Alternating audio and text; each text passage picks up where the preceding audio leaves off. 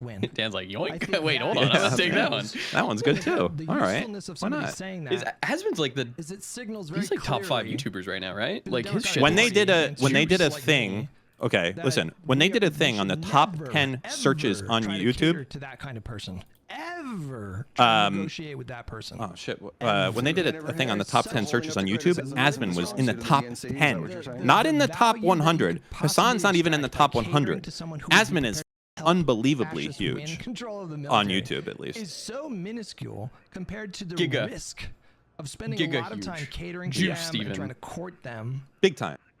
And for what? Like you can't rely on these people to show up. Like even if Gavin Newsom agreed to every single one of their demands, let's say there's like 5 demands, and he agreed to all 5 demands, how would I feel confident that these people would actually follow through and vote for Newsom? Like, why would I? Didn't you like, say why earlier? Would I? Didn't you say earlier in this stream something to the or maybe I'm blending what I was watching last night on stream? What do you mean? Didn't you say? What do you mean? You would like to see a progressive get into office? Wait, is this the lefties up? Okay. It would reset the scales, or a lot of the animosity, blah blah blah. That was today. You were watching my stream today. Doesn't taste any good. Yeah, I probably had it on while I was making breakfast. Probably. And? Probably. Yeah, because I was wanting to see if you were streaming or not. What do you mean? How was I going to know if I was even going to join a fucking call and talk to you if I didn't know if you were on? I said that 2016 seems to have done permanent damage to Democratic Party politics because there's so much resentment from the populist left. The Hutch one? No, well, I could take the gameplay one, I guess. Wait, did I not give you the Hutch one? Them from power. No, I'm getting the gameplay right now. Yes. But I hear it. I hear Hutch. Yes. I don't know what the fuck I'm watching right now. Was Hutch reacting to himself talking to another guy? You're schizoing out, man. Yes, it's okay. Shrimple, actually. If this song doesn't make you happy, I don't know what will. I don't know what will. He's just on break. He puts a vid on. Oh, there we go. Look at him. He's dancing.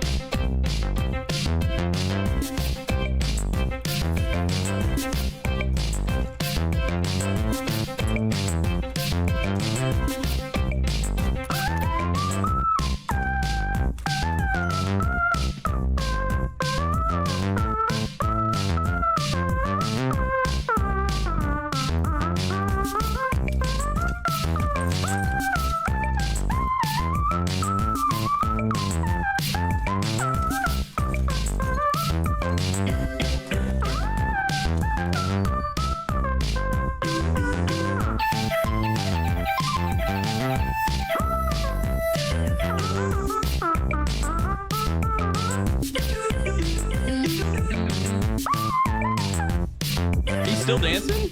Yes, Moten. Can't you see him dancing? Sorry, that's just a long bit. When are we getting into the molestation? Soon. Who's he debating? Pisco? It's just an incredible song. Oh god, it's just so. It's even tiring to listen to a debate against Pisco. We'll be an hour into this, working on the definition of the fucking word. It is not homemade coffee. That's true. They're gonna make the quickest egg in the world. Did you get Dan to make his Asman statements for today, Mooten? Why you keep doing this? Okay, I'll do it after you make your Myron statement. How about that? Yeah, I think red pill ideology is fucking disgusting. I think all of those guys are insanely... Myron specifically, if that's what you want from me, for the Asman specifically. I'm not asking you for personal Asman gold attacks. I hate everything that there is about conservatives except for the gun shit. That's it. I don't even want the small government anymore. I used to say I wanted, like, not to have $1 billion going into polar bear research. I don't even care about that. I just want the gun stuff from Republicans. All of them are fucking stupid. Every single one, if you call yourself a Republican, they're all leeches, entirely. Now say Asman Gold's mom deserved it. What the fuck? See, look at that. He's a pussy.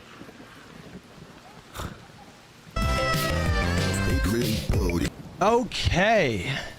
That probably DMCA'd the stream, but was it worth it? Yeah. Yeah. I think it was. Demi Urge with the tier 1 membership. McMitty with $10. Indie Inc. with 37 months. McMitty, cheers for the stream.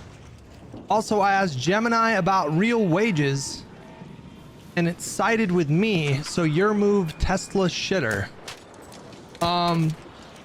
Wait, McMitty, did we speak? Were you the one that was saying the real wages?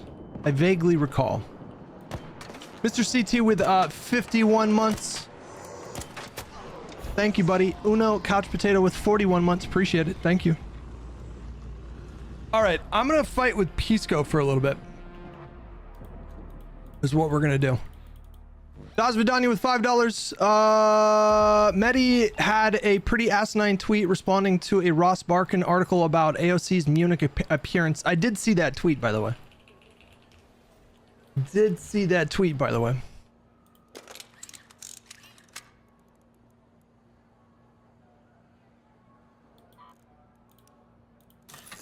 My brother. 1 second. My brother. Wait, now your mic is so low. Oh shit. We'll just. Oh wait, I'll fix it. 1 sec. 1 sec. Is that any better? Yeah, that's a lot better. Yeah. Okay. Well, 1 sec. I just want to put so people can see you. Is that all right? Yeah. Hold on. Let me turn off my camera here. So that we can, you know, really do this right. Turn on camera. Happy birthday, Tight. low_F. Huh. Do this. Let me do that. Let me do one of these. Hey, what the fuck? One of those. I want you to cry. Do it like that. For me. Oh shit, it's gonna work. People about to see you. That's okay, right? Yeah, that's fine. All right. Hold on. Let me just real quick 1 second. Yeah. Take your time, my bro. Did you hear there's like a Mockler thing happening today? Mockler versus. I did. Redacted? Is that going to be live? I'm not sure. That's what Josiah said. He might be spreading fake news though. Was there an announcement about this? Because someone in my stream was saying the same thing. Josiah with the super chat is like, "Are you excited for the Mockler Hassan showdown?" I'm like, I didn't know that was happening, but fuck yeah, we'll be wearing our Mockler jerseys. Some people in my chat were We'll be saying like the Super Bowl. that they heard about it. Is it going to be streamed, guys? Is this going to be live? Tell us, please. You want it? Did you see Brian Tyler Cohen going? Oh yeah, I retweeted him. Yeah. I retweeted that shit because, listen, you all are so cringe about the chorus shit. I do think that there's one aspect that I agree with Taylor Lorenz, always have, which is disclosure. I do think that chorus members should disclose when they get income streams related to their political content. That's always been a thing, but I have no problem with chorus existing.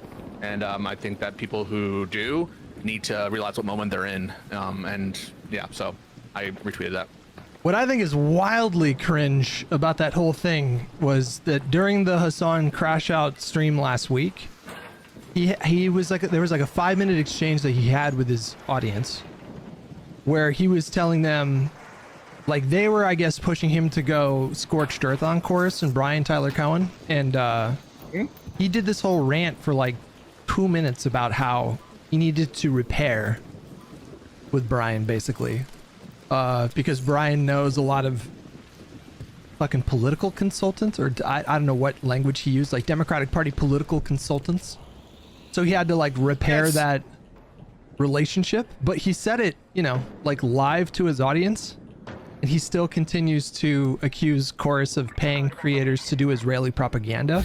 So it's like he wants it both ways. Like he wants to be able to use Chorus as like an Alex Jones boogeyman, but then he thinks he's being sly when he just tells his audience like, no, we got to like play politics with Brian. You know, that's kind of fucking insane. I think it's to the heart of our critique. It seems like pragmatism is available for everything except the voting decision. This is kind of like voting exceptionalism attitude that people seem to have, where they understand pragmatism in the context, for example, of resolutions on Israel-Palestine, for example, in terms of making alliances. I think even a lot of people like the Mamdani Hochul situation. I understand not everybody, but I think that lefties are willing to abide, or at least a lot of them are willing to abide pragmatism or sort of, I don't know what to call What'd I it. miss? Super Nothing yet. political moves that are beneficial, but aren't necessarily ideologically based in any other context except for the vote itself, which I always find odd. And that's another example of it. I think like withholding criticism of Chorus or withholding going hard on Brian Tyler Cohen because of trying to make an alliance. Well, great. I mean, maybe that's the right move to make politically. Then why aren't you consistent with that framework of pragmatism in other contexts where it clearly applies? No way out. Like, the answer is very obvious, but I don't know how Brain Broker Pisco goes on this issue. The answer is because Hassan is only trying to maximize for his clout. Right? Like, that's the obvious, easy answer that explains every single thing here without needing to bootstrap on 20 million other things. Hold on. I think you missed the point of what I was talking about, though. Like, I don't think it's that deep. Like, I think Hassan wants it both ways, where he can do literal Alex Jones level analysis. Like, you would agree that him baselessly accusing people of being paid by Chorus to do Israeli propaganda is like fully Alex Jones, right? Like, pretty much right. What do you mean by? I think it's not based in anything. And No, but Alex Jones, it's just like fully Alex Jones, right? Alex Jones will come up with the craziest conspiracy theories you can think of to explain 9/11 or, you know, like election results. You know, he'll do like Zog kind of stuff. Is this really any different? If Hassan is, I'd be careful there unless Alex Jones has changed recently. Alex Jones was part of that older generation of Americans. I think Alex Jones was a big Jew lover or Israel lover. I don't think Alex Jones generally did the neo-Nazi Zog shit or whatever. He did it in the past. Now he's not so much anymore. What did he say in the past? Jew. Like a lot of that stuff. He was definitely anti-Semitic in the past, but now he changed. What was the Jew thing in reference to? There's like 10 of them. Can you name a single position or whatever? Well, like when well, Kanye came on with Fuentes, like Alex Jones was staunchly in the other camp on that.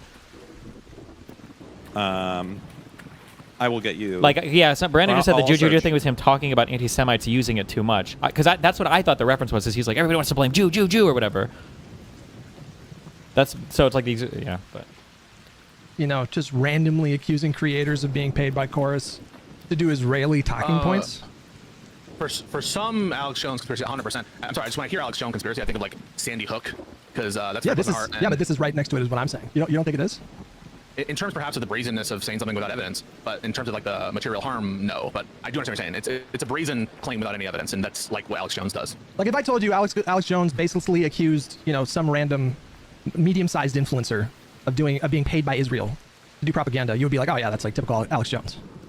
Yeah. I would also say that Hassan oftentimes makes brazen claims without any evidence. Yeah, that's what I'm saying. JDAM I'm stuff saying, and- yeah. Well, no, this is beyond JDAM stuff though. This is like fully conspiracy-brained Alex Jones level analysis. Agreed. Okay. All right. I just know what you mean, like, because sometimes the lies of Alex Jones often happen in the context of active debunking, when things have already been debunked, or that deal with areas of like just the most depraved damages. So, for example, like there are situations where Alex Jones has continued to spread things after they've been debunked. Now, in this Course case, I think you know, it hasn't. There's no evidence for it, right? And there's certainly Who's in this house at statements of, 17 minutes? Course What people the who fuck? contest it 100%. But sometimes there are like a factual underpinnings to what Alex Jones will say that that are like so obscene and offensive beyond the level of the kind of these kind of negative innuendos that were made by Taylor Lorenz and by Hassan. But in general, I agree with what you're saying. That's I what was thinking about Alex Jones mean- with like Sandy Hook shit, Jan 6 stuff. See, but I don't know if I agree with that. I actually think they're just as bad. You want me to explain? Yeah. So Hassan's whole thing is talking about the Palestinian conflict and using the language of genocide, right? That's been his biggest sort of like focus for the last couple of years. He will say things like a live streamed Holocaust, you know, these kinds of things. He is very casually, very baselessly accusing just random influencers that show up on his feed of being paid by Chorus to do Israeli apologia, like genocide apologia. That to me is just as disgusting as accusing parents of like faking their kids' murder.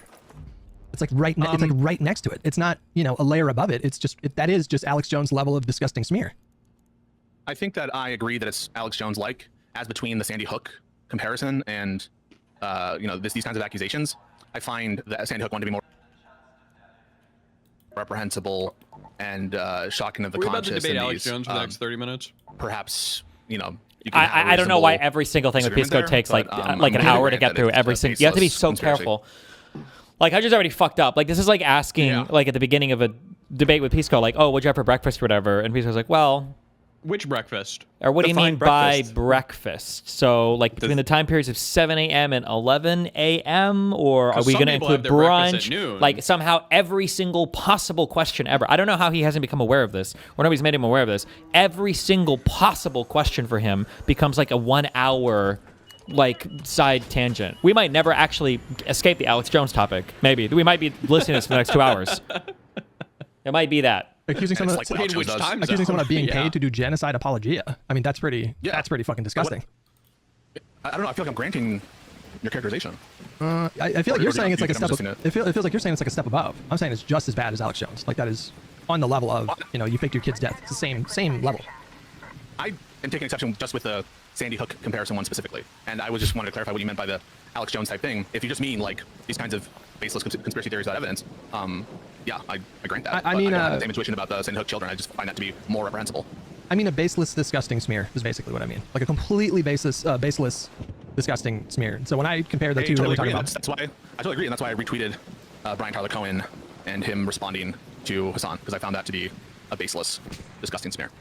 yeah, but I'm so yeah, sorry, not yet, but I'm saying that Hassan wants it both ways. Like he wants to be able to do these because I know he doesn't actually think that these people are being paid to do Israeli propaganda. Like he's just lying. Like he knows that whatever he says to his audience, he can get them to get on board with, and he has literally, or figuratively shock trained them into just believing what he says. But at the same time, he's also telling his audience, I need to repair with Brian. Like why is that? Why do you think that is, by the way? Like it's because Brian is one of the biggest creators on the platform. I Yes, looked at his there it monthly is. views and it's fucking insane. Yes. Like Brian, do you know how many views Brian Tyler Cohen gets every month? He gets a month. I don't know. He gets hundreds of thousands of views on his main What? news videos. It's tens of millions, Brian isn't gets it? like over 100 million views. 100 a month, okay, yeah. I think. That doesn't surprise me. That, but there might be It's a lot. shorts wrapped into that as well. But still, it's a You had a ton. question there. It was like, what? Why would he do that? Why would he at once claim Chorus, a project that Brian promotes, is doing this kind of genocide stuff, and also be willing to try to like mend bridges? I don't know. Is that your question? Is like, what is the explanation for that? Not a question. I'm making an observation. Like he's trying to have it both ways. If Brian was just like a medium-sized creator or a smaller creator, he would not try to have any kind of he said the way he described it is I need to do a little bit of repair with Brian. And this was like moments after he accused somebody of being paid by Chorus to do like Israeli propaganda or something like that. And it's because Brian in the last 30 days, Pisco, has gotten 178 million views. This fucking guy. Can I just have some of his money? He doesn't need all that money. He just give me He's like, doing big I think things. that's $20 He's left. doing big You know. things. Um, So fucking is the pathetic point is that my Hassan point. is like unprincipled? Yes, that's not the word I'm looking for though. First of all, I think it's fucking Club-driven? hilarious that he could just announce his master plan. Yes, to it's his so audience fucking annoying. And of nobody cares, and nobody basically, calls like, him out on our catches on manipulating it. Brian. That's what we were talking about. Like he's just like He's doing the same "Chat, thing with you gotta mainstream trust me, media okay? I now. gotta do some repair with Brian because he knows all these DC consultants, and they're all like on my ass this morning because I said I would vote third party. So I got to do some repair with Brian, but also in the Why is that in the same manipulation? breath, because in the same breath he's Oh saying, my god. in the same breath he's saying Chorus is paying influencers to do Israeli propaganda. So what he's telling his audience is like, oh, I need to like manipulate Brian basically. Like I need to like manipulate I need to have like a good relationship. I have to like play politics with him to have a better relationship with him. But I also want the ability to And before you know, Pisco, but isn't that good? Don't we want to be baselessly smear political? creators as Chorus paid Israeli Don't we want him to propagandists. support us? It's fucking ridiculous. Like it's actually kind of crazy that he said that out loud to his stream. As if nobody with a direct line to Brian wasn't going to reach out to Brian and be like, just so you know, this is what's going on. It's fucking insane. Or is the point that like strategically it's fucking stupid? If his goal was to do X, why would he do Y? It's actually, it's more that it's hubris. It's hubris that he thought that he could tell his audience of like 30,000 people that he needs to play politics with Brian. And that no one was going to be no one was going to like reach out to Brian and warn him that this is what, first of all, this is what Hassan is like saying about Chorus every other fucking week. You know what I just realized? Pisco's like a 4-year-old where it's like, you have to go to bed. Why? Because you're going to be tired in the morning if you don't sleep. Why? This is like the Louis C.K. bit. Like, this is like, Jesus. On his stream, but also he's telling his audience that he wants a better relationship with you, so he can get these quote unquote DC consultants off of his ass. Like, it's kind of wild that he didn't think that someone was going to reach out to Brian. Wouldn't it be more fake to like withhold your criticism of Chorus while trying to mend bridges with Brian? I feel like wouldn't it be more fake to be like, if you felt that something was wrong with Chorus, assuming he did, and you like withhold that, wouldn't that be like fake? Like, this is such a stupid, syntactically correct question. Like, if you really genuinely believe that they're Israeli paid propaganda for genocide apologia, and Brian Tyler Cohen is like the head representative of that, why would you want to have anything to do with that organization? This is like the evilest of all evils. This is what genocide is. Why would you want anything to do at all with it? So you can't pretend on one side, oh yeah, I need to build this bridge, blah, blah, blah, while also saying they're getting paid by Israel to do genocide apologia. That's such an obvious, I don't know why you have to spell this out. I mean, just don't see, is there an inconsistency in saying his belief about Chorus and also saying he wants to mend the bridge with Brian, except for the fact that it would probably make it less likely that you'd be able to mend bridges with Brian? Like, but like, why would he not assume that somebody would just reach out to Brian and give Brian a heads up? It's crazy to me, right? Maybe the answer is, and I'm not saying this is true, is because he believes both things, right? He is willing to say what he says, even though it will incur some reputational cost with Brian. Oh my Or God. maybe he's stupid and didn't think of it, or maybe, I don't know, how else do you explain it? That he's just hubristic and I don't think dumb and not calculating? Yes, I mean, I think it's hubris, like I said, but like, I don't think he actually thinks these things about these creators. Is my point. I think he doesn't actually think that they're being paid by fucking Chorus to do Israeli propaganda. Wait, I think he just why would you lies. say that, then? Because Pisco, he just lies. Do you understand this about him? He just lies. He does not give a fuck. He will lie about you. But it's not even a self-serving lie, because you're saying it's counter to his goal. Of, Oh It's my self-serving in his broader God. goal of like turning people against the libs. Like, that's his biggest project right now. It's less like being anti-Trump and more turning people away from the lib establishment or whatever. That's his #1 goal. And so in service of that goal, he will very casually, with no evidence whatsoever, just accuse people of being paid by Chorus to do Israeli propaganda. Like, he knows that it's bullshit. maybe he believes it. He doesn't though. Like, I don't know why people are. I was like you at one point, Pisco. So naive, you know, so full of youthful optimism about people. And the more Isn't this the Trump thing? Or- There are Maybe he deranged believes people who that the believe event deranged was things for, without like, any it was evidence. stolen. I mean, true, but there's also that's like people true. that lie about things, like just baselessly, shamelessly, Sure. consistently lie about Dollargate, things. how long he said for global entry, other shit. Like, yeah, no, I totally grant that. I'm just like, here's an example where it almost feels like either he's impulsive or he has integrity, perhaps in this instance, because notwithstanding, unless you think he's lying about trying to mend bridges with Brian, notwithstanding that, he went out and said something that was directly counter to that goal. And the response, well, he's just lying because he lives to lie. I'm just like, well, I don't know, like, maybe he's lying. I don't have a strong view there, but So what I think is that he views his streams as these like big old bubbles. Usually it's only like the super viral stuff, the super kind of more sensational stuff that goes viral. But he streams like 6-8 hours a day for basically like 7 days a week. And the vast majority of that content doesn't go viral. It's just, you know, it's just, there's just a lot of kind of filler content. And I think he was, in his mind, he was like being kind of Machiavellian and scheming and shrewd, but it's just kind of wild that he looks at it. you really think that he in gets this kind clipped of a way. lot, man? Yeah, I do. I think really that he do. was going to say something and Wait, he's can I- very, very dumb. Wait, can I show you the clip? Can I just show you the clip? Yeah. Yeah.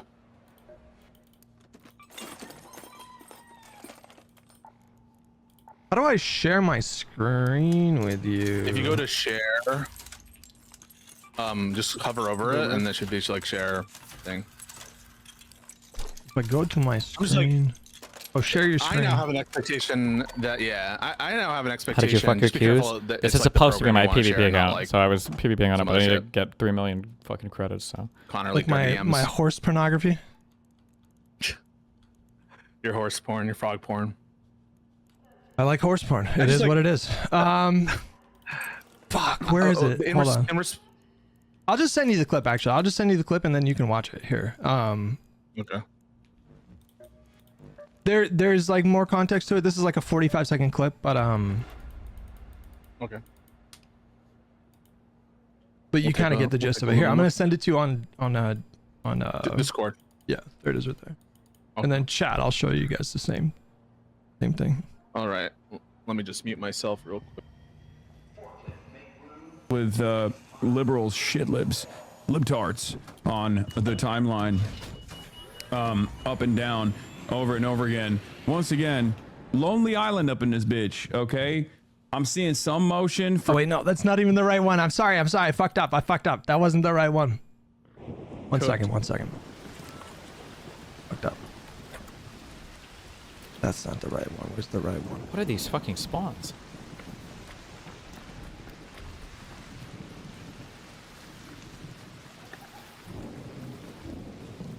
I fucked up. This is the one here.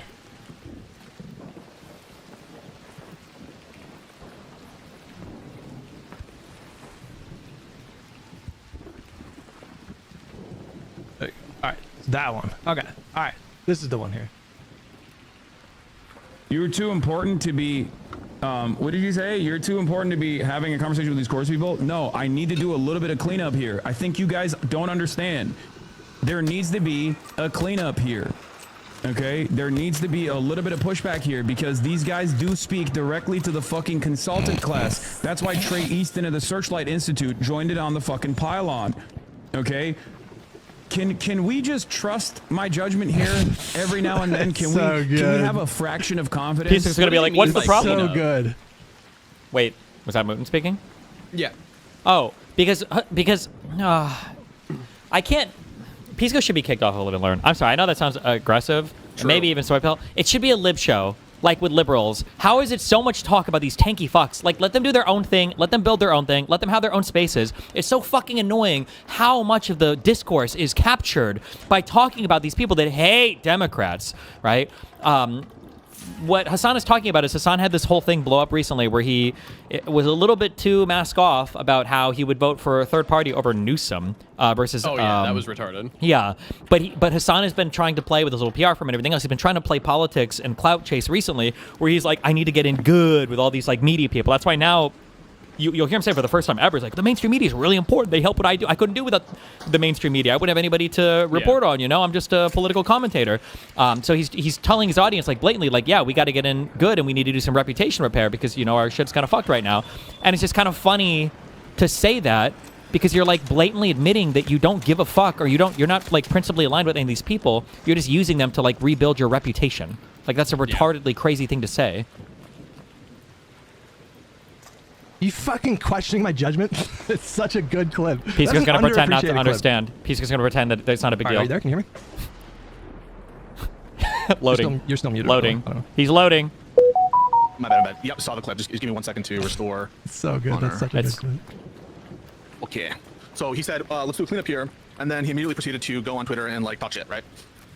Well, it's not really the point. So but. not immediately. No, this was like a few days later. There was some creator. The context of the post from last night was there was some creator that here, let me just follow the thread here. It's right here. So like there was a guy named Zachary Kirk, who is looks like a liberal creator that likes Jasmine Crockett. And, Loner would be a good addition. Like a pro Loner Crockett, Box would be good because Loner Box I think is like wherever he is on the political spectrum, he's like he's right there. Like he's a good backstop to people being retarded. I feel like Loner would be like the furthest left person I could ever like see myself politically aligned with, but the most important thing about Loner Box is like he won't let any fuck shit get away, or get away from him, or anybody get away with any fuck shit around him. Like he knows exactly the games that are played with some of these people. Probably doesn't. It probably doesn't help that this everybody's killing me in these queues. But it probably doesn't help that Hassan personally went after Loner Box for like a year or two. But video down here. And then Hassan quote retweeted this person and said, "Chorus-funded creators need to stop doing shit like this. Straight up Israeli-esque."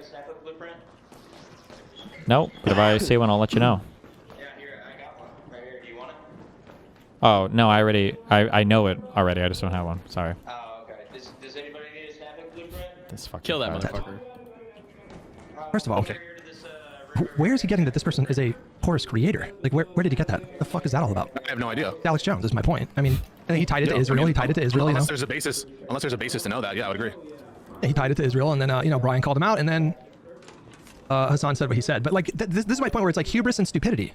So like, he does think that he can have it both ways, or he can just deploy this, chorus attack anytime I guess anytime a creator posts something that he doesn't like, I guess is what's happening here. And then at the same time, he's like, but chat, you gotta trust me. I gotta repair. I gotta repair with Brian. He's got too many DC consultant friends. They're all fucking jumping in my mentions this morning. The whole thing. I is just thought it fine. was the best example of like an inconsistency on that thing. Like I totally agree that it's Alex Jones-esque to assert that they're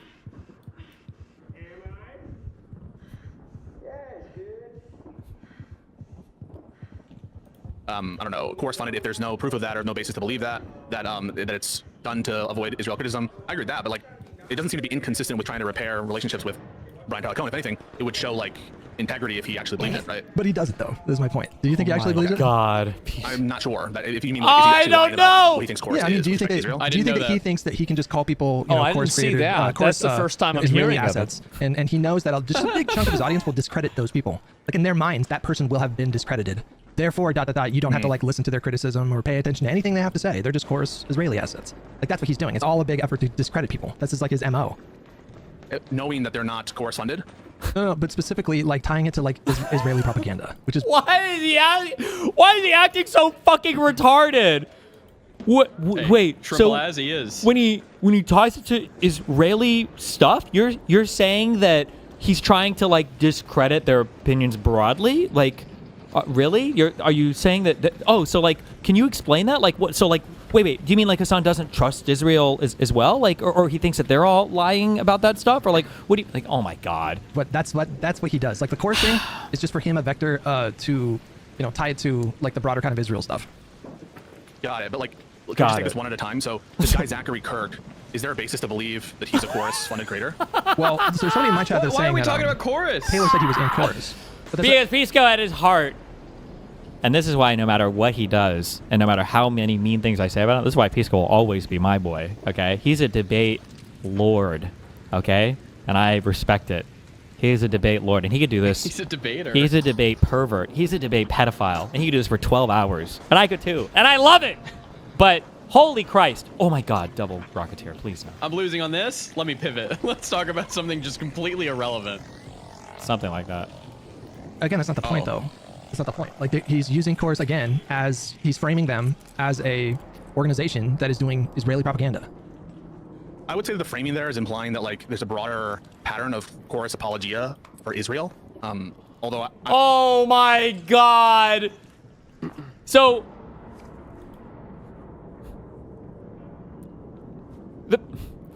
when you say that they are being paid for by Israel, the implication is not that they're doing Israel apologia. The implication is that they're being paid by Israel to do it, and they're concealing it. What are you talking? These are two totally different claims.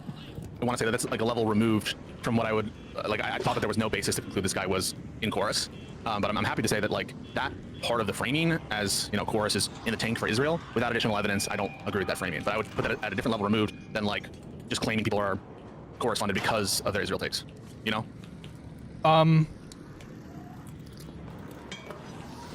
Dumb that down for me. Dumb that down for me. Okay.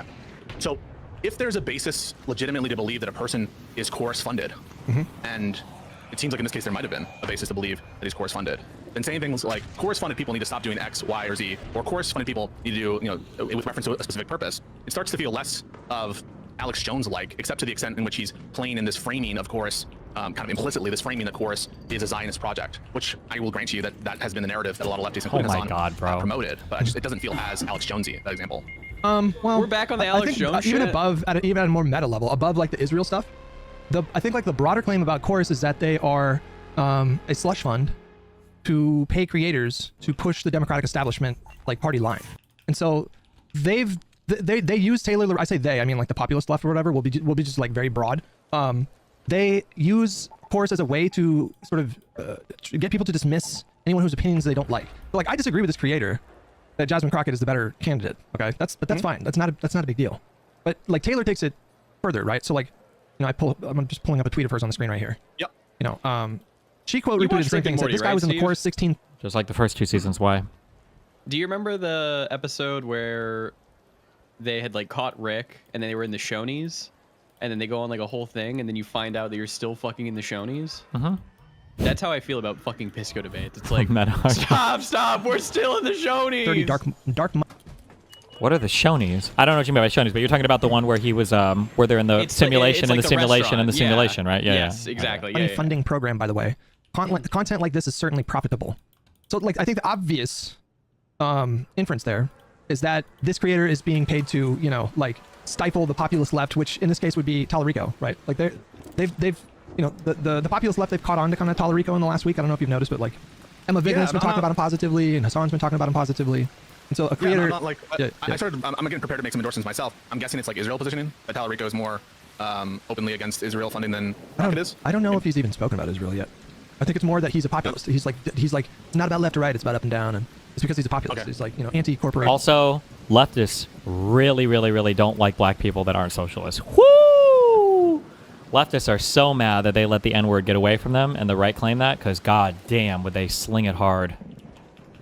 Anti-billionaire. I have gotten the sense that more lefties are starting to catch on to Tallarico and support Tallarico directly. I do get that impression. Right. And so, you know, in the context of that, you have this one kind of, how many followers does Zachary Kirk have here? It's 14,000, you know, not like a huge creator or whatever, but and he comes out and he's like pro Crockett. And then Taylor reposts him and says, this guy's a part of the fucking dark money slush fund. And then Hassan, I don't know if you posted that after or before. Then Hassan jumps on it and adds the whole like Israeli element. It's their way of like trying to discredit people. That's his entire MO. Yeah. So like I think Hassan has figured out that he can sort of condition his audience to take his lead. And if he tells his audience, oh, you can't listen to this person, they ... And there's like 1,000 like fill in the blanks. Pedophile. And it's usually like a lot of times it's like a Israeli, straw man argument. personal. Or, you know, he's done it to me a number of times where he'll take a clip like with no context whatsoever and then pretend as though, you know, I literally want to like court segregationists into the party, for example. So it's usually some kind of straw man attack or some kind of baseless smear. But like this is how they operate. It's not new. Like this is not like a new strategy for propagandists to do. This has been like an established thing that works for like hundreds of years. But yeah, that's what I see is happening there. So, yeah. would you have a problem if Hassan said something like this? I hate it when left-wing influencers or liberal influencers repeat Israel talking points and act as surrogates for Israel. Would you have a problem with him saying that in the same level of like disingenuousness and bad faith? Presumably not, right? If he just said, I would have less of a problem with that because that's less of a smear. Because at that point you're just saying, oh, you agree with Israel. But as soon as you start attaching like a financial incentive, oh, you're getting paid to do Israeli talking points, way that I think puts different. it in a new tier. It does. Especially in the context of the language of genocide. Because his whole thing was like the libs. Also, why is Pisco working so hard here to clean up Hassan's language? Like, he's a big boy. He's done, if you believe him, politics his whole fucking life. Like, if you have to do so much work to workshop and clean up and ameliorate the things he's saying. I'll call it a genocide, live stream Holocaust, As soon as you add like, oh, he's being paid to essentially do genocide apologia, then I think it takes it down to a level that is right down in the mud with Alex Jones' fake school shootings situation. Got it. It's just like this, you know, there's no depths that he will not sink to in his dishonesty. He will use any smear About liberals. that he thinks will give him some kind of a tactical advantage. He has no fidelity to the truth at all. Like he does not give a flying fuck. True. This is what I'm trying to say. But I don't know. We can this isn't really what I wanted to. Oh, now we can start the spend my time with you conversation. this morning talking about. No, but 30 I minutes think in? it's interesting that we can move on, but I just have like a few other things. Like I'm about to give you like a different scenario, which isn't the same, and there are ways that you could distinguish it. But for example, for the tenant media thing, right? There are absolutely, you know, a closer connection between Edward Gregorian. I mean, was essentially a shell entity for Russian government actors. No doubt about that, right? Yeah. No doubt about that.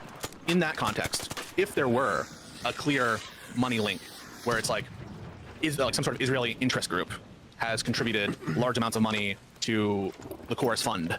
In that context, let's try to make it more applicable. Or hell, let's even say Israel is making some sort of illegal, FARA-violating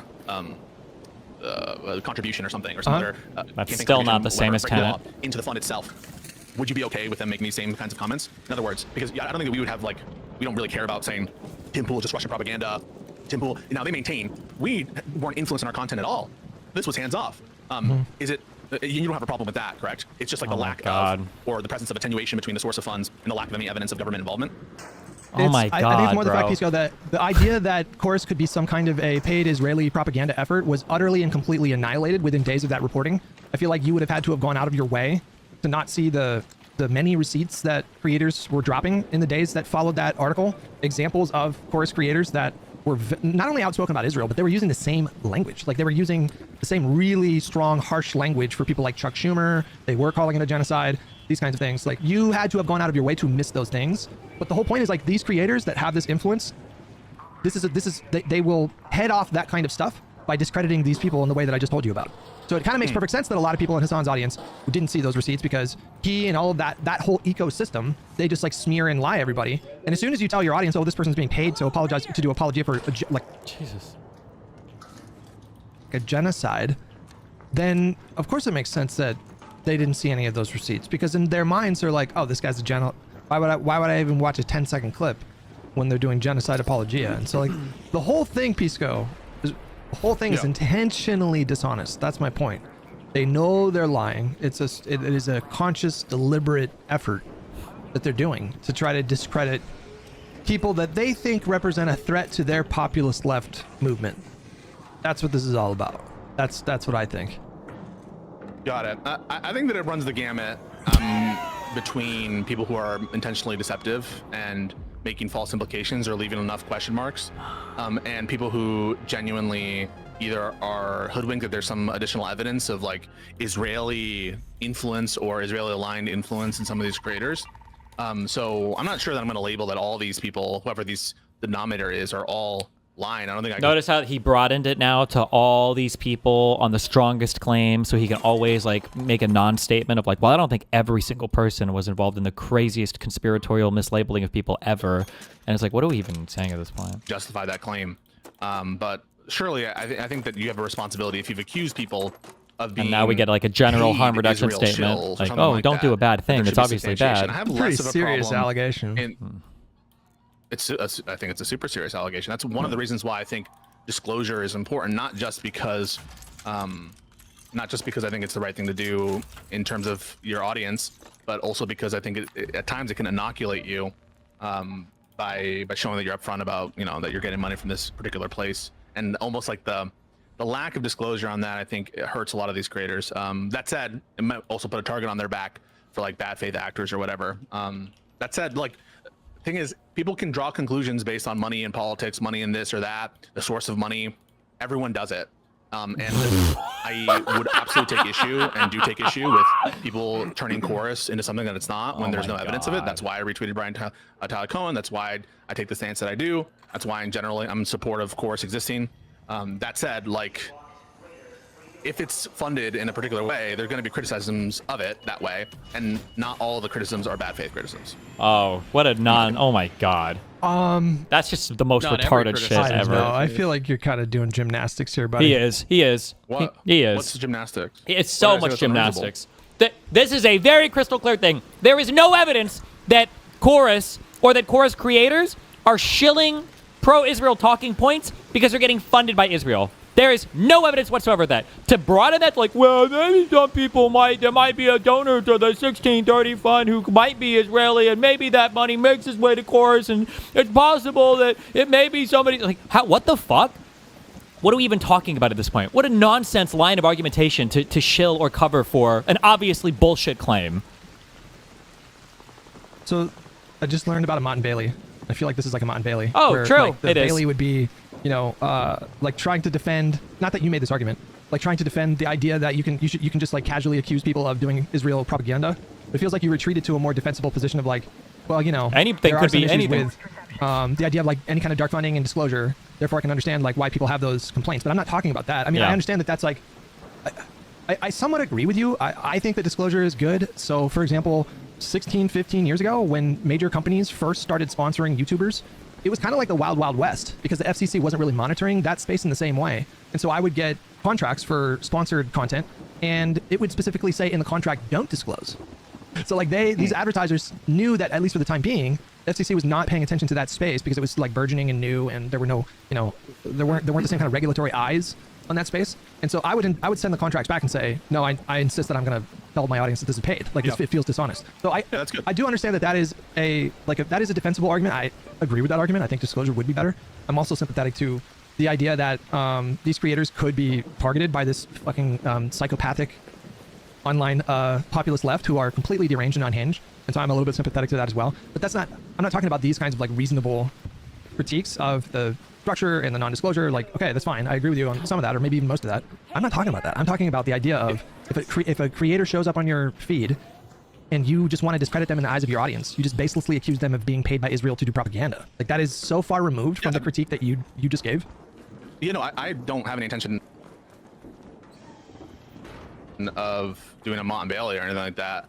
I would condemn reflexively or knowingly, maliciously accusing people of taking money without any evidence. I hope that you didn't get the impression that I would think that that's like good or okay or justifiable or whatever. All I'm saying is like, I think what you were asking for was like a broader set of condemnations around quote unquote like these people and their different problems. And I just like, some people are lying for sure.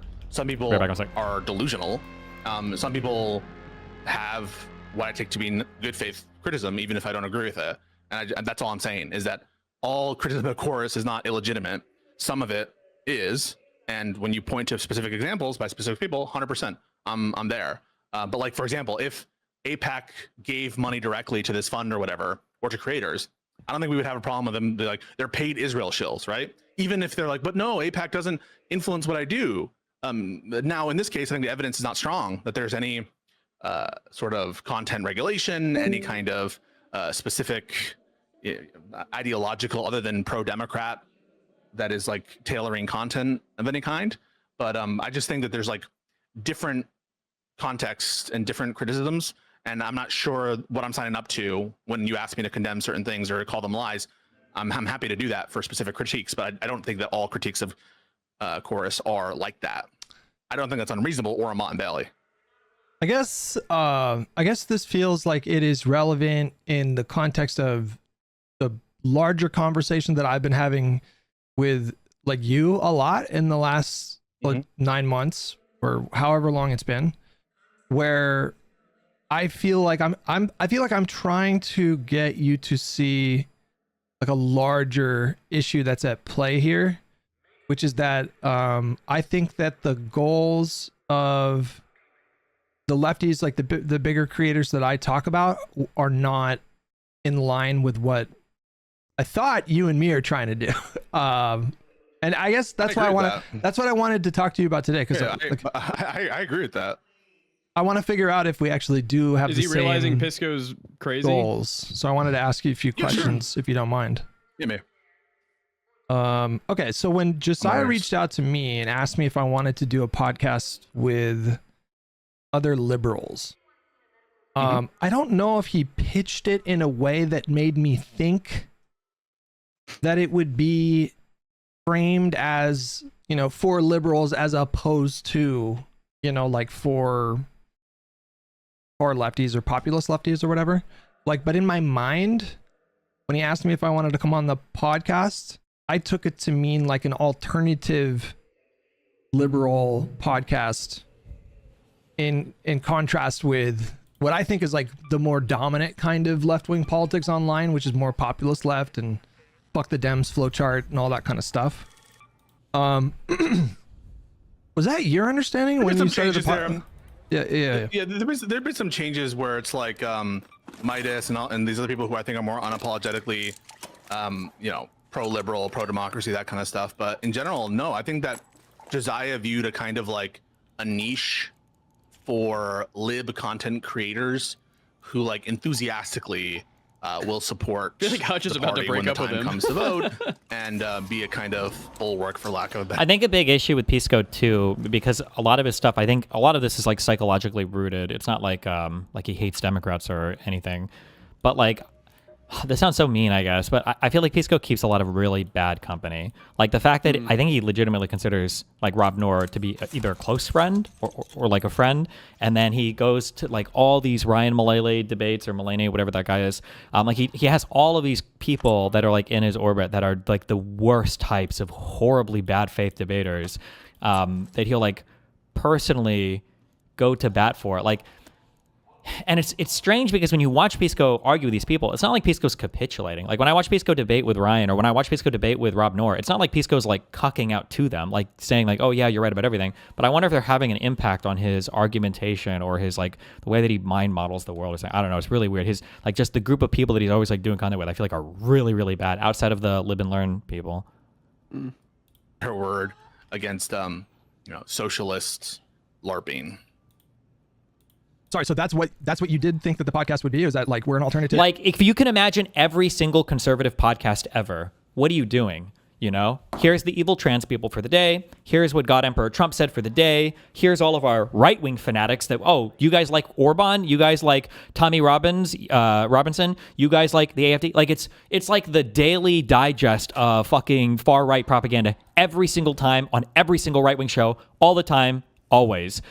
And then you have like a show called Live and Learn, and it's like half the time is infighting with tankies that want to destroy the fucking party and cancerously rot it from the inside out. Like, again, I understand that we don't have the same like inoculation against far left terms, but imagine you have a right-wing show and you're bringing on people called like, fuck, I don't know any of the Nazi terminology, the Schwarzenegger, whatever the fuck, whatever fucking buzzword or whatever.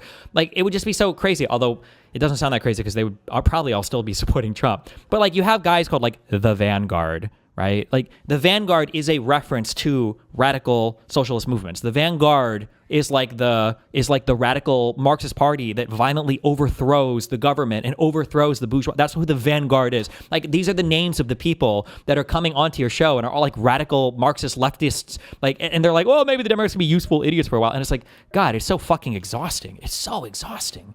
The socialist LARPing? Wait, what did you say? Nope. Oh. I didn't say anything. Yeah, like where we don't just shit on Democrats for no reason. Where we, I mean, the podcast is called Live and Learn. You know, he was thinking about getting liberal creators who support the American project and who support our candidates when the time comes. Gotcha. And instead of having like just shame all the time, for there to be some pride in standing up against the threat of Republicans and fascism. Okay, all right. So I want to get into your mind, dear Pisco, who I love. Oh boy. And you are in fact my boy. Uh-oh. And my title says that you're the devil. That's just a meme. That's just a meme. No, hit me. Give me your question. No, just so we're clear though, I have decided that Hassan versus reanimated Epstein, I would vote third party, is what I decided. I don't know if you saw. Really? Yeah, the update, yeah.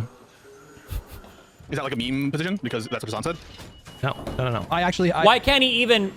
Imagine if Hutch just said the same thing about like a lefty. I feel like Pisco would do his best to steel man together to assemble a reason why that makes sense. And he's like, what? Is that a fucking meme, bro? Jesus. So I took what they said to heart, and they made a lot of really great points. And so I think it is a valid strategy. And so if it's Hassan versus reanimated Epstein... They didn't make good points. Maybe not to you, but to me, I mean, they really got me to look at this differently. Oh, so it's a meme position. It's not a meme, no. Pisco, I don't know if you want the status quo to continue in the Democratic Party. I feel like if you pledge fealty to Hassan in 2028, that, we're only just going to get more of the same. We'll probably get an even worse reanimated Epstein, 4 years after Hassan. And so... I mean, I live in California, so it's like whatever, right? These arguments, you're talking to an open door, man. These arguments suck. I don't think they suck. I'm saying I think they're good arguments, and so like I feel like I have leverage, and if I just pledge fealty to Hassan, then I'm giving up my leverage. So. Well, on the leverage point, I think that this is kind of some prestidigitation by the kind of like strategy bros for Hassan, because presumably if it's. Did you catch that, Mooten? No. He just used the verb. Is it a verb here? Prestidigitation? Yeah. What the fuck? Oh yeah, he must be playing D&D. You D&D pal, Jesus. That I did. I thought there was good strategy. It relies on libs being like butthurt, and so we're just doing our job here. But I don't know, man. Like I get it. Yeah, their arguments suck, but I'm not saying that. You're saying that. You're saying that their arguments suck. I think they have good arguments. I think that we should use our leverage to push the party in a direction, and if we don't use our leverage against reanimated Epstein, then what? You would just get more reanimated Epsteins down the line. So I think it actually is a really good argument. And I think, moving forward, yeah, that's going to be we can disagree on that. I don't think it is. You don't want to move the party forward? Well, I do, but I would have to grant that it would move the party forward to do that. Well, I mean, if you pledge fealty to Hassan versus reanimated Epstein, you don't think the party's just going to get complacent? I don't think that necessarily it would. Problem is that Josiah suggested a podcast where they don't criticize tankies all the time with Hutch and Pisco. Wait, was there another podcast they suggested? Is that what they were talking about? It is kind of funny if you think about it that like... One of the members of the Live and Learn podcast already had to leave after announcing he was basically a socialist. And then you've got like... Who had to leave? Wasn't a Kano boy? Wasn't he on the podcast? Jesus. Yeah. Live and learn, I guess. Yeah, I think that if anything, winning against Epstein is probably going to be a mandate in and of itself, but will caution any kind of like sweeping... It's almost like the election in UK where it's just pretty much because the Tories were horrible that they get in or something, right? So I don't really think that it would necessarily lead to complacency. Yeah, but if I pledge fealty to Hassan versus reanimated Epstein, and then Hassan wins, pledge fealty? And then yeah, if I pledge fealty, tell you right now, I will support him if he's the nominee for the Democratic Party, and in doing so, I give up all my leverage, and then he just gets in there and continues the status quo, then Why are you doing we're- this? I don't know. This is stupid. it's not a bit. I'm being serious. I'm being serious. All right. No, hang on. All right. Let's get to the. I do want to ask you some questions. Okay. All right. This is important. All right.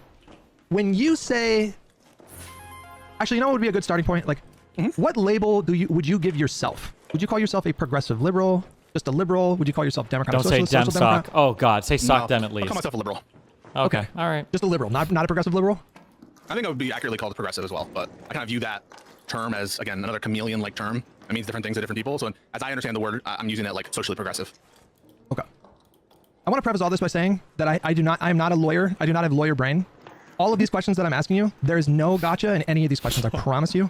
I'm genuinely curious because I want to get at why you and I fight and scream at each other so much. So that's good. You would call yourself a liberal. I would say the same thing. I mean, I wouldn't shy away from the progressive label, but I think it has more baggage these days. So maybe your strat is right. But when I don't shy away from it. I think it's not my first inclination. I would say I'm a liberal, proud liberal Democrat. You know, but I'm not offended by the progressive label. Okay, when you say liberal, like, what do you mean by that? I mean it in the sense of someone who's committed to liberal values, freedom, to republicanism. I also use it in that sense as well as the sense of American liberal. So both in the political American context and in the sort of structural governmental context. I believe in property rights. I believe in the existence of, you know, certain rights like speech, etc. In addition to bog standard liberal Democrat positions. Okay. Can you So both go into more detail about like liberalism? Like, why do you like liberalism? Like, why do you think the alternatives are not as good? You know, do you think that liberalism is worth like fighting for and preserving?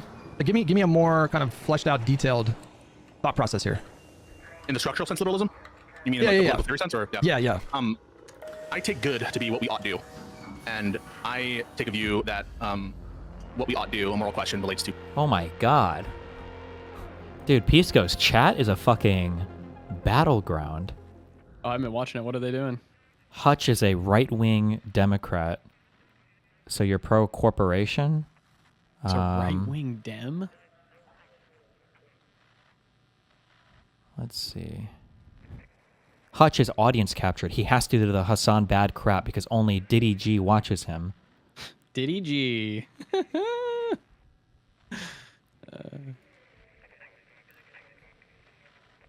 Actual liberal purity test. What the fuck are we doing? Kind of feels like a flowchart right now.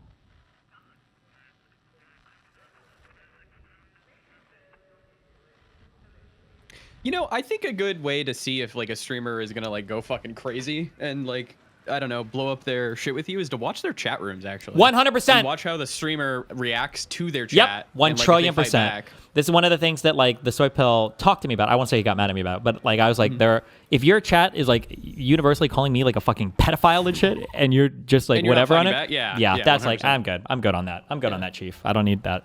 Apparently, this is one of Because when I was Pisco's. streaming on Twitch, sometimes I'd have people come over and like anti-fan, and I would just fucking like ban them. Yeah, or of whatever, course. Because like, yeah, I But mean, it you're also- my friend, and like, you know. Yeah, not only should you take a more active role in it, it says something if those types of people feel at home there. You know. Yes. Yeah. This guy is apparently Pisco's mod. Hutch only exists as a Hassan op, nothing else. Cernas? Is that true? Jesus. Good one.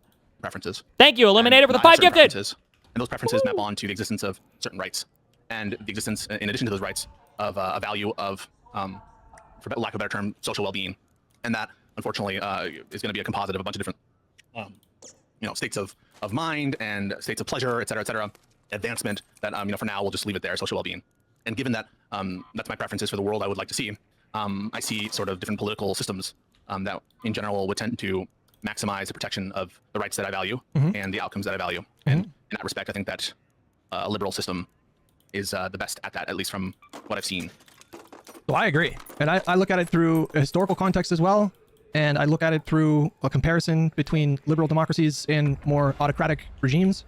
And when I look at a country like China, where I'm sure you can find people that in their day The clipper that Hassan was watching the other day, Substance, is a massive Pisco chatter donor. That guy's also one of my number one haters. He's that also, I'm motherfucker. pretty sure he like runs in all of those Gisticle Discord servers. He's one of the big brigader guys as well.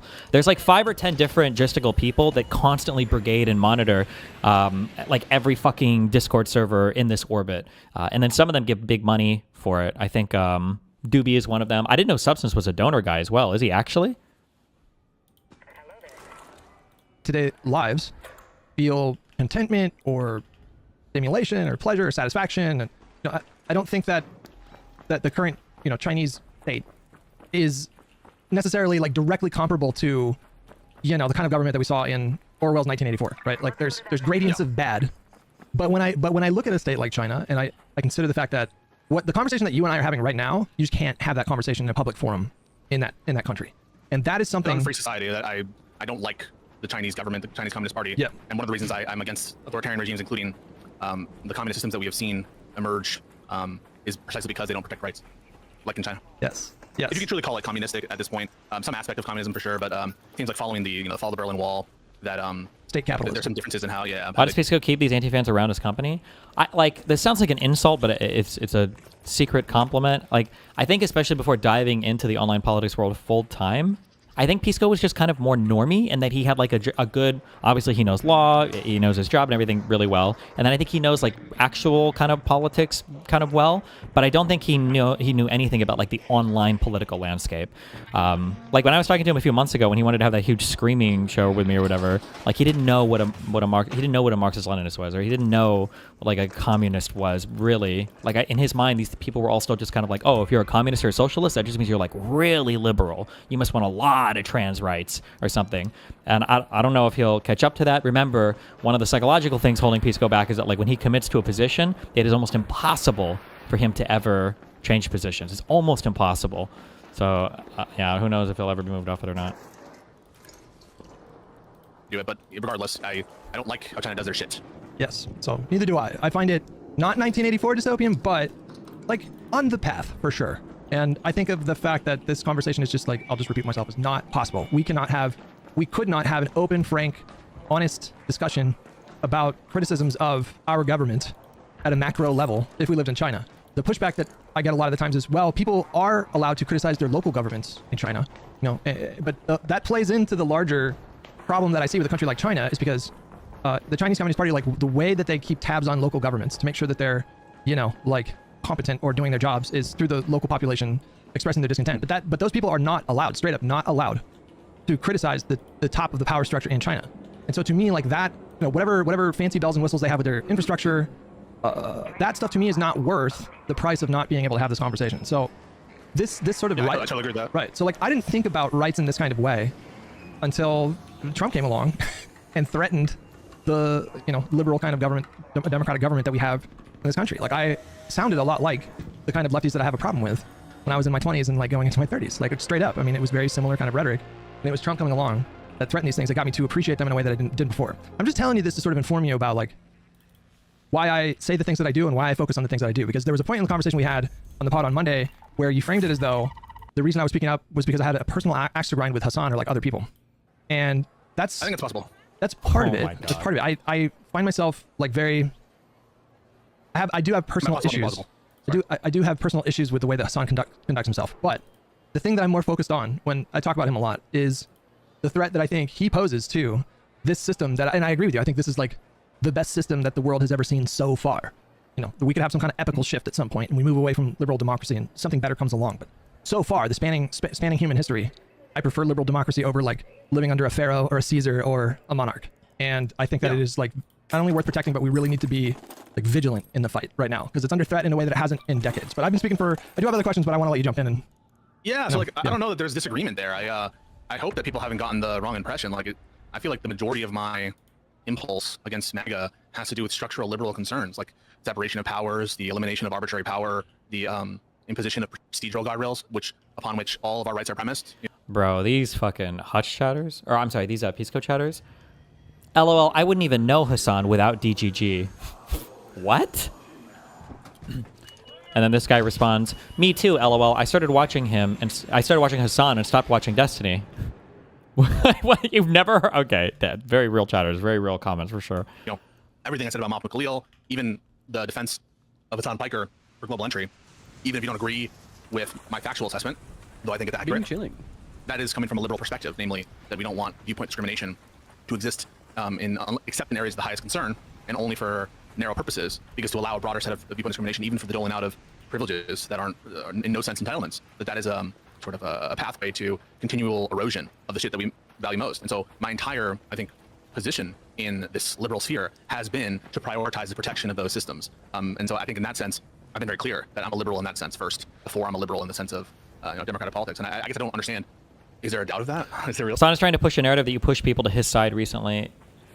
Yeah, he did. They do. It's all narrativizing. It's all so cringe. Meanwhile, he's like, Hassan like chooses and abandons allies so quickly based on whether or not they'll simp for him, or whether or not they will like help attack his enemies and promote people that he thinks are promoting him. Like, even if it means retweeting Nazis all the time, which he used to do. Or now when he's like giving this like explicit cover to fucking Gisticle, who by the way has always hated Hassan, but like over the past few months has changed so they can try to get on his good side to shit on me. It's just like so cringe. And then meanwhile, while all of them are claiming that I have contrarian politics, that all my political views are defined as like the opposite of whatever Hassan believes, which is like, I mean, again, like you can watch my streams, you can watch me research, you can watch me come to conclusions about things. It's so stupid. That I would support China or like Stalinism? So I'm asking these questions because it's not that I doubt, it's just the pushback that I get from you sometimes, it makes the questions pop up in my mind. And it occurred to me that I had never really just sat down with you and just asked you to get into specifics about these things. And so I think if we have this conversation, this debate needs to happen. I'm tired of Hutch living in his everyone agrees with me that Hassan is the great Satan bubble. We will literally never build a successful coalition if we fight forever. Hutch trying to rebrand people who already know who they are. Econoboy was slandered by Destiny. Hutch didn't care. How did I slander Econoboy? I was willing to have, we had a whole ass like a 2 or 3 hour convo. I loved Econoboy. I platformed him on my stream. I told people not to bully him as hard when they started to because he was saying a lot of crazy shit. Like, I was always the person saying that, like, I don't think Econoboy is mask on. I don't think he's like secretly hiding any bad political ideology. I just think he gives too much cover to these other people because he's naive or whatever. I don't think I ever even accused, did I ever accuse Econoboy of even being bad faith? I'm not sure if I don't think I ever even did. I feel like I constantly, I don't want to say covered for Econoboy like he was a horrible person, but like I think I was always very charitable and pretty nice to Econoboy. It would help me understand your process a little bit more. That was the point. Yeah. I'm open to it. Yeah, keep going. Okay. All right. So then the next question I would want to ask is, you told me how you feel about liberalism. I agree. I think that these rights are relatively new in the scope of human history, and they've been a tremendous positive thing for human beings to have like constitutional rights and checks on authority and a rejection of monarchies. Like these things have led to a lot of really good outcomes, and in fact, on balance, like more good outcomes than bad outcomes. And so it is for me like paramount to continue this project. And if it turns into something better, great. But for now, I think this is. That's why I did this with you, Josiah, and Econoboy, and now with IRI and Soypill, because I think all of us are committed to that. The Hutch lovers do not care about politics. Clearly, we have disagreements. Oh my on god. Strategies and on some like I don't know some. Does Pisco? I wonder sometimes too. And I think this is one of the reasons why I probably had more success than basically every other large streamer in terms of like building a community that I want to interact with and draw people out of, is because I actually like participate in my community. Whereas I feel like for a lot of, especially the larger Twitch streamers, you would stream and then you would like go backstage away from the unwashed masses and you'd have kind of like your own cliquey group of friends, but you would never like interact with any of your fans or whatever because they were all kind of like just like cringe losers is like what the assumption would be. And I wonder sometimes, because how does Pisco not see his chat? Holy fuck. It's like, it's unhinged. What he probably does is the thing. Does he? My guess is he does, and he probably agrees with them. That's why they get to fester No like shot. I can't believe that why yet. Why else would you leave your chat like that? I think he's naive or doesn't understand community moderation or something. I have to believe that before. I disagree, because any streamer at this point, if you see something in your chat that you don't like, you address it and you deal with it. So I don't know. Maybe, yeah. Online drama. I think you're being too charitable. I don't think I've never doubted that you, Josiah, IRI, Soypill, Econoboy are committed to that project. Even Econoboy, when he came out as a socialist, I viewed him as a socialist that's compatible with that project. And so I agree. All of that is a recapitulation of a basic thesis, I think, of our podcast in the first place. I agree about Econoboy. There was, when he started coming out as more explicitly socialist, there were people, you know, in our communities and in other communities that were seemed to be eager to like throw him in a camp with every other socialists and say, well, they can't be in the coalition, it's incompatible with liberalism. And that was like why I came up with the black pill lefty term. I think it's easier just to say populist lefty, because I think that is just broad enough to encompass the people that I'm talking about. But I never got that sense from, because I think that encompasses Bernie and Amdani and these other people. But it does. You can use it, and I will understand what you mean by it. Oh, do you mean to include them? Yeah. So like, okay. There's like the fringe far lefties, and we're talking about like BE and Z Squirrel, and they're like 0.1%. They're like on the fringe of like a. These are like Assad supporters. These are like tanky supporters of Bashar al-Assad who is Hassan, by the way. Hassan, by the way, is an Assad lover, by the way. I don't know if Pisco knows that. I don't know if Hutch knows anything about Assad, but absolutely 1 trillion%. Hassan loves Assad. The invasion of Ukraine and that kind of shit. Yeah, no. They're like Kaya those Walsh. people are a small. Like, I don't know who that is, but I know Zay Squirrel, and I know like Haas from Infrared. This is Yeah. a very small contingent of the left. Yeah. So yeah, but when I say populist left, it includes, you know, the vanguard just as it includes Hassan. Even though I would say that Hassan's politics are And Bernie. yeah. Even though I would say No, you shouldn't include Bernie in that. Listen, God, I disagree with so many of Bernie's policies. Bernie's so much further left than me. But Bernie and AOC and Mamdani, these are like politically minded people who, at the end of the day, are engaging in politics and in political projects, and they know it. There was a really funny fucking clip. If somebody links it, I'll watch it real fast. Does anybody have the Hassan Bernie Sanders thing?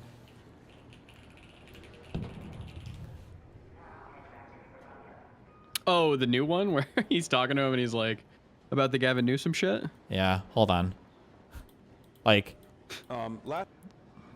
Last time, I was supposed to give you a Japanese Communist Party pin that I got in Japan, and I still forgot to bring it today. So I'm instead going to give you. Do you know what this is? Nope. An evil eye. And so I'm going to give that to you. We say in Turkey, we say nazar, which means like you know. I'm having a hard time taking this off. All right. Well, you give it to me later. Okay. All right. I don't want to use up the whole 5 minutes here getting your pin You know off. what? You're right. So 5 what this minutes, is about yeah. is saying to the billionaire class, you know what? Trump gave you and your friends $1 trillion in tax breaks. And at the same time, they cut health care by $1 trillion.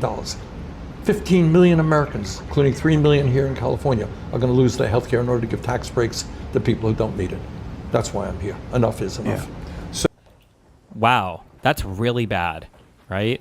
That one big beautiful bill, cuts for Medicaid, Republicans constantly attacking the ACA, Republicans constantly trying to undermine any bit of social welfare we have in the United States, right? ACA premiums going up. What a horrible, horrible, horrible thing, right? What do you think Hassan has to say about this horrible thing that Republicans have done to attacking our healthcare institutions in this country? What do you think? What do you think Hassan has to say about that? So there is one person, the governor of California, that is actually quite critical of the billionaire's tax. Do you have a message for Gavin Newsom? No, he does what he does. He and I disagree on the issue. And that's about it. Okay. All right. Fine. I am a little bit more critical than you are, I guess. At least. So you're not as nice a guy as I am. That's about That's it. true. That's true. Exactly. And that's the difference between Hassan and then like AOC and Mamdani and Bernie Sanders. This is why these people shouldn't be lumped together. Hutch shouldn't lump them together. They're different. It's a different caliber. It's a different quality of class of people. They have different goals in mind, right? Bernie is on a political project. Hassan is on a social media project. It's totally, totally, totally, totally different. Hassan's politics are definitely probably to the left of the vanguards, but bro, you should look into Kaya Walsh, by the way. Okay, you should look into her because that is a crazy story. All right, because she was like 17 years old, you know, like interning for the Warren campaign in 2020, and then fast forward, and she's filming literal propaganda videos from inside of a fucking drone factory in Iran, wearing a hijab. Yeah. It is Like, I'm not- wild. I'm just saying, like, it's just Yeah. we don't need to focus on her, but I'm just saying, like, this No, like, it is, I get it, but like, I don't spend most of my time worrying about like the Iranian Revolutionary Guard supporters or people who like, because they're just not, in my opinion, like a huge percentage of the online. No, like, I agree, people I who are agree. critical. Yeah. I agree that you don't hear me talking a lot about like Z Squirrel and BE and Kaya Walsh because they're so fringe that you have to be like really online to be familiar with these people. But nobody takes them seriously. Like nobody. I mean, they get traffic on their shit, but I don't know how much of that is bots. But yeah, nobody takes them seriously. So anyways, back on the topic. Okay, so you described your belief in liberalism. How do you feel about like just generally? How do you and we'd have to unpack I guess each one because I guess they mean different things. But like, how do you feel about socialism, democratic socialism, Marxism, social democracies? I think these also run the gamut from like systems that don't work and that have been tried and are stupid, and are effectively debunked, to a kind of different style of liberal compatible social insurance. And depending on what variation you're talking about with those different terms, I have different views on it. I'm not ideologically committed to the abolishment of private property. I'm not ideologically committed to worker ownership of the means of production. I'm a pragmatist at heart, and that is with reference to the rights that I think people ought to have and be protected. That includes, in general, the right to own property. But certain government interests can, at times, override rights. Rights are never unlimited. So, in different contexts, you'll find me being more on the side of socialist policy. For example, I could see myself supporting single-payer healthcare in this country and basically getting rid of the market for private health insurance, or at least significantly curtailing it. And I would view that as fundamentally compatible with liberal values. I don't, just as I don't have a ideological commitment to nationalization projects I don't have an ideological commitment to rights at any cost all the time, no matter what. So again, I'm a pragmatist at heart, and depending on what version of the word socialist you want to talk about, I'm happy to comment more, specifically. Well, I think a really pointed way of called getting at this that question would train? be, I would just ask you, what do you think of when it comes to specific historical figures that followed Marx and pursued Marx's Why is Hutch going down this road? prescription? So if I throw some names at you, like Lenin, like Stalin, like Mao, like Che, like Castro. Bad. Yeah. Bad. Well, Dive into that. Castro, Yeah. Yeah. So in general, bad. I mean, I don't support the Cuban regime. I think it's important, however, to keep it in context with like what they were overthrowing at the time in Cuba. Like, Yeah. Or Russia. I think you make a decent argument. Yeah, true. Or I Russia. think you make a decent argument in Cuba. Like the oppression they were suffering under Batista and this like mafia owning all this shit was unconscionable. Same thing with Tsarist Russia. So it's easy enough for me to say like bad. It's kind of uninteresting, but I will say in general, I have a negative attitude towards the political dispositions of these communist leaders, including Lenin, including Trotsky, including Stalin to the extent I know them. I'm not highly sympathetic to them, but however, everything in its context, right? If I were alive at the time of the Spanish Civil War, I would have supported America sending arms to certain militias, pro-Republican militias in Spain, as opposed to General Franco. So that would be necessarily Oh, that Dark Door guy is donating now, too. Can we acknowledge bro got a script from Connor? Exact same questions and history he used. alliance with anarchists, with Stalinists, the POUM, which is this kind of like Trotskyist militia that existed, and famously sort of captured in Orwell's Homage to Catalonia. So I'm willing to break bread for. Oh, nice. We got the Vyvanse jokes. Why does Hutch constantly pull faces? What is his Vyvanse dose? 60 milligrams? Nice, base. For a greater purpose. In general, I have a negative attitude towards most of the famous communist leaders in history. Yeah, I think that's something that I think is very challenging and tricky. If you believe in liberalism and you feel somewhat alarmed that there seems to be a recent sort of growth in explicitly Marxist ideology in the country, it gets tricky because, to your point, the systems that these people were doing revolution against were brutal and like horrifying. Like Tsarist Russia was fucking brutal. Like when you had millions of Russian soldiers that were forced to go to the fronts of World War I and they weren't taken care of. Many of them didn't even have fucking boots. They were being paid like pennies for their service. Meanwhile, their commanding officers were making like literally 200 times more than they were, and they had fucking access to prostitutes. And Do you think there's a Marxist trend outside of online space in the U.S.? I'm going to be honest. I'm vibing this out a little bit, but I feel like right now, the young like socialism in a more true form exists in the United States now more than it does in Europe. Because I truly feel like when I talk to Europeans even, that the European understanding of socialism now is like when the government does stuff. Or at least with younger people that I talk to. Maybe older people don't feel that way. Maybe Eastern Europeans might feel significantly different. But when I talk to like Western European people, it really does feel like they're like, oh yeah, like we like socialism. And they're like they're where the Americans were 20 years ago, where they're like socialism when the government does stuff. And then now young Americans are like, socialism is not when the government does stuff. When the government does stuff, that's just them trying to entrench the capital interest. And what we really need is to overthrow the ruling capital class. And I was like, what the fuck? What happened? their lives were not all that bad. And then, you had Tsarist Russia. Why are you talking to young Euros? Isn't the age of consent in France like 14? Violently cracking down on peaceful protests. In 1905, there was this priest that wanted to just simply Stop. ask for Don't reforms, shoot at and me. That's mean. they Don't do organized it. a nonviolent protest, and the Look, the I'll go Tsar over here. ordered You can loot the red like, lockers. police I'm not force, even gonna military touch force them. to It's just, all like, you, murder, buddy. Like these people, I think by the hundreds or thousands. And so, these things that they were rebelling against, it's like, yeah, of course, and Marx's critique of capitalism at the time, like most of those critiques have held up. But at the time, he was looking at industry that was starting. Wait. Hold on. I feel like the critiques haven't held up, no? Hold on. Does that mean he's coming over here? Just go loot. Don't shoot me. There was a huge prediction, I thought, that Marx made.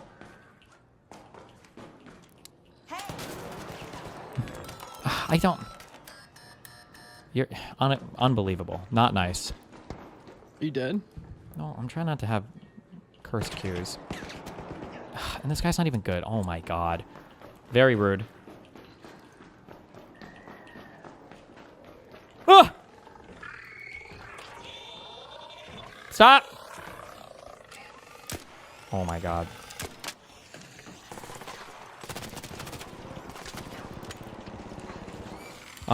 Fuck!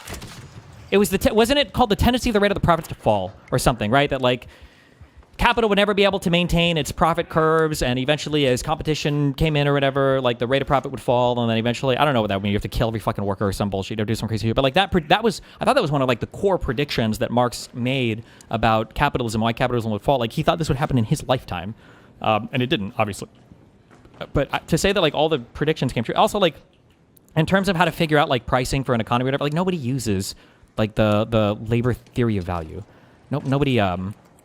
Nobody uses this. It's not like used in any part of any economic model to make any kind of predictive price thing, right? Like it's just like, it's more, I don't even call it like economic philosophy or something. Oh. Hello there. To ramp up, and the conditions for the workers back then were like so unimaginably horrible in the modern context.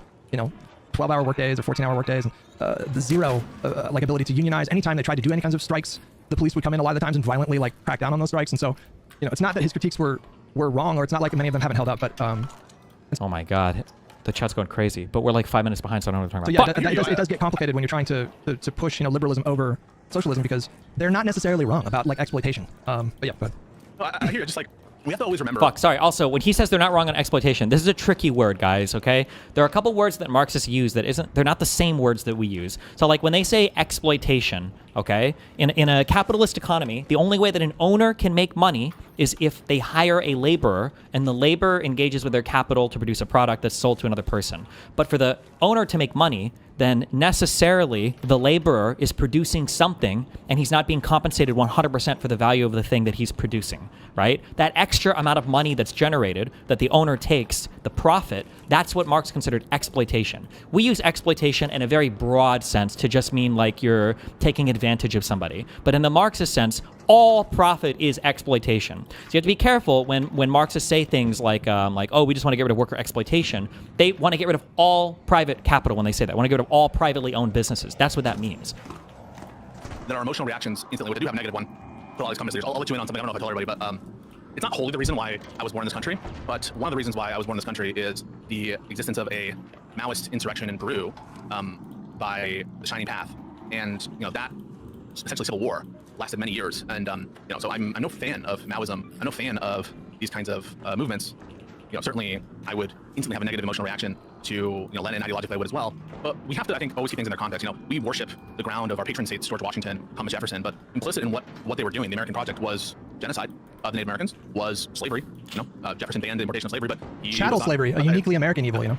Yeah, so like we can go through these kind of accounting for different systems and understand, I think, that everything must exist in its context. And so I would defend the memory of some of our founding fathers relative to their time. And I just sometimes I feel like the important historical context of these figures, they were trying something different. I don't know if you've ever seen the movie Reds, but it's about. But this is such a bad argument. Oh my God. We defend George Washington despite him being a slaver or a slave supporter. We support old American founding fathers despite their positions on slavery. Leftists will support Stalin and Mao and all these things because of how ruthless they were against the capital class, because of how ruthless they were against political dissidents. It's not the same. American communist Jack Reed, he wrote a book, 10 Days That Shook the World. And you have to remember, like, the Russian Empire was the embodiment of just cruel, authoritarian, absolute monarchy. I mean, it puts to a lie the notion that the Allied powers in World War I were just about defending democracy, because if that were the case, why would you be allied with Russia? There was some other thing there. And so, maybe I would think differently. Maybe we could be more negative towards like modern day communists in some sense than like people who are trying to overthrow. I'm going to be honest, did you study World War I in school, Moon?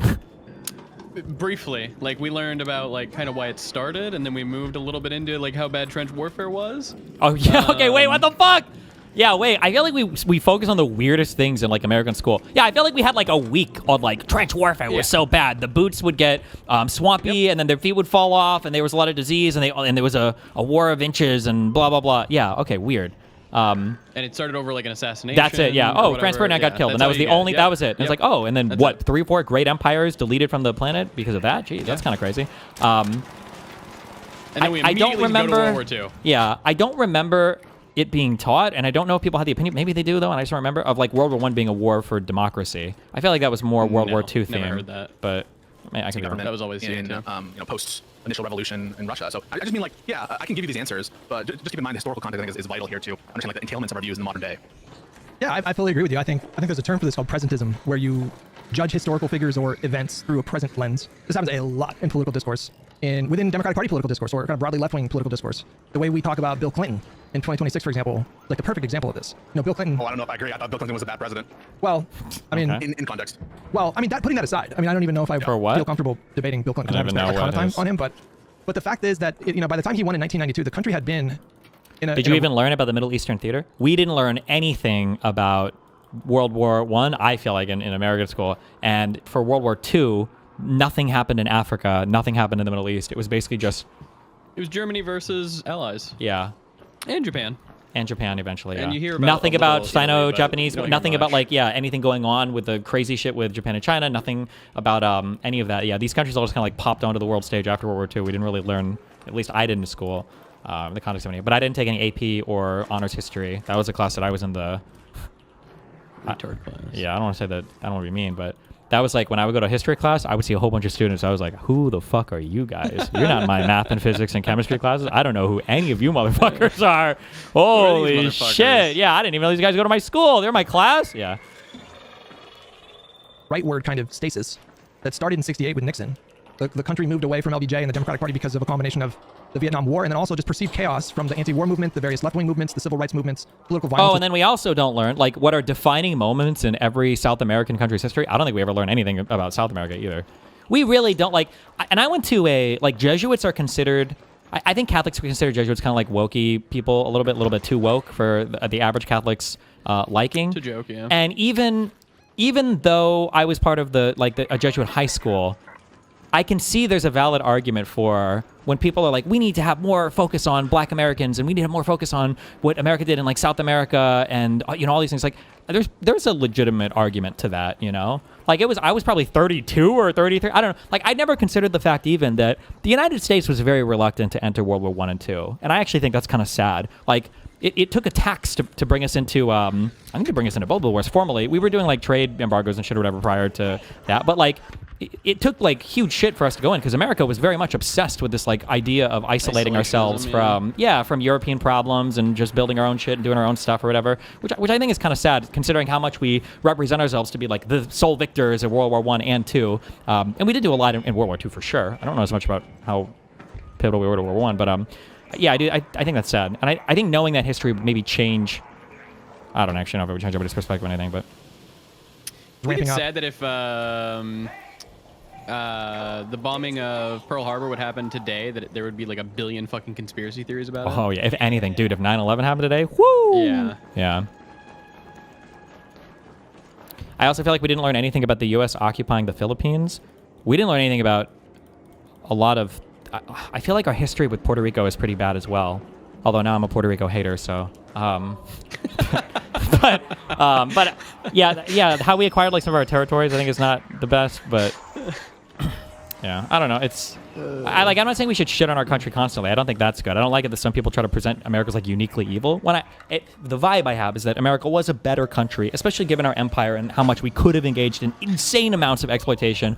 Although actually, I don't even know if I would necessarily give America credit for that. I feel like the whole world was moving in that direction during and after World War I even, because there was a reason why like Western Europe set up kind of like that mandate system for the Middle East. As much as people are mad about them cutting out countries and shit, like I think they basically recognize that trying to have these indefinite extraction colonies over these other countries is just not working. Like we'll run it for a little bit and then hand it over to the power there and hopefully they'll be friendly towards us, which I think was more respectable than, like Algeria and trying to like have your own government that's like purely extractionary to just exploit the fuck out of a country forever,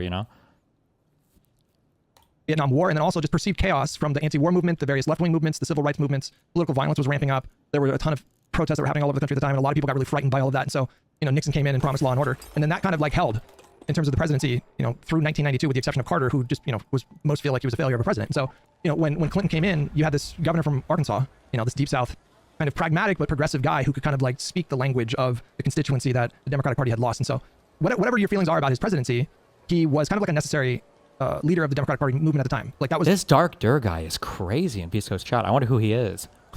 I feel like he's probably one of the main haters. These guys always have shit. Well, he's just like constantly poisoning the well in Pisco's chat. But all the guys in like Disco's Discord, they always have like 20,000 fucking AKAs. So I have no idea. Yeah. The kind of Democrat that needed to run in order to take on the monopoly that the Republican Party had on things like law and order and stances against illegal immigration. But in the same context of like when we were talking about Lenin or Mao or whatever, I think you shouldn't just dismiss these people as raving, lunatic, mass murdering psychopaths. You should consider the context of the Russian Revolution or the Chinese Civil War with the nationalists, and that's all well and good. But I guess this kind of dovetails quite nicely into the next question I have for you, which is, what do you think that Hassan's politics are? And I want you to go into like as much detail as you possibly can. As I understand it, I think he's an avowed Marxist. I think that would entail that he is a communist, even if he doesn't necessarily label himself as such. I think that he has embraced Marxist-Leninism based on a statement I recall him saying, acknowledging that he is as such. And recently I think he said Lenin is base or whatever. And so I view him as somebody who is committed to workers owning the means of production, at least on the face of it. We can question how sincere it is. And the creation of a classless, stateless, moneyless society or whatever. I don't like that. I don't think anybody, to be honest, uses the term communist ever. I don't know who even, maybe in Europe or whatever, I don't think anybody really uses communist. It's kind of like a nonsense term. Also, this idea of like stateless, moneyless society, like I don't know who even, like I don't even know like the most hardcore Marxist people that like agree with this thing. Although to be fair, I don't even know if the hardcore Marxist people agree with the workers owning shit. I feel like their main obsession is usually the vanguard. It's usually like the revolutionary party that's going to overthrow the capital class, and then they kind of use the worker right now. I'm giving a mean interpretation of that, of course, but yeah, the moneyless, stateless society thing, like the wiki definition of communism, I don't think anybody, even on the far left, ever seriously talks about this. Let's go to the courtyard entrance. You want more? Yeah, if you can give more, yeah. That's the. How do you think he views liberalism? They use liberal as a slur. Yep. Liberal is they view as weak compromisers who don't have the gumption to achieve the real change the country needs, and so they are not liberals. I would go further than that. I think he thinks that liberalism is an evil ideology that needs to be destroyed and replaced. Yep. This is based on years of listening to this guy's rhetoric. You can actually find a conversation that's still up on YouTube that he and I had back in 2019 or 2020, talking about like harm reduction in the context of the 2020 Democratic Party primary. And he back then was saying basically the same thing that he's saying now. It's basically the same rhetoric where, at the time I was asking him, Bernie was comfortably in the lead because the field was still very split at that time. And I just wanted to, and at the time, for context, I was confident that Bernie was going to win. In retrospect, I feel a bit naive because we should have all seen it coming, like what happened with like the moderates coalescing around the strongest moderate. Like, of course they did that. I don't know why we didn't all just expect that was going to happen. But I still One asked him guy at the time, called just that. in case. And I asked him specifically, just in case. What's with Puerto Rico? That's where Pixie and her corrupt family are from. That's what's in Puerto Rico. It's it ends up being someone like Joe Biden. Would you commit to, for example, like phone banking for Joe Biden or stumping for him or advising your audience to support Joe Biden? And he said the same thing back then. No. He said just recently, which is like, no, I don't even want to like talk about that. Now, of course, he did eventually come around to endorsing Biden, but he did. Yeah, in 2020, yeah, he did commit to the harm reduction, but that was like extraordinary circumstances. I mean, we were still in the middle of this like. I also, and I know this is like beyond this conversation, and honestly, I think I would probably kill myself before even trying to have this conversation with Pisco, but like, there's a difference between like half-heartedly, dejectedly, like sighingly, finally, after everything, endorsing Biden, when you've been telling everybody for years that he's like a genocidal apologist, that he's no different than the other party. Like when you're engaged in this rhetoric over and over and over again, and then you like very half-heartedly at the end is like, yeah, guys, you should vote for Biden. It doesn't even matter though if you're in California. It's like that's not real. Come on, that's so stupid. Pandemic, and we had all these riots going on, and Trump was just so in your face, like chaotic at the time, that I think it was just really untenable to like not endorse, right? But a little bit different now, a little bit more stable now, I guess you could say. But I do, after years of listening to this guy and watching his content, I think it is obvious that we do not have. Also, there's just a quick thing. I'm sorry. Hutch said, or Pisco said something I really don't like. Pisco was like, "Oh yeah, like I think that Hassan is a Marxist now, or whatever," because I heard him on a stream say he's a Marxist. You never, ever, ever, ever, ever identify somebody's political beliefs, especially radical ones, by waiting for them to self-identify. That's the dumbest thing in the world. That statement implies a lot of weird political analysis going on, where you're like, oh yeah, like I know this person is a Nazi because I finally heard them say they're a Nazi. Like, you would never assess a person's political beliefs that way. The same project, like at all. And it's not just him, it's just like there's a lot of other people in the space. I think he's interested in only elevating the candidates that he likes, that he thinks get him closer to his goal, which is basically the complete eradication of what he considers to be the Democratic Party establishment, yes, the liberal order in the United States. Yep. I don't know if he thinks that he can do it overnight or even in his lifetime, but I think his larger goal is to replace liberalism entirely with an authoritarian kind of leftist, in his mind, utopia. Undeniable. How much do you think is LARPing? Oh my God. That's a It good doesn't matter. No! Fuck. You shouldn't fall into this. No, he likes it. Good question, he said. It doesn't matter if you're LARPing, if you're a political leader, or rather if you're an influential person. Because regardless of whether or not you're LARPing, the people that are listening to you are not LARPing. That's the issue. What about Straighterade? What about Straighterade? Straighterade is radical. I don't mind Straighterade as much, though, because I feel like she was honest about her radical opinions. Like every time we debated, like she was obviously clearly further left than me, but I'm pretty sure she was like just open about that. No, like I don't think she ever hid that necessarily. Question, because like I think human beings can be very complex and nuanced and multifaceted. I think he is driven primarily by ego and status, clout and money, and the perception of being kind of like the leader of a vanguard movement. I think he psychologically very much enjoys that kind of framing. It makes him feel warm and fuzzy on the inside. But I also think that there's a part of him that sort of drank his own Kool-Aid. So I think there's a part of him that genuinely thinks that he's the new leader of a... I think Pisco has something where his eyes are sensitive sometimes, and I think for some reason they get red, and every time his eyes are red, everybody in chat, including my chat, spams like, is he high? Is he high? Is he high?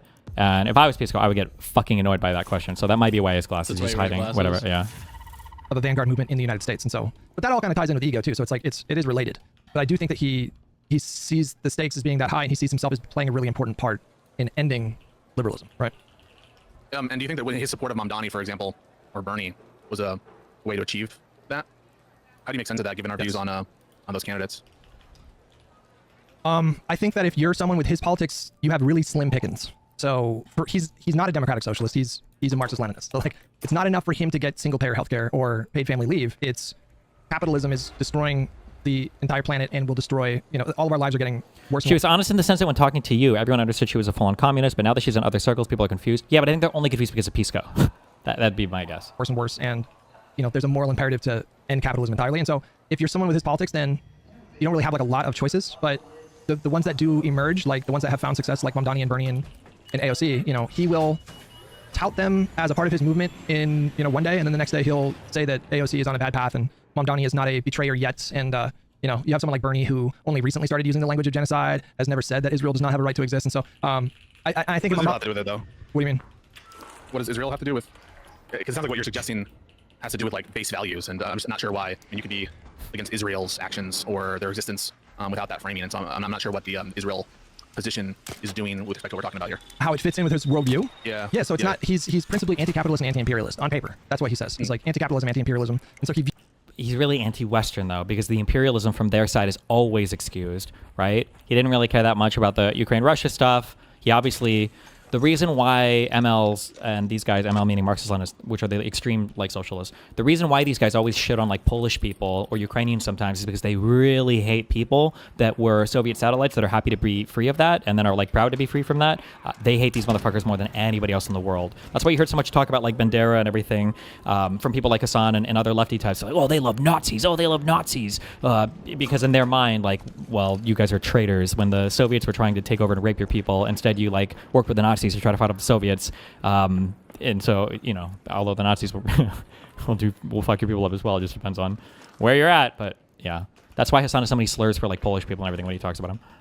Use Israel as a ethno-supremacist Western project to colonize the Middle East, and so they're two separate things, like anti-capitalism and anti-imperialism, but they're very much overlapped in his mind. So it's all about like there's like the Western imperialist core.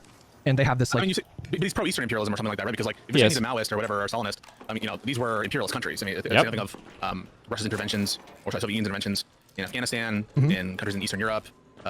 China had, at least in terms of spheres of influence, similar stuff. And so he's not... you don't view him as principally against all forms of imperialism, just Western, kind of the Western chauvinism, Western imperialism. Yes, yeah. I should be more specific. Yes, he's anti-Western imperialism, but he claims that he's broadly anti-imperialism, but it's really anti-Western imperialism. Got it. What the fuck does that have to do with me? I just want, again, I'm not leading to some great point. Okay, so if maybe your lawyer brain's turned on and you feel like I'm walking into a trap. I'm just answering the questions. I'm just like, I don't know. It feels like you haven't gotten answers from me that seem ridiculous. No, I have to say. No, good. No, you got. That, like, my view of Hassan, he strikes me as like sometimes ideological, sometimes almost, I don't know what to say, reveling in capitalist abundance, and very interested in relationships and in effectiveness in terms of his brand, et cetera, et cetera. He's selling products, and so yeah, he seems like a streamer I think you granted in the counterpoints conversation that he is nowhere close to actual political authority or power. And certainly doesn't have the influence to like turn Mamdani into a Maoist. And so I guess I'm just like, I'm not sure, given those realities, This is important. why anything I do is like weird or out of place or surprising. That's important that you brought this up because it allows me to clarify my position maybe in a way that will help you understand that my mind is thinking about things that go well beyond any kind of personal grievance I have with Hassan. Like, I do find him to be insufferable and cringe. I do find him to be a sort of like absurd hypocrite on a number of issues. And those things are obviously going to color my perception of him. But when I think about Hassan and the damage and what I'm trying to push back, and it's not just him, it's like a big kind of ecosystem of creators. I do not think that any serious person is afraid that they're going to pull off, I say they, I mean like the Marxists, an actual leftist revolution in this country. They are way too unorganized, way too incompetent. And they don't care. They don't way, care. It's not that they're unorganized or disorganized, disorganized, or incompetent. It's that they don't care to. They're not even trying, right? You don't see, like, how often is Hassan sincerely and genuinely trying to get motion towards the DSA or sincerely trying to support like some like mutual aid national group or whatever? Like, it's not really. He pays lip service to it every now and then, but like, not really. There's no real commitment to this stuff.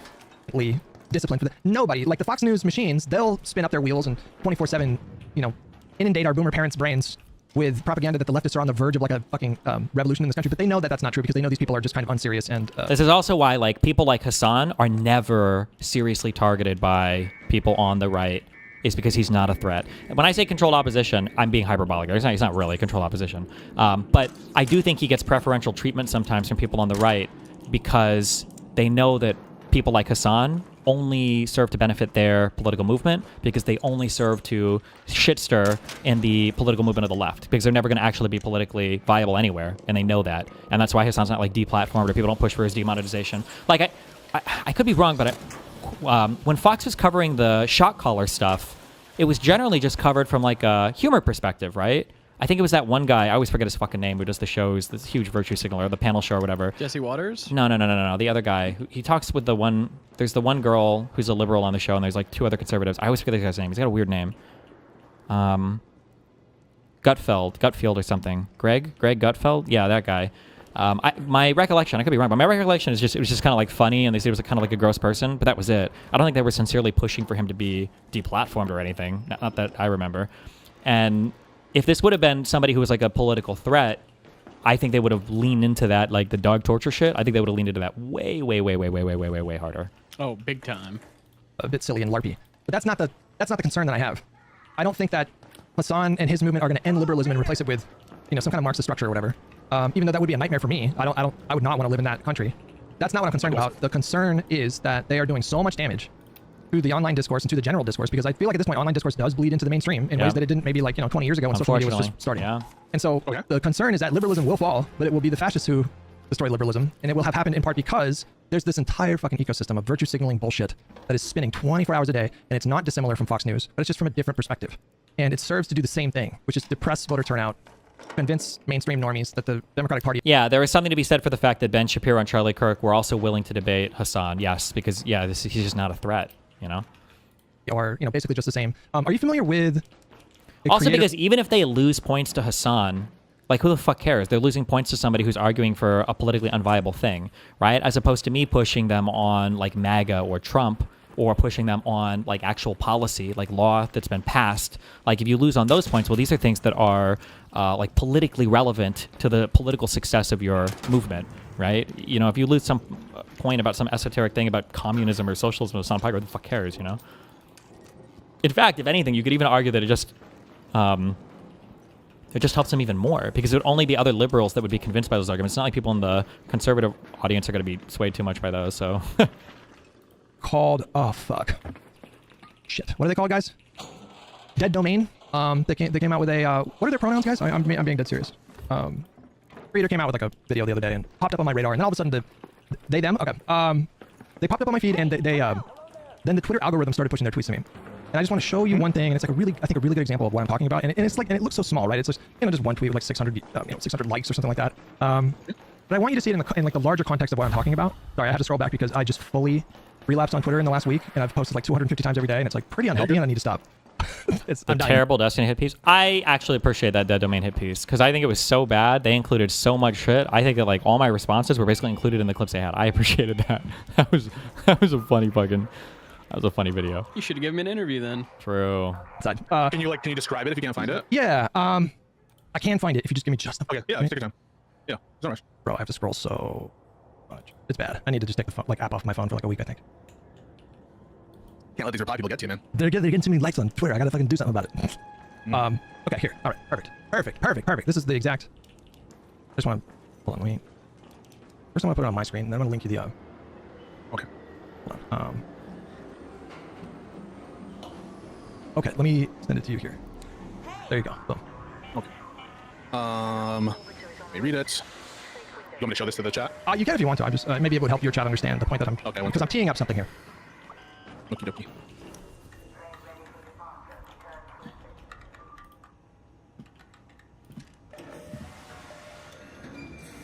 Okay, folks, so this is the tweet. The tweet says, crazy, almost like that's what happens when conservatives spend hundreds of millions to attack a minority, and there's no equivalent motion from Democrats. It shouldn't be surprising Democrats lose the messaging war constantly, even when it should be an easy win. This is a reply to Laksha Jane's tweet about, in almost everything we pulled public, is aligned with the conservative view on trans issues. Right. Gender surgery for minors, HRT for minors, bathroom bill, K through 12 sports, and gender identity in elementary school. So what is your just immediate reaction to Dead Domains post? What's your internal kind of reaction to it? I think that I don't have evidence that it's Democrats' lack of fight that caused the shift in opinion, but that's my intuition for other issues. For example, immigration. My intuition is that Democrats are far too willing to just wait for polls and stuff and not. Am I? Oh wait, never mind. Okay. Counter message. It's intuition. But yeah, I don't really have strong thoughts on the trans version of it. Yeah, I have very strong thoughts. The Dead Domains post. Okay. Very strong thoughts. And I think this is a really good example of. I'm making the point that this all. I talk about Hassan a lot, but it goes so much further than Hassan. It's like the negative influence that he is having, or the destruction that I think he's causing to the discourse, bleeds out into this kind of lower tier. And I don't mean lower quality. I mean like audience size. It bleeds out into this lower tier of moderately sized content creators who are taking his example. Not just his example. There's a lot of other kind of populist lefties that are on the top that sort of push this flowchart stuff. And so the damage I think is unquantifiable. I think the damage goes so far beyond, Hassan's immediate audience of maybe 30K, 40K. It's so much bigger than that. I think that this is a collective pool of audience size that is in the millions. I don't know what million number it is. Is it 10 million, 20 million? I really don't know. But this particular example. I got a question. Flowchart. I feel like a lot of the times we talk about like leftists and how they have no motion, etc., and how they have like no literal political relevance, etc. So then why do we give a fuck about Hassan? So when I say, I try to be very careful about this. Other people mince words a little bit too much. Not intentionally, but they're just not being careful. When I say they have no political relevance, what I mean is they're not practicing politics. What I mean is they're not trying to get anybody elected or do anything legislatively. They don't have a policy agenda, and they're not trying to win elections. But, and the worst part about it is, they do hold some of the public discourse hostage. That's the annoying thing. So I see. Yeah. So when you say, why do we care about them? I agree with that. That's why I'm telling people, why I've been telling people, and hopefully, I think some other people are starting to realize, and maybe it's happening, why we need to eject all these people from the movement, because we shouldn't allow our discourse to be held hostage, because again, like you said and asked, why do these people matter? They don't. They don't vote. They're not in any body of Congress, literally. Yeah, they're not that, and they're not gonna. The person is AOC, who they disavow. Yeah, and you're not gonna find any common ground with them in terms of getting them to vote for a candidate that's actually electable. They're only gonna choose the most purity tested people possible who would never win, and the only people that they ever want to run are primarying other Democrats. They want to fight from within. That's it. So it's I don't know how they're. So if anything, they're our fucking enemies, and people need to fucking wake up and realize. Yeah. That. And tell them to go form their own political party. That's what they should do. Go make your own party, or go try to win or do something there. Yeah.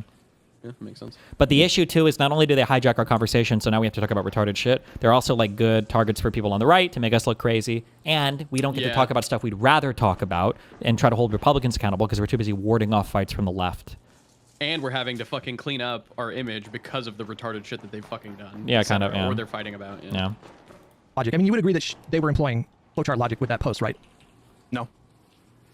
Okay, so just to recap, they were retweeting Laksha's polling showing that the public had turned on trans issues. And then their quote post was, this is what happens when you basically don't effectively countermessage. Yeah, it doesn't seem like inherently flowcharty. To me, when I look at her quote post, that is them saying that the Democrats' failure led to the downward numbers on the trans issues. Even though it was the Republicans spending billions of dollars on pushing anti-trans hysteria for the last 6 or 7 years, they seem to have really, that's when like Libs with TikTok, I think, really kind of picked up. And, you know, they had lost the fight about gay marriage, and so I think they moved on to trans stuff. And that's just like easier to attack, I think, because most people, I think, don't really regularly interact with trans people. And so they see the visuals of trans people in public, just being trans in public, and it fucking, their brains go, what is this? It's weird. And, you know, there's a lot of people in the country that live in an area where, you know, they don't really leave like a 20-mile radius for most of their lives. And so like they literally just never see that kind of stuff. And they're right in that the Republican machine spent billions of dollars making this wedge issue something that raised in cultural and political salience. But their ultimate conclusion was, this is what happens when the Democrats don't effectively counter-message it. So to me, I take that to mean that this is the Democrats' fault. They're charting out culpability for Democrats, no doubt about that. But I don't think that saying Democrats are at fault for something is flowchart logic. I think flowchart logic is when, no matter what, Democrats can't win. Where it's like, right, just because you say the Democrats bear culpability for something doesn't mean that you're using flowchart logic. I mean, I blame Democrats for shit, you know, and that doesn't mean I'm flowchart logic. If it's a broader set, like, these kinds of people do this kind of thing, and they are the kind of person who, even if they were positive changes and Gavin Newsom's policy or whatever, they wouldn't ever grant it. That would just need to see that. But like, this by itself, I don't think it's flowchart logic. Question about so like the trans stuff, I guess, that's kind of the discourse that's been happening. Do you think that Dems should kind of move away from this position because it's so politically I don't want to say untenable, but like it's not like the polling that I've seen, it seems like everybody doesn't like it. Like they don't like the idea of I think the issue is mutilating children. Dems don't have a strong, consistent position that they can defend. I think they need to get a strong, consistent position, and then I think they can defend that one. That position shouldn't include like fucking like trans sports or whatever, but it probably should include even children being able to have conversations with their parents and doctors about trans-related stuff. Yeah. Especially because I think I feel like you can wrap that up very cleanly with the pro-choice argument as well. That there are certain conversations that should be between you and your doctor, and it's a healthcare issue. I feel like you can integrate that really well. But the issue is, for whatever reason, Democrats are very scared to ever fight the left flank. I don't know why, but they're terrified of ever doing that. And then the left flank will start to endlessly purity test and hold us hostage. Remember, these are people that aren't politically effective and don't like put up their own candidates or anything. And then we end up having to defend all the crazy weirdo shit that that they say. Yeah. So like the quote unquote crazy weirdo stuff that they're saying would be like, well, you should just be able to buy like HRT stuff online, and like anybody should be able to take it at any time. Yeah, that's probably not. But mainly like the athlete stuff, it was goofy. Any defensive like, and there was a lot of that. Or at least in the online spaces there were, because I remember I debated a lot of that, where people were like, oh no, like a trans woman and cis woman are the exact same thing biologically after the cis woman is on, or after the trans woman is on hormones for 2 years, or like stuff like this. These are goofy arguments that So was this an argument that was actually being made at like the political level of like people in Senate, etc., or was this just shit that like people were talking about online and then kind of became like a populist like I think conversation? I think it was filtering up into high enough spaces that it was a little bit absurd, with like school administrators and stuff that were going before Congress. I'm trying to remember who got asked that question and who made this point. I think this was in front of a congressional thing, but somebody made the point that like, oh god, this is the worst thing ever. Like abortion wasn't a woman's issue; it was like a birthing person's issue or something. Like these don't ever need to be. This is such a loser argument. Yeah. But you can have a stronger, but if your position is more defined, right? Like I think that if you think that trans people are a real thing, if that's a real phenomenon, and if you think that the only treatment for that stuff seems to be some sort of medical transition, which as far as I'm aware of seems to be the case, if you believe these things, then you should ardently defend that position, even for children, as mad as that might make some people. Like if it's a real thing for adults, it's definitely a real thing for children. But yeah, the Democrats just not taking a strong position on that and constantly having to capitulate to the far left on those issues, I think hurt a lot. Is this an issue from Democrat leadership, not like, I don't know, like using like, I guess the term like whipping like the committee kind of into shape of like, hey, here's how we should like talk about this issue? It's more the media on the left just does not synchronize and synergize as hard as the conservative media does. Conservative media is ultra synchronized constantly. The next day they have fucking everybody has the talking point. Yeah. Okay, yeah, interesting. So that flowchart logic is at its core about always reaching the conclusion that Democrats can't win. Right, no matter what, never giving credit on a specific course of it. Like when there's areas in which birthing person is stupid but accurate, birthing person is not accurate. And it's hard to, I'm not going to run through this whole thing in like 2 seconds, but like abortion is uniquely a woman's issue, because abortion is a thing that could only ever be a woman's issue. And not even because women are the ones that give birth, because if men could give birth, you could buy abortion infanticide pills at every single 7-Eleven and every single gas station on the block. There is no possible world where a man would allow a society to exist that would subject him to having their body used as an incubator for a 2-week fetus that they don't want. That would just never, ever, ever be the case. So the fight for women's rights to have an abortion, to be free of children that they don't want, of forced impregnation or whatever, these are uniquely women's issues that affect women in a unique way, and only women would have ever been affected by it in that way. Even if men could give birth, it would be so much different.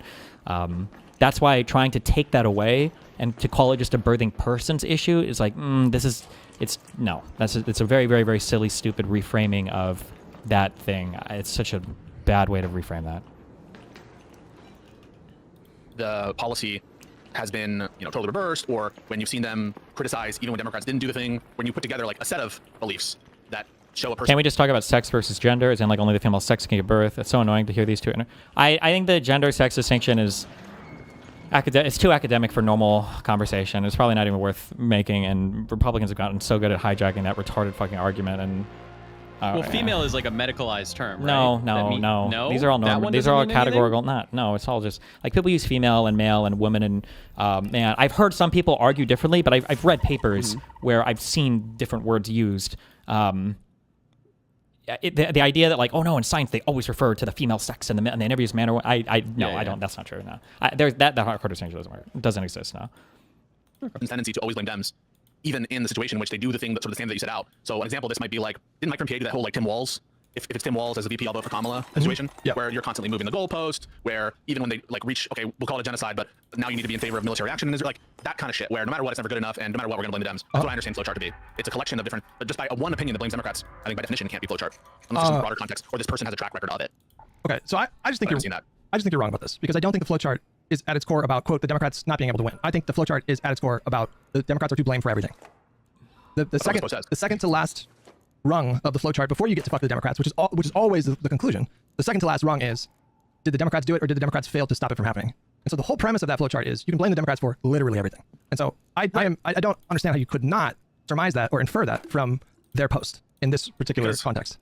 Hutch, this is not a good argument for Hutch. You need way more examples of this.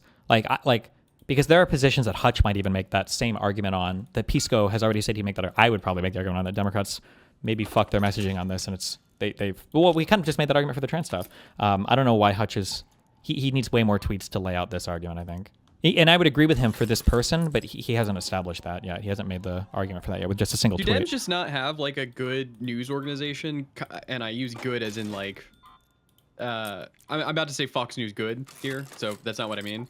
But like Fox News, it's very much all fucking right. It's very like, these are the talking points, etc.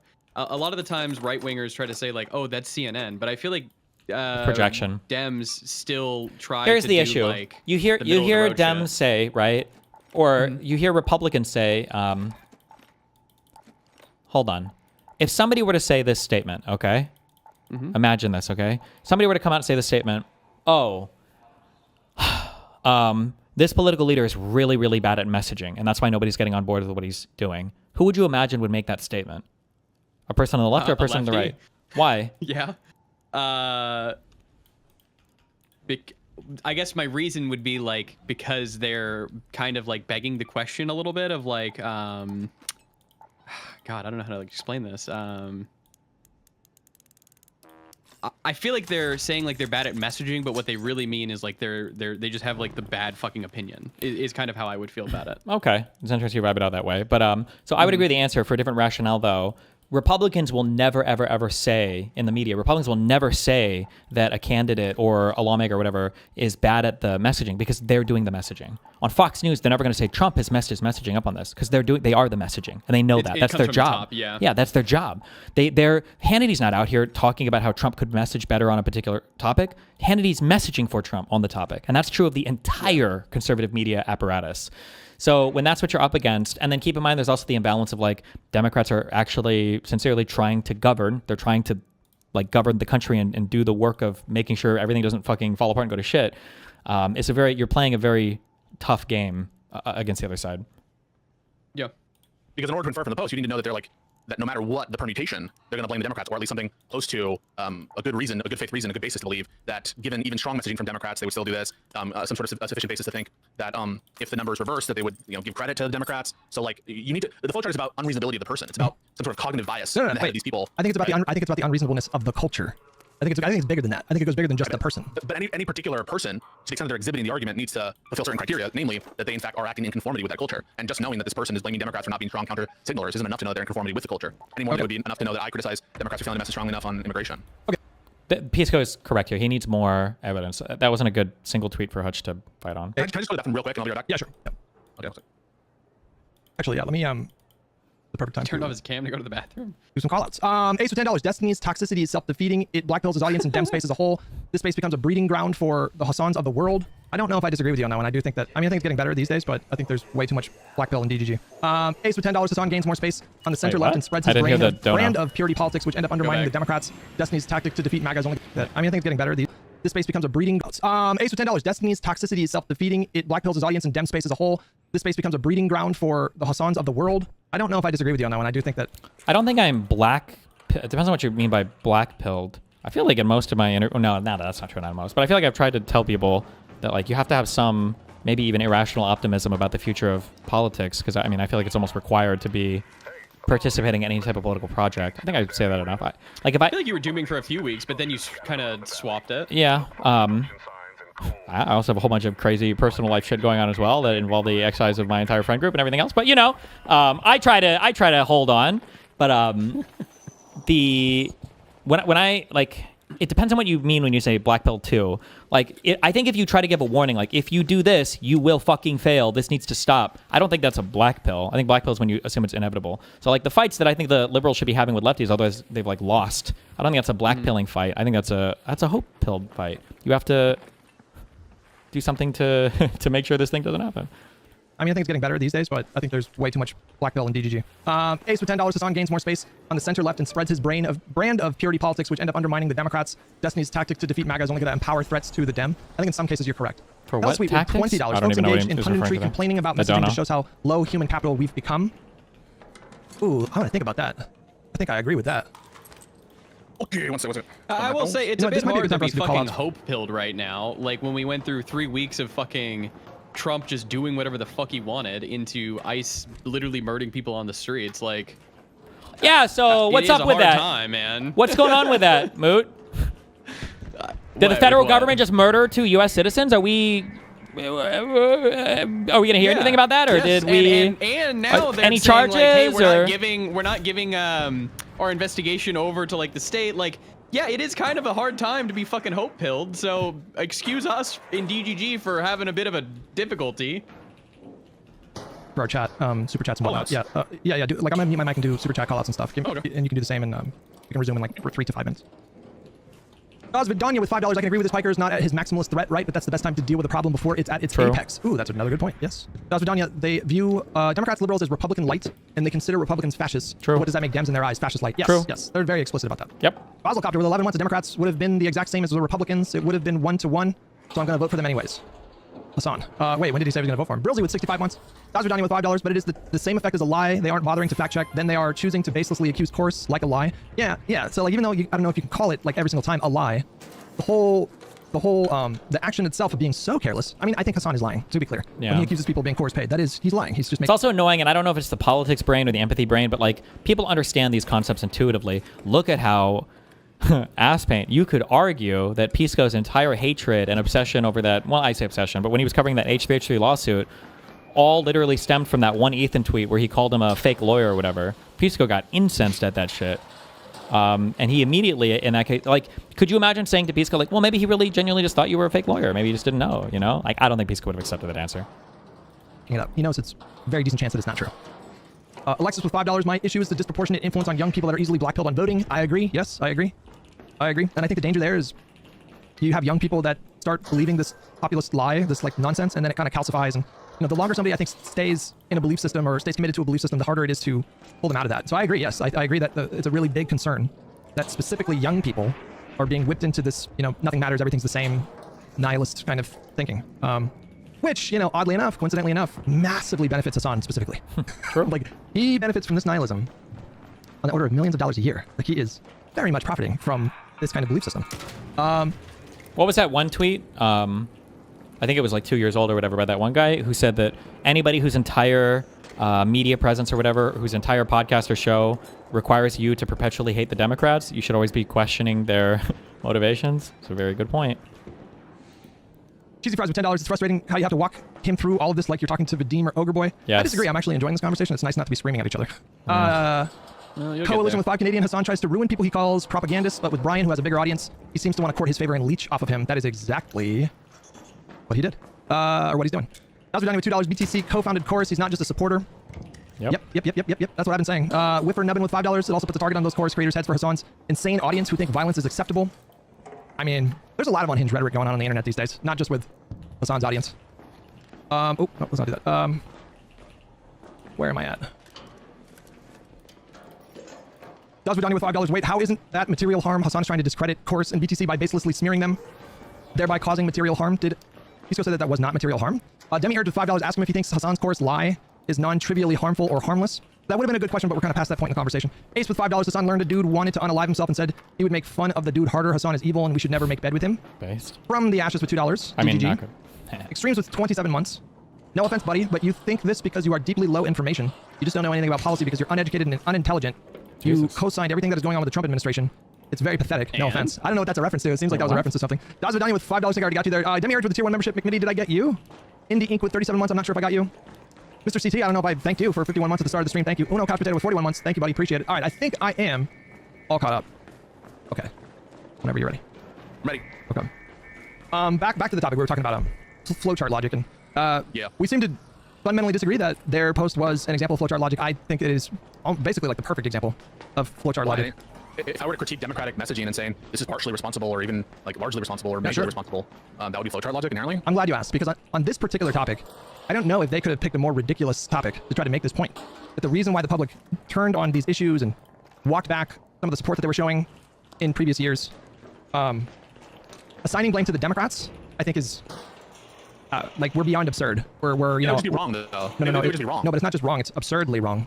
When you look at a map of the country and color code it by states that have passed anti-discrimination laws and contrast that with a different color code for states that have passed discriminatory laws against trans people, it is basically just a map, like an electoral map of the country. When you do that, It doesn't contradict the tweet. It does. It does. How does it? How does it? It contradicts the tweet because the Democratic Party have been pushing back against this rhetoric. This idea that they have not been pushing back, both rhetorically and I would argue more importantly, substantively through legislation.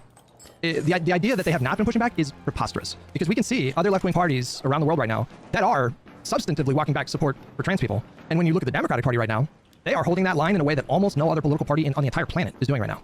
Do you understand that? Like, you take the least popular issue, right? Like the trans girls in sports. That is the least popular issue. It's like 80-20 issue in this country.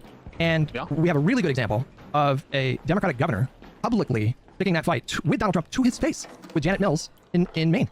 Or is it Maine? Yeah, in Maine. She was, she was in a room. I think it was like a meeting of governors or something. I'm not sure. And Donald Trump was standing at a podium and he called her out specifically like, oh, you're crazy. You want to do the trans girls in sports? You're doing trans for everybody. And she told him, that fucking alpha Stacy, told him to his face, we'll see you in court. She did, and they won. So like that was a Democratic governor that a lot of these same creators are, they're probably calling her like a fucking Zionist murderer or whatever.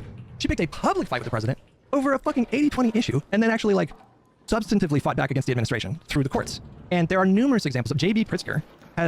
He's enormously wealthy. His wife has spent, I think, tens of millions of dollars, fighting anti-trans stuff. He's passed a number of like really critical pro-trans bills in Illinois. California is like insane. The amount of bills that Gavin Newsom has signed into law since he's been governor is like nuts. I mean, and these are not small bills, Pisco. These are not like we're naming a street after this famous trans person who died. Mm-hmm. These are bills that are, in California, we mandated, through legislation, mandated that insurance companies have to cover gender-affirming care. We passed a bill to ban teachers from outing trans students. We passed a bill to rigorously protect trans people's privacy. We made it significantly easier to change your government ID.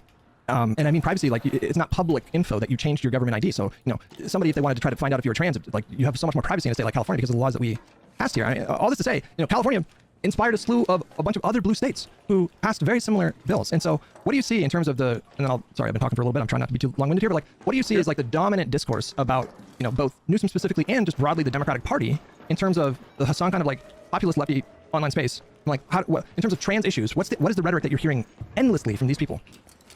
I view that as a different question than the I'm answering it though, but I just want to sort of know, I view it as a different question than flowchart logic. I think one is sort of presupposing a state of mind, a cultural context in which nothing is ever good enough and there's always a good reason. And the other is sort of like, what is the main narrative of the left? As far as I can ascertain it, some major figures on the left who are highly influential have concluded that like many Democratic politicians have abandoned sort of cowardly abandoned trans people and thrown them to the wolves or something. Do you think that's true? No. Aren't you acknowledging a problem that I think is really big? Because we're just talking about trans people right now. We could go issue by issue by issue, but we could cover healthcare, dozens of issues, literally dozens immigration. of issues. The same exact thing is going on with these people's rhetoric. Not only are they wrong, they are telling their collective audiences of millions of people, maybe tens of millions of people, that the opposite is true. They're telling people that, in Hassan's own words, Democrats would just as soon murder trans people if they thought it would net them more votes. And then when you look at the reality of the situation, Democrats are holding the line and passing legislation to protect trans people, and the legislation is unpopular. That's a good point. They are spending, they're spending political capital to protect trans people when you give in the states where the voters gave them the power to do that. Yep. I just don't view that as contradiction with the tweet. I mean, you're like, they're spending political capital on 80-20 issues. I thought the tweet was about, like, why is this an 80-20 issue in the first place? Oh, before he would engage with it, now he doesn't want to engage with that point. Now he just wants to go back to the tweet. Okay. It feels like the criticism of the tweet is like, why have we gotten to this place where public opinion is such and such, not like taking a complete, now maybe in other places they've continued that narrative. I'm just like reacting to the specific tweet, which, seems to take issue with the very fact that public opinion is that way, not that Democrats are unwilling to use political leverage in those moments, though, probably it's the case that they say that just based on my stereotyping them. But again, I don't have a basis to believe that they're showing that, and certainly not just looking at the tweet by itself. I even if we want to go down that particular road, I even think that is unfair. Anything what I just said? Well, what's unfair what I just said there? I think the premise is nonsense. I think the idea that we haven't had prominent Democratic Party politicians and prominent liberal pundits going to bat for trans people, like rhetorically on message. I could put together, if you want me to, I'll fucking do it. I can be obsessed and get shit done, but I can easily put a sizzle reel together of really prominent Democrats speaking up very strongly in defense of trans people all over the country. So this idea was the most trans. Again, they're just wrong. I mean, like, yeah, and maybe you can show me They are some wrong, additional yes. messages, some stuff where it says that they're saying something delusional, and I don't agree with them, and that's fine. Okay. But again, I think it's moving the goalpost. The goalpost was like, is this strictly speaking, what is it, flowchart logic? And I haven't seen enough just based on that, and maybe I'm like being too narrow and only addressing that aspect of it. But I'm happy to this is a meme that Democrats don't do enough. Sometimes it's true, sometimes it's false. On the trans stuff, I think it's false. I don't want to get caught up on what is the essential nature of the flowchart. I don't think that's important to the conversation. So we can reframe it in a way where we don't get bogged down in an argument that I think is a distraction from the bigger point, which is, get rid of the flowchart. And what you can still say is that, yes, this person is wrong when they put up that tweet, and this person is one of I suspect it's my feeling that they're wrong. It's my intuition that they're wrong. They are I don't know how wrong. much money. They are absurdly wrong. I wouldn't go to the, because right now I sit here and it feels like people will hear this and think that I'm being like unreasonable. Like, it's my intuition they're wrong. I don't know how much money and time they spent on counter messaging on the trans issues. I don't know on some of these issues whether or not they ought, like, what the right position in that context ought to be. Like, I'm sure I don't agree that that all competitive sports should allow for trans-sex people or transgender people to play in them. So I'm just like not 100% sure on all these different issues what the Democratic effort in fact was. Now, I suspect that they're wrong about how much money, how much effort Democrats put into the messaging war, but I'm not sure. That's okay for me to be unsure. Even if we wanted to dive into that framework, what would possibly incentivize the Democratic Party apparatus and like the donor base? What would possibly at this point incentivize them to invest, collectively $200 million into pro-trans messaging all over the country? I just don't understand why that would be an investment that they would even consider, because there's no good evidence that they would be given credit for that. There's a lot of evidence that this sort of pundit class on social media wouldn't pay attention, or they wouldn't care. They would say that it wasn't enough. They would still continue to. When you have the largest left-wing framer saying that the Democratic Party would rather murder trans people than if they thought that it would net them votes after everything the Democratic Party has done, isn't that a really risky investment? Why would they do that? Well, I don't know if their motivations rise and fall with what Hassan thinks. If that were the case, then you would think the Democrats would But it's not be just about doing him. things opposite. It's not just, that's the point I'm getting at, Pisco. It's not just about him. It's about a larger cultural issue with this particular kind of young, more leftist or populist leftist kind of politics. They all talk about the Democratic Party in this way. All of them. It's not just about Hassan. And many of them sort of like take his lead and just sort of repeat what they hear him say. So he's profoundly influential within that space, but this goes so much bigger than him. There's this. Are you familiar with a concept called the illusory truth effect? Not in those terms, no. I just learned about it recently, and now I just see it everywhere. I'm having a moment with the illusory truth effect, the same way that I had with the Green Lantern theory of politics, which is like something that I've been speaking to for a really long time, but apparently there's a term for it. This is a term that in psychology basically means that human beings are wired to believe things if we hear them repeated all over, like over and over. And if we see a lot of other human beings repeating something that even our intuition or even our own knowledge knows that it is not correct. They've done experiments, psychological experiments, like with groups and then control groups, where you'll get 10 people in a room and you'll ask them a question that's pretty straightforward, like, is the sky blue? I mean, this wasn't the example, but and in the one group where it's just that's how people are, everybody in there's like, yes, the sky's blue. But then in the other group, they intentionally plant 9 people in that group and say, well, actually, the sky's actually kind of red. What they've observed is like they can reliably get that one person to change their mind and say, well, yeah, I mean, I guess, yeah, everyone's saying it's red. So it's red. So like, that is what I do happening is like you have these. I remember learning about this in psychology. I thought I had a different name. I don't know what the name of the effect is, but the original psych experiment he's talking about was referred to as I think it's the Ask line test. I think the name is like ASCH. Oh, yes, yes, yeah. yes. That's what I was thinking of. Yeah, okay. Confidently repeated every fucking day on live streams and on Twitter and on debates and on TV, and after a while people are like, well, yeah, everybody knows that Democrats would murder trans people. They thought it would make them, they would net them more votes. Like, this is the danger, Pisco, that I'm talking about. Like, this is the really destructive, corrosive, toxic effect of their kind of politics. Yeah, I'm confused. Is that showing up in, for example, if you poll trans people, is that their view? If you take a view at like electoral results where, there are major trans advocacy groups that are, in touch with their constituencies, where is the rhetoric, the false rhetoric, having its impact felt in terms of public polling, in terms of overall sentiment? I don't know why you would jump to that. Wouldn't it be a better question to ask? No, let me just ask you, if you had to guess what percentage of Hassan's regular audience, and we can go beyond Hassan, all of these creators that are engaging in the kind of rhetoric that I'm talking about, which, is on a spectrum of just bad faith. Hassan, Denims, these lefties. No, it's so much bigger than that. I'm saying there's like hundreds of creators that are in this ecosystem. Hundreds, including Dead Domain, which is like, they're not a very big account. They have 25,000 viewers, right? Or 25,000 followers on Twitter. I'm not going to focus my energy and efforts on debunking this person's feed in the same way that I would Hassan. But my point is, there's hundreds, maybe thousands of creators like them. Okay, and so within their collective shared audience, which here's another useful question, Pisco. And then we'll get back to that thing. Like, how big do you think the collective audience is? I mean, there's no way to quantify it, right? But like, if you had to give a range, like, what do you think that number is? I'm not sure. Hassan averages like, 30 to 50,000 concurrent viewers. We have right now AOC polling at 8% among Democrats. I think self-identified socialists are something like 20-30% among the Democratic Party. It's the people in the general left of the Democratic wing, it's probably millions. The audience for these different groups probably overlaps a lot. I'd be surprised if it's more than a million or two. Maybe it is. I agree with your first answer. It's definitely, I would say, probably tens of millions in terms of people that have like anti-establishment / populist kind of leanings within the Democratic Party voter base. But in terms of their collective audience, if I had to guess, I think the range is quite large. It's like anywhere between 8 to 25 million. Like, I think it's that big, right? And so the audience of these people collectively, all of them put together, of Americans or all across the world? Americans. But this obviously would include, all across the world. For me, it's napkin math. I'm not sure. Well, I don't know virtually what you believe that. Okay, I don't want to get bogged down on that because that's not the important point. But like, within that pool, how many of them do you think would agree with the Dead Domain post that the aren't doing enough on trans messaging? More than that, that the reason why the country has backslid a bit in terms of trans support, like when you get down to it, is because the Democrats didn't do enough to. It's not. You can't say that it's an exclusive. They put all the blame on Democrats. I mean, surely implied there is blame for Republicans who are doing the messaging themselves. So I wouldn't grant that the best way to read that is Democrats get all the blame. I disagree. But I would accept that. You think that they're not blaming Republicans at all? No, I think they see Republicans as like a fire, and they see the.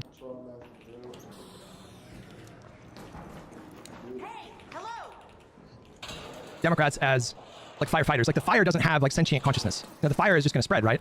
And so, if I craft an analogy with a fire, that is what I think they view the Democrats as like, it's their job to put out this fire. And so I think they blame, if you had firefighters that did a really bad job of like defending a home or whatever, then in the same way that you wouldn't necessarily blame the fire, you would blame these firefighters. But I'm saying that their premise is wrong. Like, these people, the Republicans are sentient. They are making conscious decisions. They are deliberately propagandizing in this way. They don't treat Republicans as moral agents or something, right? Yeah, it's all kind of abstract. Like, the Republican threat is like more abstract. Yeah. I guess maybe that's true for some people. I don't know enough about this person to put them in that camp, so I'm going to read that tweet as suggesting Democrat fault, not to the exclusion of Republican fault, but as as a thing to work on, and something that was a failure. But without more, I'm not comfortable saying that I know this person doesn't ascribe agency to Republicans. Maybe they do. I just don't have the basis to believe that. Okay, just so unreasonable. Just unreasonable. I don't know who this person is, Hutch. If I read that, if I put a critique of Democrats, you're like, what? So you only blame Democrats even though Trump's the president? I'd be like, fuck, I said a whole different thing, dude. I didn't say that. To be clear, I do think it's reasonable for you to say, well, I haven't seen the rest of this person's feed. What I can tell you is that I have spent some time scrolling through their feed, and now I've had a few tweets pop up. This is not an isolated incident, but I do appreciate that you would be more comfortable, seeing that with your own eyes. If I tweeted them in response to this, I say, do you put any blame on Republicans for this? You think they would say no? No, I think they would retreat to the mob at that point. Oh, so you do. I think that they would be like, well, yeah, of course, but the Republicans are the Republicans, and we're trying to change the left-wing movement. They would kind of retreat to that thing.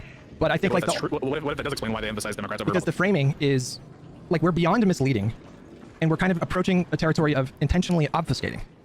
Like, I view this kind of rhetoric to be that irresponsible, and that is what we're talking about at the end of the day. We're talking about irresponsible, lazy rhetoric. Is how I see it. It's lazy. Anybody with the technology that exists now, anybody could look up and find all the different laws, pro-trans laws that blue states have passed you should do that. If you're going to dive into politics and if you're going to opine on the impact of electing this party versus that party, and if you want to focus on particular issues, you should go state by state. What kind, Ohio, state governor and legislature are Republicans. What kind of bills have they passed pertaining to trans people?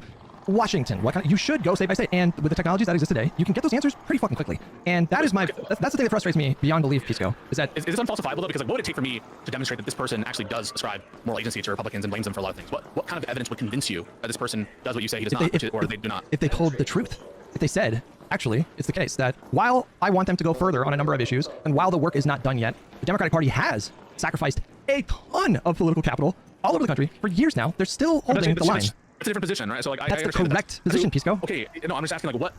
There was this... I thought you were alleging or saying that these people blame Democrats to the exclusion of Republicans. And on that specific claim, I'm like, well, what would it take for you to be convinced that that's not true for this person? What kind of evidence would it need to show that regardless of whether or not the true position is that Democrats sacrifice capital in service of trans people, which I think is absolutely true. But regardless of that, what would it take for me, specifically on the point of Republicans not being treated with any kind of agency or any kind of, or like not focusing on them, what would it take for you to be convinced actually it's not true about this person? Their advocacy would have to completely transform. So, for example, there's nothing stopping. I mean, if you hold my position, and even if we disagree about the numbers, right? I said anywhere between like 5 and 20 million collective audience, either passive or super engaged, viewers. If you took a position that they have significant audience size, they could all tomorrow coordinate with each other and plan and execute demonstrations outside of Republican state legislature politicians, U.S. representatives, Republicans in the Congress. They could organize protests tomorrow at the same time, and they all have the collective audience size to be able to pull off something really impressive, to demonstrate their anger and contempt and rage at the appropriate people who should be the targets of that rage. But instead, what they do is,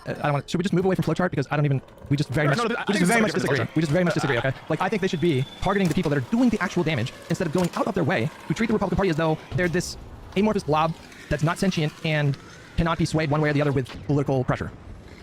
Well, that might be true, right? Like, it might be true that we can't sway Republicans. Wait, what do you mean? To our side. How could you believe that? Look at what happened in Minnesota. Look at what happened in Minnesota. I'm not saying that I think it is true. I'm just like, it could be one justified reason, for example, not to canvass in like Republican-heavy areas is because you get more bang for your buck efficiency-wise going for independents or people who lean on your side already. So like, I don't flatly reject that. Hang on, but Pisco, that is such a bad analogy. An analogy about canvassing, like, yeah, sure, that makes sense that if you were to spend money strategically, maybe you'd spend money in a fucking R+3 district instead of an R+15 district. That makes sense. But in that context, you're talking about advocacy, trying to get out there and help elect Democrats. Like, that's the remedy in that spot. We're talking about them going out of their way to push a completely, just a totally absurd narrative that is not true. It's the opposite of true about the Democratic Party. They're doing activism against the Democratic Party, even though the Democratic Party is holding the line in a way that almost no other political party in the entire world is doing right now. Oh, I get that, but I'm just like on the specific point of, well, we focus our attention on people on our side because that's people who are going to most likely like win hearts and minds. Isn't that like your whole rationale for focusing on these people anyway, right? Like, isn't the focus on these people to the exclusion of MAGA and Republicans with your criticism, isn't that premised by the same logic, Hutch, which is that we would rather spend our time, consolidating our own than, wasting time in a place where, it's not as efficient? I thought that was like your whole thing. You're going to have to dumb that way down for me. Okay. So my brain is not okay. the best brain, okay? You gotta talk to me like a fucking 6th grader sometimes, Pisco. I'm trying to, I'm sorry if I'm too, like, verbose. Your lawyerly words, like, we get it, you have a degree, bro. It's fucking cool. That's great. Can we move on? You passed the bar. Okay, fine, great. Okay. You spend a lot of time criticizing lefties who are, like, more, or at least claim some kind of position in, quote-unquote, our coalition, our camp on the left. And you do so, I thought, on the rationale that, well, I want to grab their audience, and it's actually like not an inefficient use of my time to spend focusing on these people because it's a huge area where Democrats can get gains is by suppressing this kind of internal, or at least more internal, opposition, which is functionally oppositionary, but like from within our house, right? And isn't that like the same logic of someone who would say, well, I spend all my time criticizing Democrats on Israel or on trans issues because I know that it's like, it's better to get my house in order, similar to how you would say it for the lefties. Do you see what I'm saying? Yes, but I don't think it's the same thing because I'm right and they're wrong. Oh, you might be right and they might be wrong. I just mean like in terms of the incentive structure, like it doesn't mean they're necessarily bad faith and they don't believe what they believe. It could just be like they tactically see it like a waste of their time, and I don't necessarily agree with that. But similar to how you might think, well, it's actually efficient for me. There's plenty of room for people to be self-critical when it comes to lefties. They might think the same thing about like the libs or whatever, or the establishment people. Now we might disagree with them, but it doesn't necessarily speak to their good or bad faith. Yeah, I like when you introduce the element of bad faith, that's kind of a different conversation because like this person Dead Domain, I watched a couple of their videos. I've seen a few of their tweets that pop up on the feed. I don't assume that this person's bad faith. I assume that this person has been kind of swept up by that illusory truth effect that I was telling you about before. I think the bad faith actors are typically on like the top rung of content creation and audience size. And I think that Dead Domain does these kinds of tweets for a number of reasons, but probably one of the biggest reasons is to signal that they're a part of like the morally correct tribe. And so that's a different kind of incentive. Like I don't assume that this person is bad faith. I assume that this person genuinely believes that the Democrats have abandoned trans people such that the Republicans have carved out a lane and, capitalized on Democratic negligence to move the public away from trans people. That doesn't mean that I think this person is bad faith. And to your other point, the reason why, would you agree? Here's my premise. I think that normies. Oh shit! Did you see that Hassan Got a soundboard? Okay. Putin can just fucking ignore me. Fuck you. Apparently he's a new sound today. She wants the soundboard. Here, look at this. Kaya, place.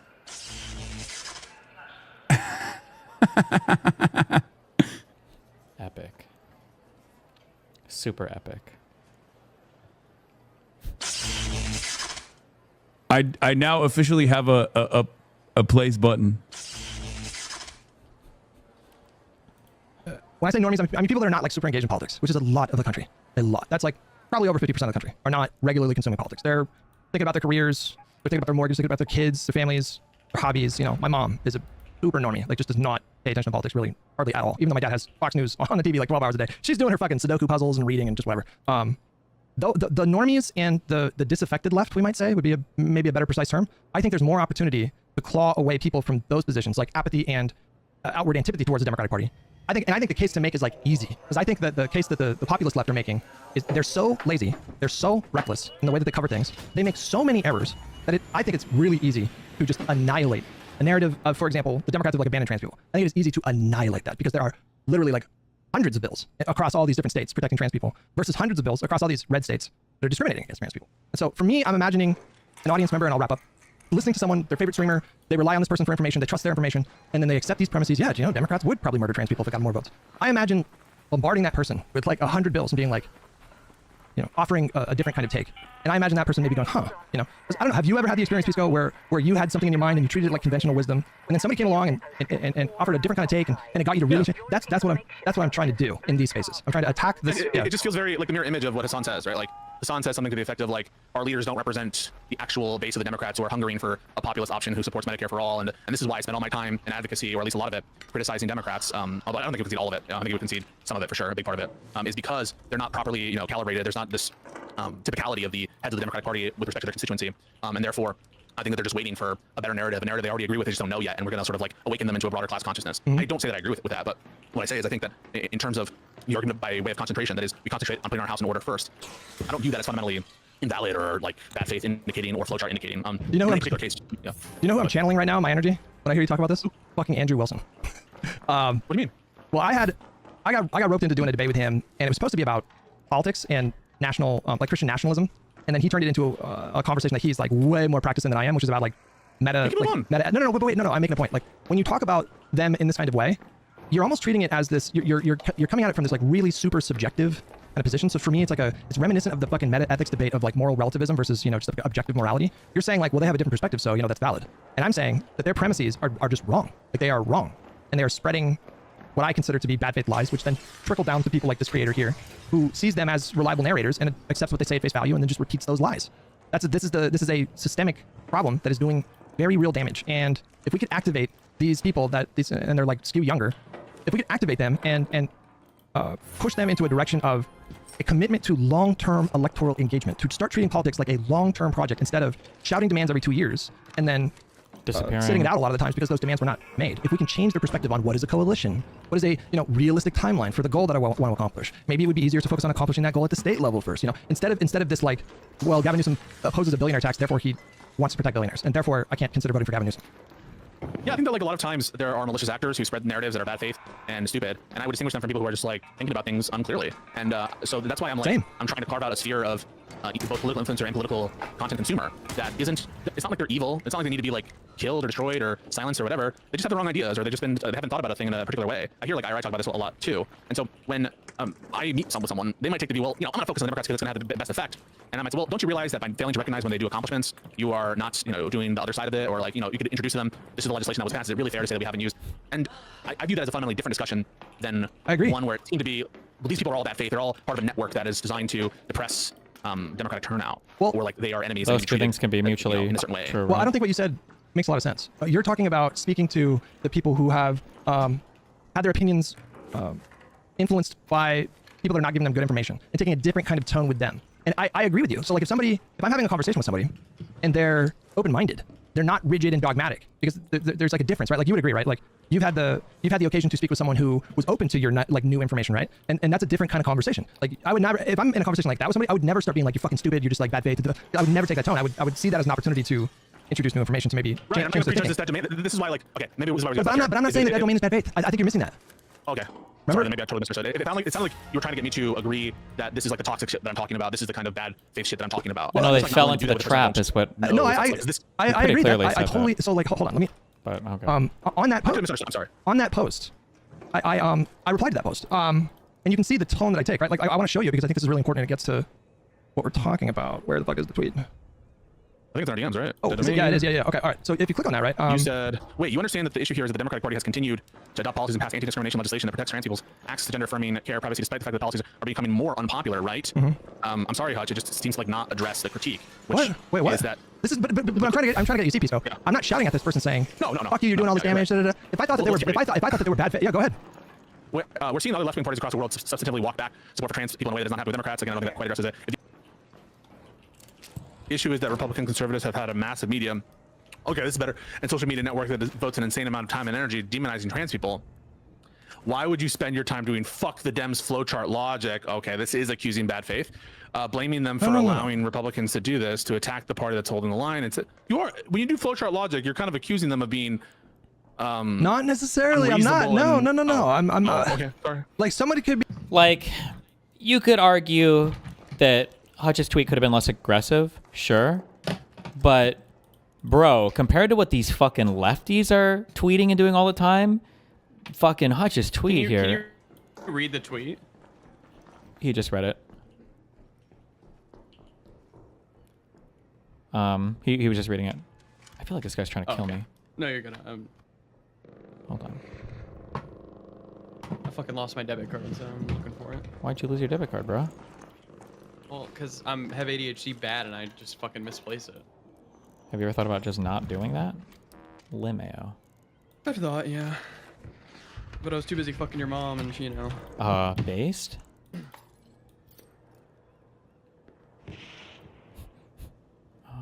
Fuck this thing. Okay.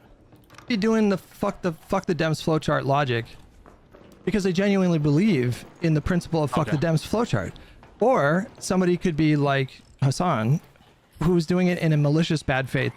Wait. Fuck! I know this motherfucker's coming to kill me.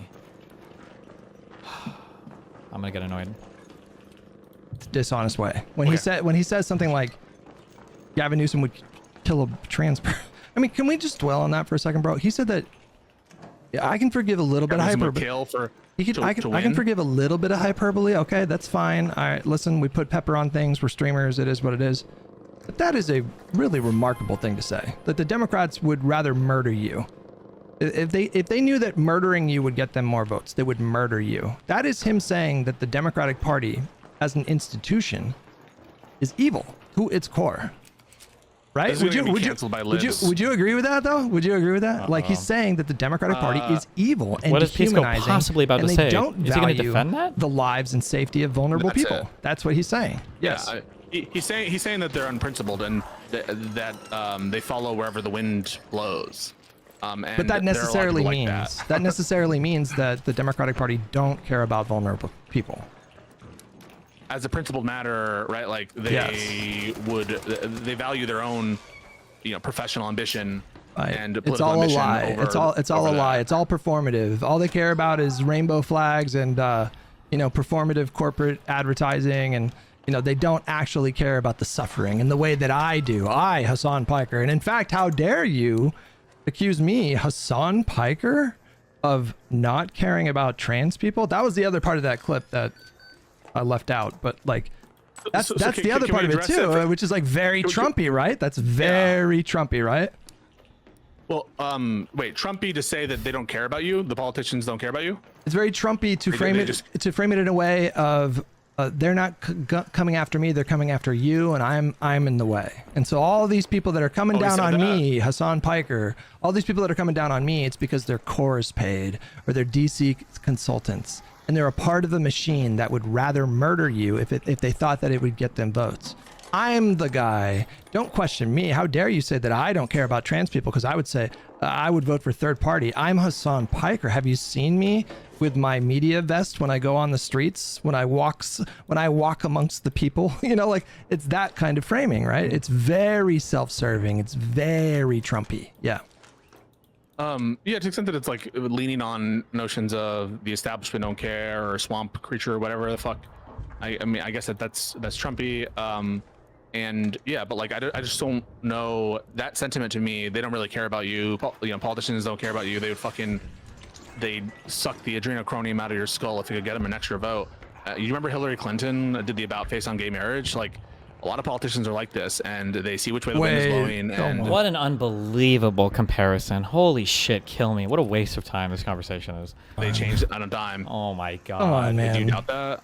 There is a difference between like politicians shifting with the political winds in ways that Like this is make a perfect beneath both of strategic them. sense. This explanation. And, you know, would you argue, for example, that it would be So morally dumb. good to take let's just take Obama, for example. Obama in 2008. The country had not moved at that point to majority support for gay marriage. And he ran on marriage between a man and a woman. I think he was lying when he said that. I think he did support gay marriage. And then when he eventually switched, it was like kind of like right around the time that the Supreme Court decision came in, and it was right around the time that the public shifted to majority support for gay marriage. Would you argue that it is morally good to lie about a position like that if it helps you win an election and therefore empowers you to, say, for example, appoint a Supreme Court justice who was one of those votes for Obergefell? I'd have to be convinced. I mean, you're just presenting me the, harm reduction trolley problem again, and of course I'll bite the bullet that sometimes lying is justified. I would have to, the particular lie and the context of it matter. That's what I'm talking about, though. But that's part of the critique, though. It's not just in terms of signaling; it's in terms of what they're willing to do. And we've already discussed, though. Hey, hang on. We've already discussed what they're willing to do, bro. I mean, they have basically every single blue state. They are passing laws going to bat for trans people. In the now context, but again, deal with the. I know that he's a bad faith piece of shit. Fuck Hassan bad. But if we are gonna do the labor of actually like dealing with the point as though he were a good faith, good person, whatever, then we should just like address the point. The point isn't that now Democrats are doing literally nothing. The point is that he's not a reliable ally in that all it would take is a shift in public polling, and all of a sudden, you can't count on them. That's the kind of critique there. And by saying, well, now they're doing stuff, it's not really addressing Hassan's point. And yeah, I think that you ought to. I think you ought to take it on its strongest. And the one thing you might say is, well, look, right now it's unpopular to do certain things, and they're still doing it. And so you're wrong, Hassan, because A, B, C, or D. And Gavin Newsom, did this, that, and the third, and that shows you that you're actually wrong about it, about what's going on there. But I don't think that like saying they don't really care about us. In some ways, like you embody that in terms of your ruthless attitude towards electoralism. Like you're willing to say, if it helps win an election, like, all right, sorry, abortion rights. If I knew that it would give us like Medicare for all, you're ruthless in that sense. And so everything's up for negotiation if you're, I guess, a harm reductionist or something. And I think that to some extent he's calling into question what these politicians really care about. And I don't agree with him. No, you are going to extraordinary lengths to sanitize unhinged language. I'm not sanitizing. Because you're saying that there's validity there. You're saying there's a messaging strategy there. You're saying it's perfectly valid for him to, you're doing a Mon Bailey. You're giving him a Mont right now. Because you're saying, well, politicians do this all the time, and sometimes they say that they don't support gay marriage. Back in like fucking 2007, when 44% of the country supported gay marriage, and therefore, it's really not too dissimilar from Hassan saying that Democrats would rather murder you than try to court your vote. No, but you understand what he's saying there, isn't that? He's saying that they're. He's saying they don't care about you. He's saying, but yeah, they don't really care about your rights. Pisco, why? You have to address that though. Why are you treating? Can I ask you? Do you think that Hassan is like largely good faith? No. Then what are you doing? Yeah. I don't understand the defense. Why would you defend someone who you think is bad faith? Why would you give them a mot like this in this spot? Why would you not? Just, I already told you the mot. You compared his rhetoric to politicians shifting their political opinions or support for this or that policy after the public gets on board with it. Hassan's point, yeah. But no, that's Hassan's point. He might be wrong in the specific instance of trans rights. And I think you have a good case there. I'm just like, whether or not someone's bad faith, I'm like, I think Rob Noor is very bad faith, but I still like try to address his argument. But you said, oh wait. Okay, I feel very confused right now. I don't understand how you operate like this. Tell me why you're confused. I don't understand how you operate like this. If you tell me that you think Hassan is largely bad faith, why would you go to such extraordinary lengths to reinterpret his insane rhetoric in a way that is sanitized? It is sanitized. You're sanitizing. I'm trying to understand what he's saying in the most reasonable way. And so when someone says like they would shoot you for a vote, I don't take that literally.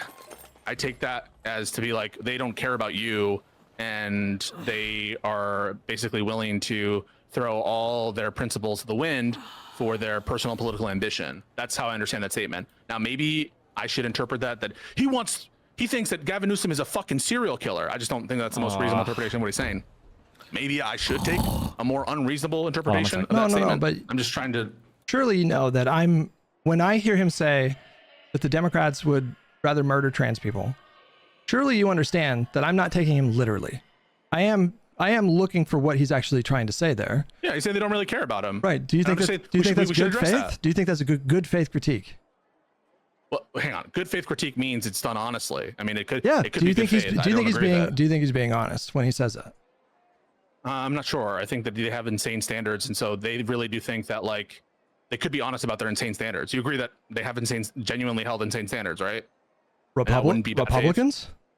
No, fucking lefties. They'll be like, okay, but he said this one thing about trans people in sports, and that's the most important thing, and therefore I do believe they have no principles on the basis of that statement by itself. Or they'll say something like, well, AOC voted for the Iron Dome, therefore she's a pro-Israel shill, therefore she's a Zionist. Like, those are just like some insane standards that some people have, and so in any given context, you know, you're asking me to just be like, they're lying, right? They're lying, right? They're lying, right? Like, I don't know. Like, but we're looping to my point, which is that the people, we're looping to my broadest point, which is that the people that have the most influence in that space are using that influence in bad faith ways, deliberately to be dishonest to their audiences and manipulate them into holding these views that are frankly absurd.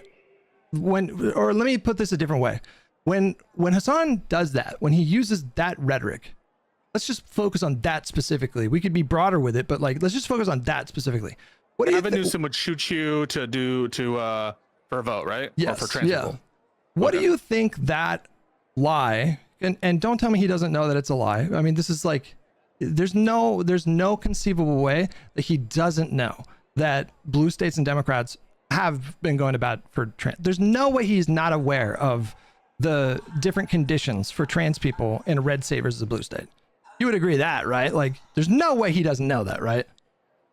I think he's ignorant in a lot of things, so I think there is a way that he doesn't know it. You think that he doesn't know that it's way better for a trans person to live in a blue state than a red state? Oh, I think he probably knows that, but I thought you're talking about like the full panoply of different things the Democrats have done. I think it's possible he's ignorant about that. I think that he's aware that it's better to be a trans person in a Democrat state, yes. So then what he said has to be bad faith. Not necessarily, no. Okay. This feels like a bit of cognitive dissonance to me. I don't know how you could simultaneously think that Hassan is well aware that states run by Democrats are way better for trans people.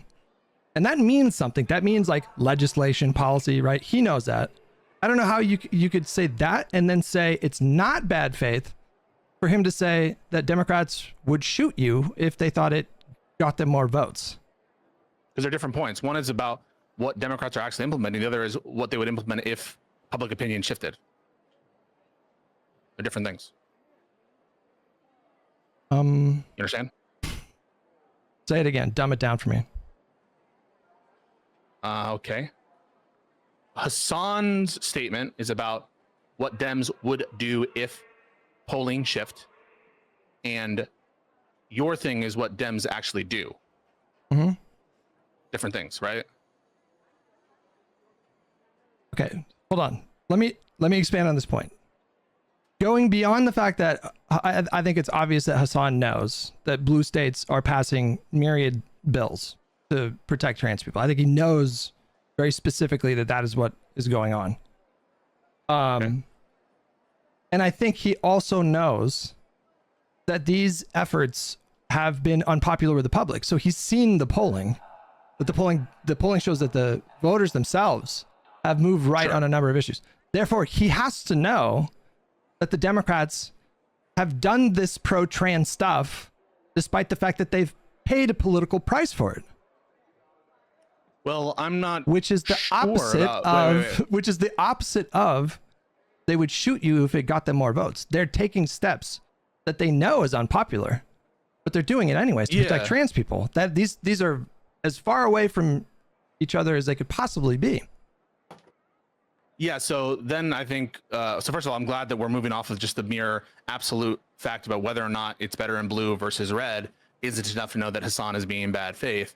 But again, the fact that it's nationally unpopular doesn't necessarily mean that it's like locally unpopular in a way that they would internalize it. And so I think again, just being totally good faith, just because the Democrats are taking some measures, and I don't know if Hassan's take is that those are the measures that he thinks that are unpopular that should be taken, but even assuming that they are, in the context of a blue state where overwhelming sentiment is with them, I think is different than looking at the overall national polls and saying, that they're doing it in that context. I think it would be like where the winds are shifting in such a way that they should be receptive to it. And for someone like Newsom, he is charting a course to try to have a more, someone even say like sane approach to trans issues or whatever, a more moderate approach to trans issues. That's a lane that he's I think, carving for himself. Not to say that he's anti-trans or anything. I would totally disagree with that. But that I think is his critique, not that Democrats in places where they're safe do things that are nationally unpopular, but in situations in which the polling is shifting in a context in which it would affect their ambitions, then they would shift. That make sense? It does, but I have to say, Pisco, who is my boy and I love deeply and has a degree from a law school, I don't know how to reconcile what you're saying right now, which to me amounts to making an effort to interpret what Hassan said in good faith. Would you agree that that's what you're trying to do? I'm trying to interpret it in good faith. I don't know how to reconcile that with you saying 10 minutes ago that you think Hassan is largely bad faith. What's the contradiction? Why would you make such an effort for someone who has demonstrated that they will be bad faith at the drop of a hat consistently? Because I think it's intellectually honest and consistent of me to do so. And otherwise, this just turns into Hassan lies, Hassan bad, and there's like nothing of substance for us to discuss other than he sucks. It's literally a circle jerk. And what is there to discuss? Well, I think we're talking about something like much bigger than just Hassan sucks. I think I've made that point like clear that I think it goes way bigger than that. But like, say for example, you on Monday like really grilled me. You accused me of bad faith, and so I guess I'm a little confused of like why you would go out of your way to try to interpret what Hassan said in good faith when you say he's largely bad faith. But when I tell you it's difficult for me to justify voting for a Marxist-Leninist, you jump to the conclusion of, well, you're being bad faith because you don't like him. Do you think I'm more bad faith than Hassan? No. I don't know how to make sense of this then. Yeah, so like in the context of our conversation, I don't know that I specifically accused you of bad faith other than dodging. So dodging, I think, is bad faith. I think you did dodge. But putting that aside, like I think that in interpreting Hassan's statement, everything I said so far has been reasonable. Like he's basically saying that Democrats are fair weather friends. I don't agree with that as to every Democrat. Some I do agree. There are some Democrats who I think are definitely fair weather friends. I think that's a reasonable interpretation. But even right now, I don't think I've interpreted you ever bad faith. I don't know what interpretation of yours was bad faith. I think that there is some personal animus towards Hassan, and some might even be justified. I think that in some sense you are justified to have personal animus against Hassan. But the question about Epstein, I think, brought out some what I think are contradictions, or at least entailments that you were uncomfortable with and uncomfortable to reconcile. But I do think I was trying to interpret you in good faith. If there's two things that because how long have we been doing the pod now, man? Like a year and a half. If there's two things about me that like really drive me, is number one, the principle of taking the harm reduction seriously, and number two, a principled positive view of liberalism. I mean, beyond positive, I think that liberalism is like, it's essential that we maintain a liberal structure in this country. And so if I tell you that as a like principled liberal that really values like we could go into the minutia of like liberalism, but basically we're talking about a system that was devised to be a bulwark against a concentration of power, against like the various monarchies. It was a principle of democracy, and all the values that spring from that are things that I think are really important in terms of maintaining this order. Things like the rule of law and free speech and the ability to, form political parties if you want to do that, and criticize the government, and individual rights and free markets and these kinds of things. And when I was telling you that even if you put a preposterous hypothetical in front of me, it's really difficult for me to ever entertain the idea of giving a liberal Marxist-Leninist who believes in a uniparty the presidency. You interpreted that. Why didn't you grant the Epstein? You interpreted that to be. If that's your view, you should have granted it. If that was your view, you should have been like, yeah, of course I'd vote for Epstein over Hassan.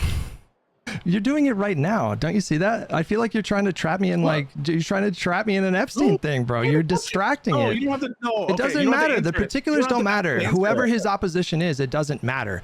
If you tell me that my choices are a Marxist-Leninist tanky who wants to end liberal democracy and anyone you can think of, do you not think that it's it's a layup for you? Do you not think that it is? No, but you're doing the prime Kais, Pisco. That's what you're doing. What am I doing this prime Kai? You're clip farming. That is what you're doing. I'm not trying to clip farm. You're missing the point.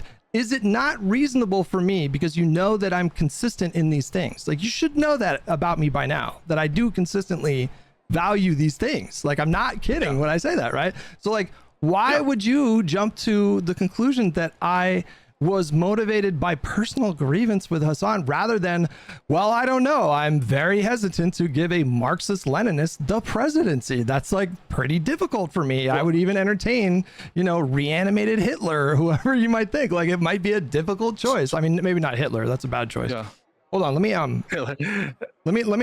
get some water. Give me like 2 seconds. Oh yeah. Sure. I have a lot to respond.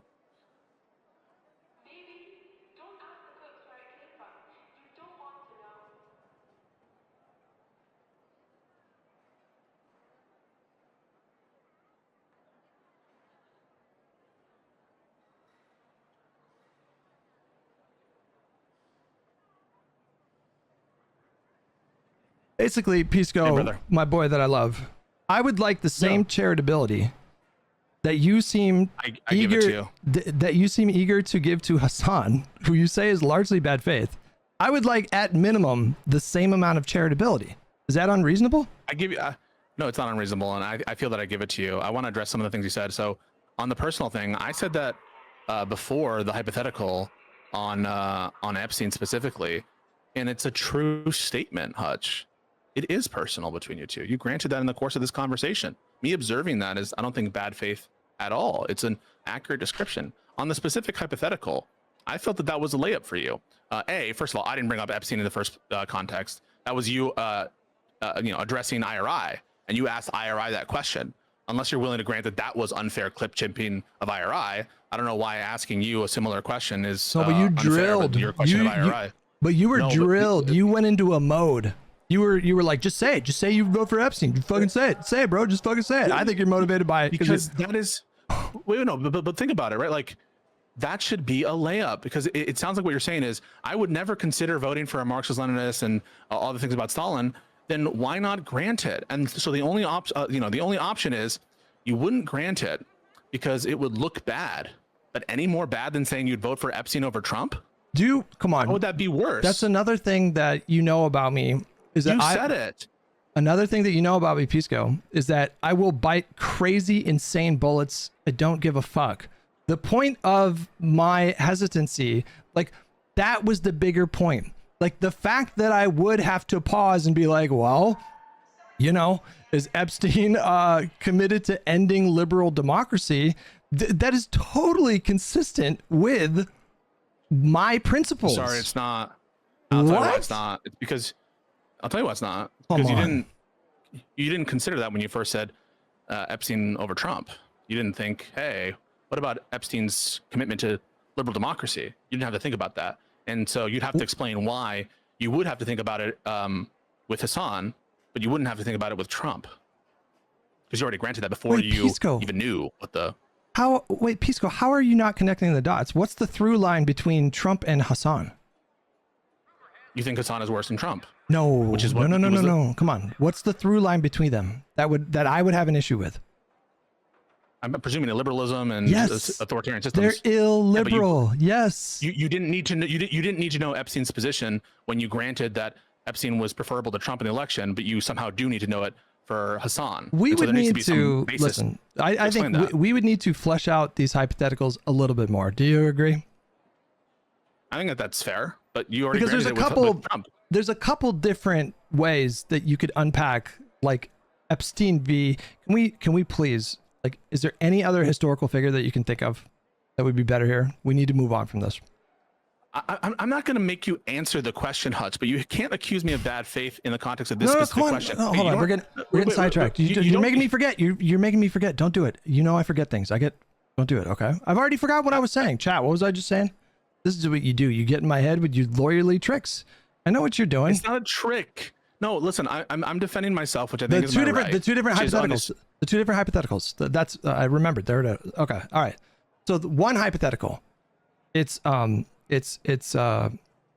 versus Vance, and it's the current system, the current guardrails, all of that. Like, you just copy paste, right? And in this hypothetical, you know, Hassan knows that he can't get rid of liberal democracy, so instead he just pushes for like social democratic policies or whatever. Right? Is that do you think that's like a fair way to frame the hypothetical, that we can get into more specific details? If that is the I case, think the way it's been if that is the framed, case, the way I've, yeah. if that is the case, I am obviously going to vote for Hassan in that spot over reanimated Jeffrey Epstein, just the same that I would AOC, Ilhan Omar, Bernie Sanders, obviously. If it's a hypothetical where, you know, Vance or that's a better, more appropriate question, by the way, like Hassan or Vance or Hassan or Trump or something like that. But they have built a political movement. They have popular support. They could actually like meaningfully move towards their larger goals. Then that becomes a much more difficult question, because in both cases, liberal democracy would be fucking done. And at that point, you have to evaluate, okay, like, do I want to die, you know, 20 million Americans die from famine, or 20 million in the fucking concentration camps? Would you agree that that's like a fair way to unpack they're very it? different. Yeah. Well, I don't think it's a fair interpretation of the question. I don't think, like, when people hear who would you vote for president, they're like, who would you vote for to have absolute, like, fucking Dr. Manhattan powers over all our systems and be able to, like, manipulate with ease. I don't think that's a good, like, that's some shit that Steven said, and when he was trying to, in my opinion, double back on some of the concessions he made on Twitter or whatever. But I don't think there's any good faith reading of a question of like, who'd you vote for president? Like, I'm voting for God Emperor, who has complete control of all the people, and, you know, I control the police down to every person. But we would Like, have to, that's- but I we don't would think- have to flesh out the hypothetical in that way, right? If you want to flesh it out, I'm not saying you'd be inconsistent for having two different answers. but you would what I was have to. calling out though was what I'm calling out though is you didn't need this kind of introspection into the hypothetical for Trump. For Trump, it was easy. Yeah, I'd bite that bullet on Epstein. Yeah, I would. But there's a different treatment that you were doing with Epstein versus Hassan, and that, I think, is telling, because something needs to explain that. And what explains it? That's my question. Didn't I say, hang on, wasn't I consistent? Because I swear to God, that question came up, Hassan versus Trump. I think that came up like 3 weeks ago. Did I not say the same thing where I said I would Minecraft myself? I'm not saying that you're inconsistent, that you said I would Minecraft myself on that. I'm pointing to something specific. That is to say, your willingness and eagerness to show your consistency, which I think is great, that you're consistent on harm reduction, was so powerful. A way to sort of test those bona fides was to say, I would even vote for someone I find morally repugnant, such as Jeffrey Epstein, in the name of, you know, societal welfare, if it were up against JD Vance. That was your statement. It wasn't accompanied by I would Minecraft myself. It wasn't like I would vote third party. It was just clear. I would vote for Epstein over JD Vance. But I asked you a complete. You didn't need to. No. I asked you. Yeah. I tried to flesh out the hypothetical. You were the one stuck in debate mode, because I asked you, what's his platform? Which is to say, you didn't need those answers for Trump. What and do for you Vance. mean? You didn't need those. Because at that point, wait, no. Again, stop doing this, bro. I am consistent. I literally said I would Minecraft myself between Hassan and oh, that's not. Go back 5 minutes ago? Was it that long ago? I thought I heard it just like a minute ago. That's not the inconsistency. The inconsistency isn't that you would Minecraft. The inconsistency is the amount of detail and the nature of the hypothetical that you require for Vance versus. Do you have the sound on? Yeah, but I was on the phone, so I have heard things. On. That's the inconsistency. Why do you need more information? about the nature of the hypothetical. Why does it when came to matter? I was Hassan, trying to and it- flesh out my boy that I love. Fuck it. We'll go back 7 minutes.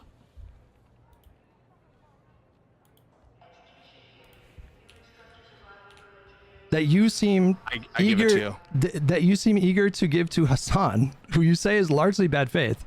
I would like, at minimum, the same amount of charitability. Is that unreasonable? I give you, no, it's not unreasonable, and I feel that I give it to you. I want to address some of the things you said. So on the personal thing, I said that before the hypothetical on Epstein specifically, and it's a true statement, Hutch. It is personal between you two. You granted that in the course of this conversation. Me observing that is, I don't think, bad faith at all. It's an accurate description. On the specific hypothetical, That's a bad statement because whether or not something is personal doesn't mean that the entirety of the... He's actually making the... Would you consider this fallacy?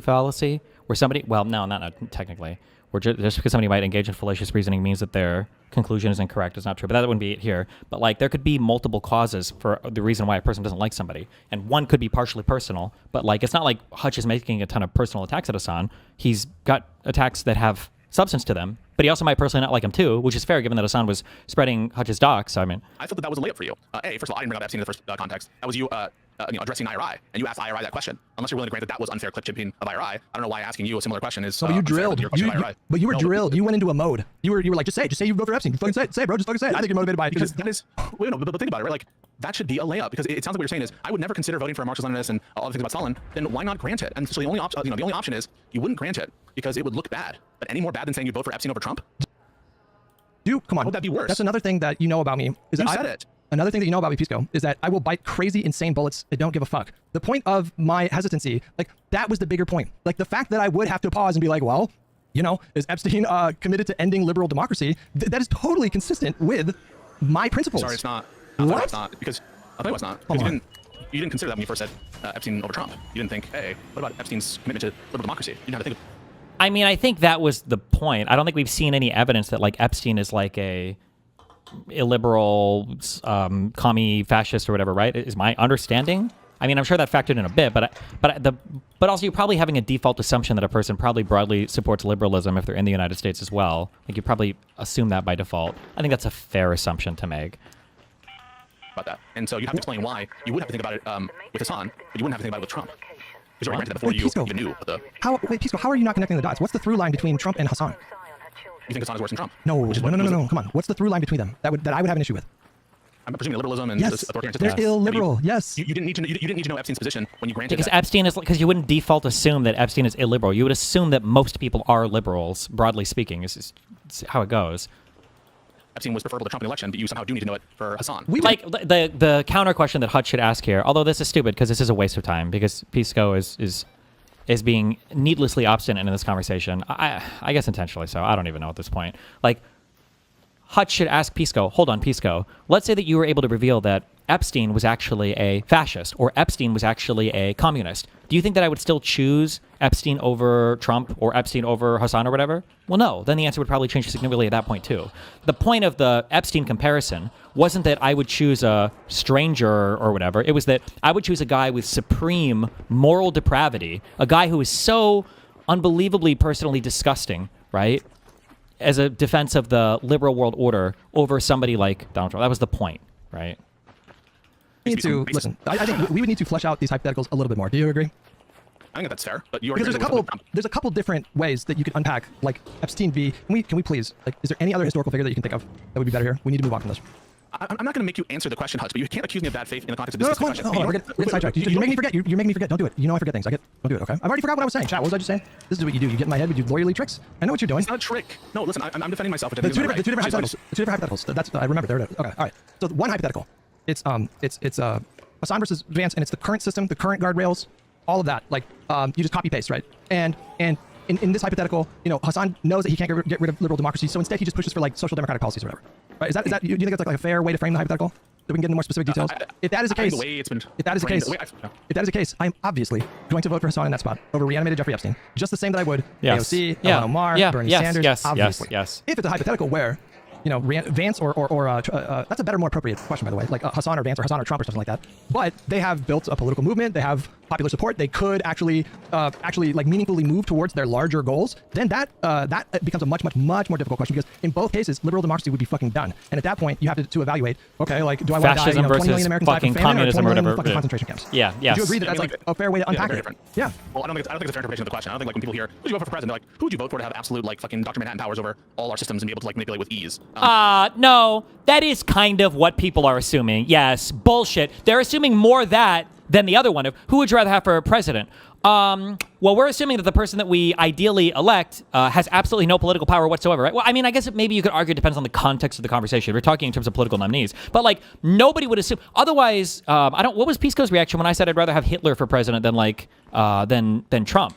Because I assume with the current guardrails and everything, Hitler would be able to do nothing. And he's Hitler. People hate Hitler. Even conservatives, generally speaking, hate Hitler. So, like, yeah, I would always have Hitler be the president because he can't do anything. But nobody would feel that very intuitively. Like, who would your ideal president right now for the conservatives, who would it be? And you say, oh, Hitler. Like, who's supporting, or I'm sorry, when you say Hitler, who's thinking like, oh, really good answer because I know you're choosing Hitler because you know he's not going to be able to get anything done. Like, I don't think that that's a good. Like, that's some shit that Steven said when he was trying to, in my opinion, double back on some of the concessions he made on Twitter or whatever. But I don't think there's any good faith reading of the question. Double back on any of the concessions. I mean, I could, even if there were ever concessions to be made, they would never be made to Pisco because Pisco is not capable of engaging in these arguments like an adult when he's on the other side of them. He just can't do it. It turns into the most debate perverted, like logical. When you say possible, do you mean like in all possible universes? It's logically inconceivable. Like, Jesus. Like, who's your president? Like, I'm voting for God Emperor, who has complete control of all the people, and I control the police out to every person. But we would have to flesh out the hypothetical in that way, right? If you want to flesh it out, I'm not saying you'd be inconsistent having two different answers. But you what would have I'm calling out though is you didn't need kind of introspection of the hypothetical for Trump. For Trump, it was easy. Yeah, I'd bite that bullet on Epstein. Yeah, I would. But there's a different treatment that you were doing with Epstein versus his son, and that I think is telling because somebody needs to explain that. And what explains it? That's my question. Didn't I say? Hang on. Wasn't I consistent? Because I swear to God, that question came up, Hassan versus Trump.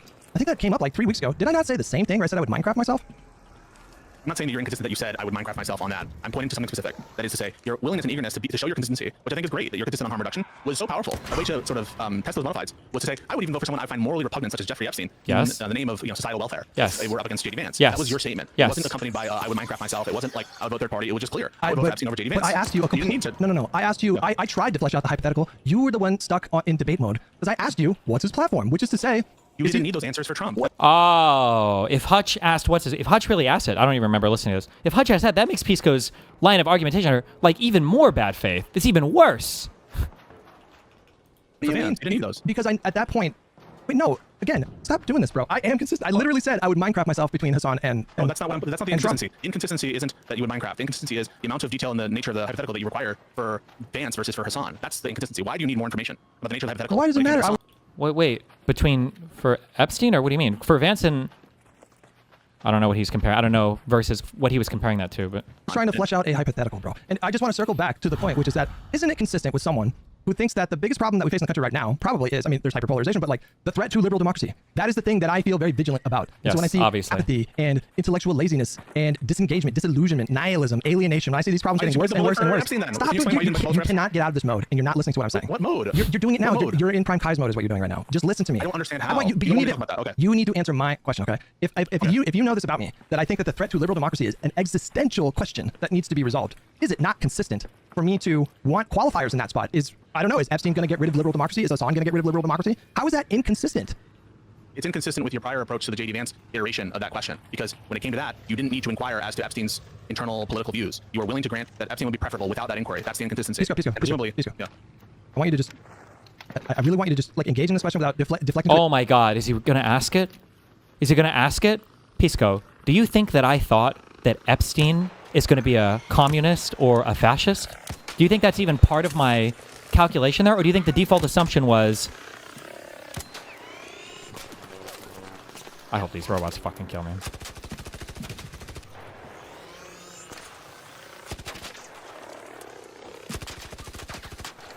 I hate this fucking weapon.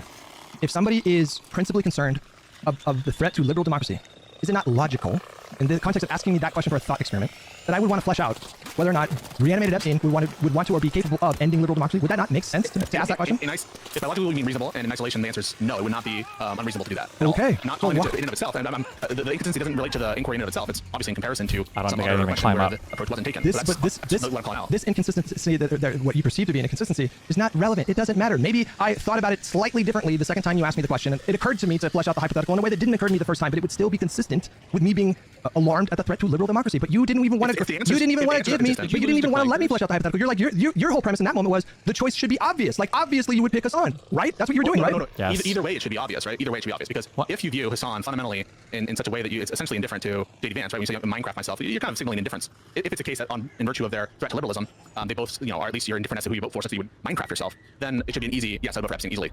That should be the answer. You didn't give that answer. That is alarming, right? And on the other view, Hang on, which is like, Pisco. no, Hang on, Pisco. What is the difference in terms of potential calculation between forming the hypotheticals Hassan versus like Vance or Trump, or Hassan versus Epstein? Like, what do you think the issue is there for me? getting clipped, perhaps? No, I'm saying why would I ask the question about a calculation between forming the hypotheticals Hassan versus like Vance or Trump, or Hassan versus Epstein? Like, what do you think the issue is there for me? Getting clipped, perhaps? No, I'm saying why would I ask the question about Epstein and not Vance and Trump? Why would you ask the question about Yeah, Epstein? why would I ask like what are his politics? What's his policies? Presumably you're ignorant about Epstein's political views. Yes, I know Vance's politics. I know Trump's politics. I don't know Jeffrey Epstein's politics. So in that context, of course I would ask the question, right? If you're willing to ask it in the context of the JD Vance comparison, then yeah, of course it makes sense. Did you hear what I just said a moment ago? I know Vance's politics. I know what he's about. I know Trump's politics. I know what he's about. I don't know Epstein's politics. So why would I not ask that question? Because you already granted the one, right? That was Because I know their politics. I'm repeating myself, Pisco. I know their politics. I don't have to question. I don't need to know, like, well, is Vance trying to end democracy? I don't need to know. I don't need to ask the question. Then were you mistaken when you answered so quickly that you would know that it would be Epstein over Trump or Vance? Is that a mistake to answer so quickly?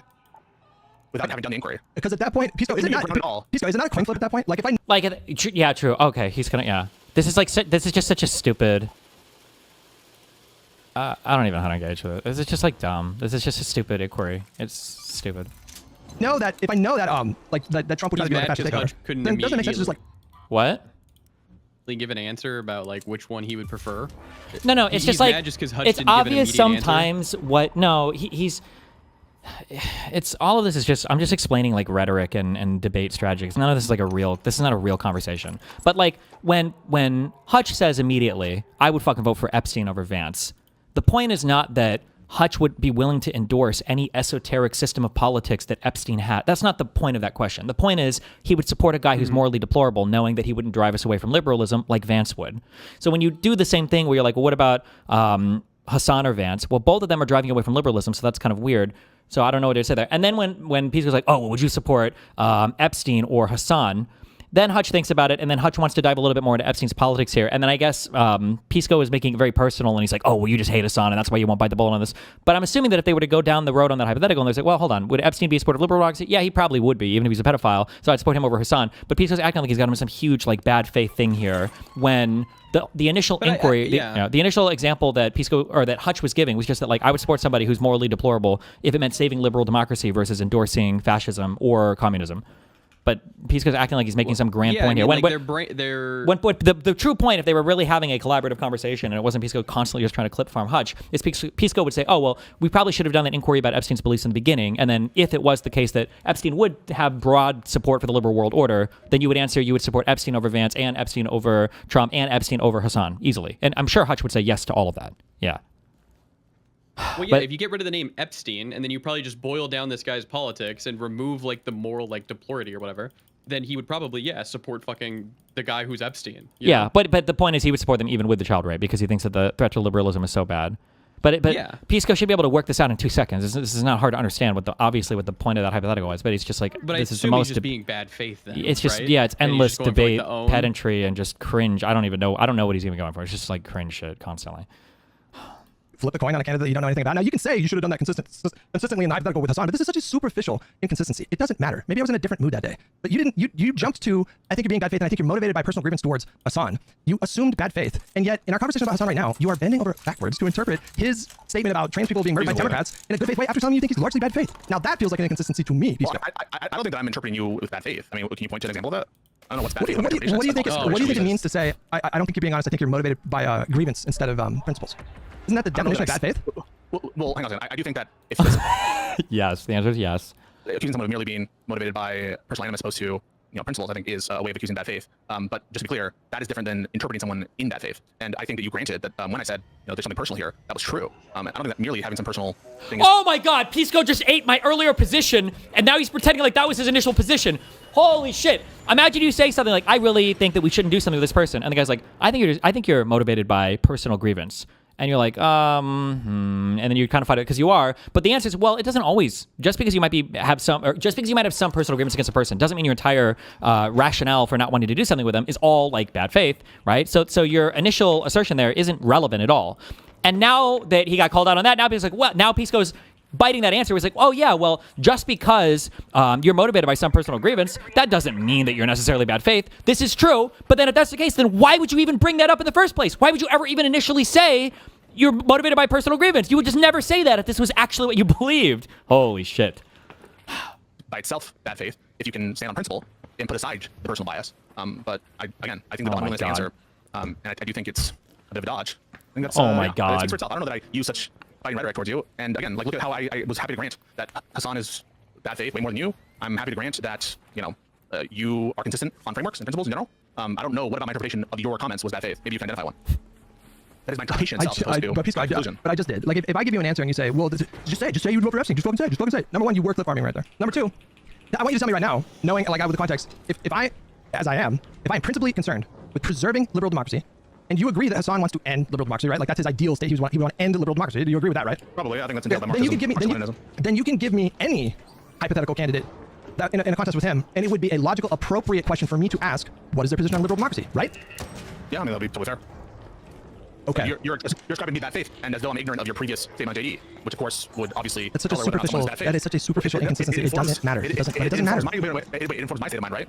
But wouldn't me asking for qualifiers imply that I intuitively think that Hassan would be slightly better? If I don't need qualifiers for Vance and Trump, I was like, oh no, I would never vote for them. But I need qualifiers for Hassan. Doesn't that mean that I'm thinking more about possibly supporting Hassan? I'm not sure that it does. I think what? anything, right? Like, you're not sure? No. Come on. If I said just unequivocally, you don't even need to give me qualifiers, I would support reanimated whoever versus Vance and Trump. And then you give me the same hypothetical with these conversations are so exhausting. Oh my God. Hassan, and I'm like, well, I don't know. What's the that obviously this means is one of the better that PCO combos. Yeah, but it's still an exhausting, yeah, it's rough, terrible but yeah. conversation. More inclined, if slightly more inclined, to possibly vote for Hassan, right? Yeah, but you didn't give that answer when Soypil asked you that. You said you would Minecraft yourself. You so I have to take you on good faith, right? You wouldn't give me, but you wouldn't give me an answer. You didn't want to let me flesh out the hypothetical. You were like, no, just answer the question. No, just answer the question. I just gave you a response that shows that I'm good faith, which is I heard you be indifferent towards JD Vance and Hassan, and that obviously informs whether I'm good faith or not. So the fact that I think that you're indifferent as between them, as opposed to slightly, and trusting you. This is wild. So this is wild. The fact that I wanted to flesh that hypothetical out more obviously meant that I would be probably more inclined to vote for Hassan. Obviously, it means that. Are you more inclined to vote for Hassan than JD Vance? Why do you think I didn't answer it right away, just Epstein, right? Like, why do you think I said that, right? Like, I wanted to know. I'm like, well, you need to like flesh it out, right? Well, I don't know why you wouldn't answer right away. But you wouldn't. But you didn't even want to flesh. Why do you think? Ask him to guess. No, bro, you didn't even want to let me do that, even though it's an appropriate question to ask. Your whole premise was it should be obvious. And to someone who is focused on illiberalism and is worried that liberal democracy might fail in my lifetime, it is of course an appropriate question to ask. But you didn't want to grant me that. I don't understand why you do that in that setting, and then you jump through these hoops to ascribe good faith to Hassan's rhetoric. Am I crazy for feeling like Pisco is playing with his food to make Hutch and making Hutch sound crazy? I feel like all the intuitions are being twisted. I wouldn't use the term playing with his food because that implies that Pisco has a much stronger position in this combo than I think he does. I don't think he's far ahead, or I don't even know if I would say he's ahead at all in this conversation. But I do think this is all kind of like a perverted debate exercise. I think it's how he treats all these conversations with Hutch, which I don't know why, but maybe that's just the way he is. Like, you are not treating me with the same amount of charitability as you are Hassan. It's not true. I'm not ascribing good faith to Hassan's rhetoric. I'm just trying to take the argument, address the argument in good faith. Not saying that Hassan is being good faith about it. There's a difference between those two things. Well, why would you do that for someone who you say largely? But why would I do that for Trump? You do? You assume good faith with Rob Noor? Do I need to watch your last debate with Rob Noor? And for Trump, for his arguments, yeah, I address them on the merits, even though I think he's being bad faith. Same thing with Trump, right? Like, I will say afterwards, and don't forget. The problem with this, like, address the argument on the merits is that it's stupid because Hassan's arguments individually and discreetly are not the things that are being brought up. It's the character and the overall impact that he has on politics. That's the issue. This would be similar to me, like, addressing would do the Hitler thing. I don't know, like Hitler's arguments on the merits. We're gonna go through all of fucking Hitler's, policy platform in the 30s or whatever. We're gonna find out what parts we agree with or don't agree with. Like, what parts do you think Hitler was right on? What parts do you think Hitler was wrong? Like, you would just never do that because you go, well, I think I would kind of categorically reject a lot of the concepts related to Nazism. And it's like, oh, what? So you can't take on good faith? You can't steelman some of his policy positions at all? He Like, also it's looks like a just- psycho. yeah, it's just stupid. But that's what Hassan is like doing, and he's asking Hutch to just pretend it's normal or accept it. Yeah, guys, Trump is bad faith. But I will address Trump's arguments on the merits of their opinion. I don't just say, oh, Trump doesn't believe this shit. It's all bad faith. And, all right, end stream. Do you think I do that? Do you think I do that? Yes or no? There's no way there's Yeah, but the problem is you're not saying that Trump's character is not in question because we understand Trump not to be an ally of the Democratic Party. That's not like the massively contentious thing. no way. You're saying that when you hear Donald Trump do his crazy cabinet meetings or sit down for an interview, you make an effort to treat his answers in good faith? I address the arguments on their merits as though they were made in good faith at times, yes. But why didn't you want Did to? you say that But why unitary do executive you want theory to do that is to me? fascism? I mean, not necessarily, but it's probably going to be indistinguishable from it. Do you understand the concept of like unitary executive theory? Yeah, it means everything goes through the president. Like it trickles down, kind of. Like the president is the ruler of all of the fucking not branches, but like of all of his like people under him, right? So like, what's her name? Pam Bondi works for Trump. Yeah, kind of. Yeah, basically, yeah. The idea is that right now the executive branch has agencies, most of which are established by Congress, and then there are kind of safeguards. They're not supposed to operate necessarily by order of the president. The president doesn't boss around the DOJ and everything else. But like, I think unitary executive theory basically posits that the president in and of himself should be able to do every single job on his own, but simply due to the fact that he's a human being, he can't do that. So he's tasked with other members to carry out his will, and they should only ever be carrying out his will at all points in time. But when you have something set up like that, and you've got a man that desires that much control and power over the executive, you're probably almost always talking to some type of authoritarian-esque figure, you know? Yeah, that feels like it literally nearly gets you to a dictator. Almost, and the only yeah. things like stopping that is Congress and the Supreme Court. Yeah, but the man who would want that much power is probably not listening to Congress or the Supreme Court that much, you know? Yeah, especially if they have like the whole judiciary behind them. Sure, yeah. In our thing on Monday. That was opposite of that. that. And was willing to do it. I 100% If was. that was true, you would have let me flesh out the hypothetical. Don't you understand that? If that was actually true, and you were prepared to like allow me to arrive to some kind of answer in good faith, why would you not even want to grant the hypothetical? Why would you want to just drill down? No, just answer. Like that's not a trying to be good faith, So right? I listened to you when you asked, well, I would need to know Epstein's political opinions. And I'm like, why? I say, why would you need to know that? You didn't need it for JD Vance. That's me addressing what you're saying. And maybe there's an explanation there. Maybe you don't like that. I think it's obvious. Well, I think it's obvious that the reason would be that I think that Hassan is maybe more powerful. Vance's political opinions? Yeah, Isn't that, this like, is the distinction. Yeah, but he's saying, why did you need to know for Hassan or whatever, I think, but not for JD Vance? But again, it was because when Hutch originally made the statement, the assumption is that, well, Epstein is probably some kind of like liberal-esque person, whereas for Hassan, he's not. So he would need more information between like Hassan and Epstein or whatever. And it's being brought up in a second point when initially Hutch just kind of like threw it out of like, I would vote for this guy over I would vote for a fucking child rapist over Trump. And then Pisco later on is like, well, let's test this child rapist theory out. And it's like, well, this wasn't like a super well thought out. Yeah, but it's also he probably knows Hassan's point of view. I have no defib. but he I'm so doesn't- sorry, but I he can't doesn't manage it. know Epstein's, and that is the crux of the issue. I'll be right back. I'm getting a track back. I threw 5 wolf packs at that thing and I got trapped on what the hell is that enemy called that jumps at you? A leaper. I got trapped. I couldn't.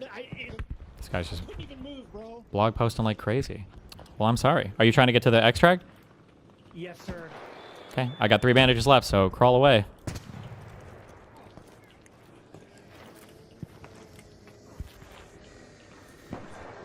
I think the obvious implication there is that Hassan is palatable in a way, potentially palatable in a way that Vance and Trump are not, which indicates that I don't actually think that Hassan is like materially worse How you know than I'm in Vance good and. faith? Hutch, how you know I'm in good faith is I still don't know your answer to either of those questions. I don't know what your answer is to JD Vance versus Hassan or Hassan v. Epstein or whatever permutation that is. I don't know the answer. And so it strikes me a little like, how can I be bad faith if I generally, even now, I don't know what your answer is to those typos. So if you want to be good faith, then steel man, okay? So I want you to steel man right now. Why do you think I would struggle making a decision between Vance and Hassan? That's good. Thank you, sir. Oh, just kidding. You get HP back. I'm sorry. I'm an idiot. Okay, good job. Oh, fuck me. Vance and Hassan. Presumably because it's unclear which would be worse, Hassan or Vance. Why? For society. We just talked about it. Why? Because you have some notion that, like Vance perhaps, Hassan would be pursuing policies or structural reform that you found corrosive to social welfare. And No, come on. We just said What? we just Liberal said it. I mean, I democracy. opened up the stream by asking you, what do you? How can Pisco not repeat that answer back verbatim? That's really concerning. If Pisco, that's like medical attention necessary. If he can't repeat, they just talked about this for so much, for so long. When you say liberal, what do you mean? Like, what is the through line between Hassan and Vance? Yeah, it's obviously grounded out into social consequences and benefits, and so that's all priced in. Social consequences. Why can't he say liberalism? Is he worried that he's like going to give away his argument or something? Why can't he just say that? Hello? And after that, I said, and our foundational values. So I know Foundational- I'm trying to press everything. Do you So, think- like, consequences? Because, for example, you say USAID. Cutting USAID. Why are is you? liberal framework. Now he's filibustering. Is this guy coming in or not? Oh, he's here. Okay. That's an example that you use, and I'm trying to be as good faith and as broad as possible to include both things that relate to structural reform and the liberal system, which is consistent with cutting USAID, and also things that are not, so that cut to the heart of the liberal structure. That's why I'm being as comprehensive as possible in good faith by saying things like. Oh my God, I'm being as good faith as possible by yapping and rambling and yapping and rambling. Okay, dude. So consequences, which grounds out both. There's like, but there's like first order like fears and concerns, and then there's like second and third or whatever. I've said it 10 times in this conversation. That my Yes. first order like fear is the end of liberal democracy. Yes. And then below that we could get into like policy. Sure, like but individual that's- policy. I'm just trying to address all of it. I'm just trying to address all of it. But at You the don't very have to top, address all my of concern it. is that liberal democracy might end. So is it or is it not reasonable for someone like me with that fear? Could you not, in good faith, grant me that that's a difficult, not obvious question to answer? As doing this on Vance, Yes. If you know what, you don't think it's reasonable? I don't think it's reasonable to struggle on that answer now. Why? Make him explain that. That's a good question. Oh, make him explain that. That's good. What are we doing here? No, you should make him explain that. Don't act incredulous. Make him explain that. Because that's a good bedrock to finally chip away at. I mean, just like I don't think it's reasonable to struggle on the Trump versus Newsom answer. Is Vance illiberal? Yes. Is Hassan illiberal? Yes. Then what are we doing here, Pisco? Why would you say that it's not reasonable, Pisco? What is happening? Because I have a different view on the level of threat to our liberal system as But that's not. well as other things. But the question is to Hutch, not to you. Why would he give his own personal opinion there? We can debate that. Between Vance and Hassan. That's fine. We could debate those particulars. But I'm not committed that it's a reasonable position that one be kind of like, why should I be committed to that reasonability of it? I don't agree that's reasonable. You want me to say something I don't agree with? I don't think it's reasonable. No. Wait, hang on a minute. I tricked him there. He No, almost got him. He's trying to trip him up there. Good faith and being charitable. You should be able to put yourself in my shoes and put yourself into my thinking without necessarily knowing all the things that you know or having all the same exact opinions that you have. But you should be able to imagine me thinking, fuck, that's kind of tough. Like Vance, fascism's pretty bad. Giving your views, not great. Tough, yeah. But like maybe giving your view it's tough, but I have a different view, and so my view on reasonability, I'm not just like incorporating your perspective into my view on reasonability. I can be a reasonable person with unreasonable opinions on some things. Like I think I'm generally unreasonable, but I'm sure there are some things on which I'm unreasonable. And I'm not incorporating your view into the reasonability of his. Of course you should. What a stupid fucking question. That would be like saying, imagine you were to ask Pisco, would it be reasonable if a person time traveled from the year 0 to the year 2000 and saw an airplane, if they were incredibly afraid of that airplane because they thought it was a monster flying in the sky? Do you think it'd be reasonable for them to have that fear? Like, is that a reasonable fear to have? Pisco would be like, no. It's like, why not? Because I'm not afraid of airplanes. Well, but aren't we asking for them? Well, I wouldn't agree with them, but that's not the question. Like, what? So yeah, like if I were in your head, I would obviously think that your position is reasonable because I would be. I'm sorry. Last one for a month. No more Pisco for a month, please, God. You. Okay, that's what I'm. That's obviously the fucking question. Why would you ever ask? I don't know. Talking. That's good faith. That's charitability. I wouldn't even call that good faith. That would be like a default assumption. Now, obviously, with a co-host or friend, you should be getting even more than that. But this would be like a default easy assumption. I can't even believe it took that long to figure this one out. But Jesus. That's you saying, if I was you, that's your bad faith. but you did on Monday. But in this moment, you're saying that I can't imagine someone struggling with that answer. No, I just think it's not reasonable. I can imagine quite a lot. What is the difference?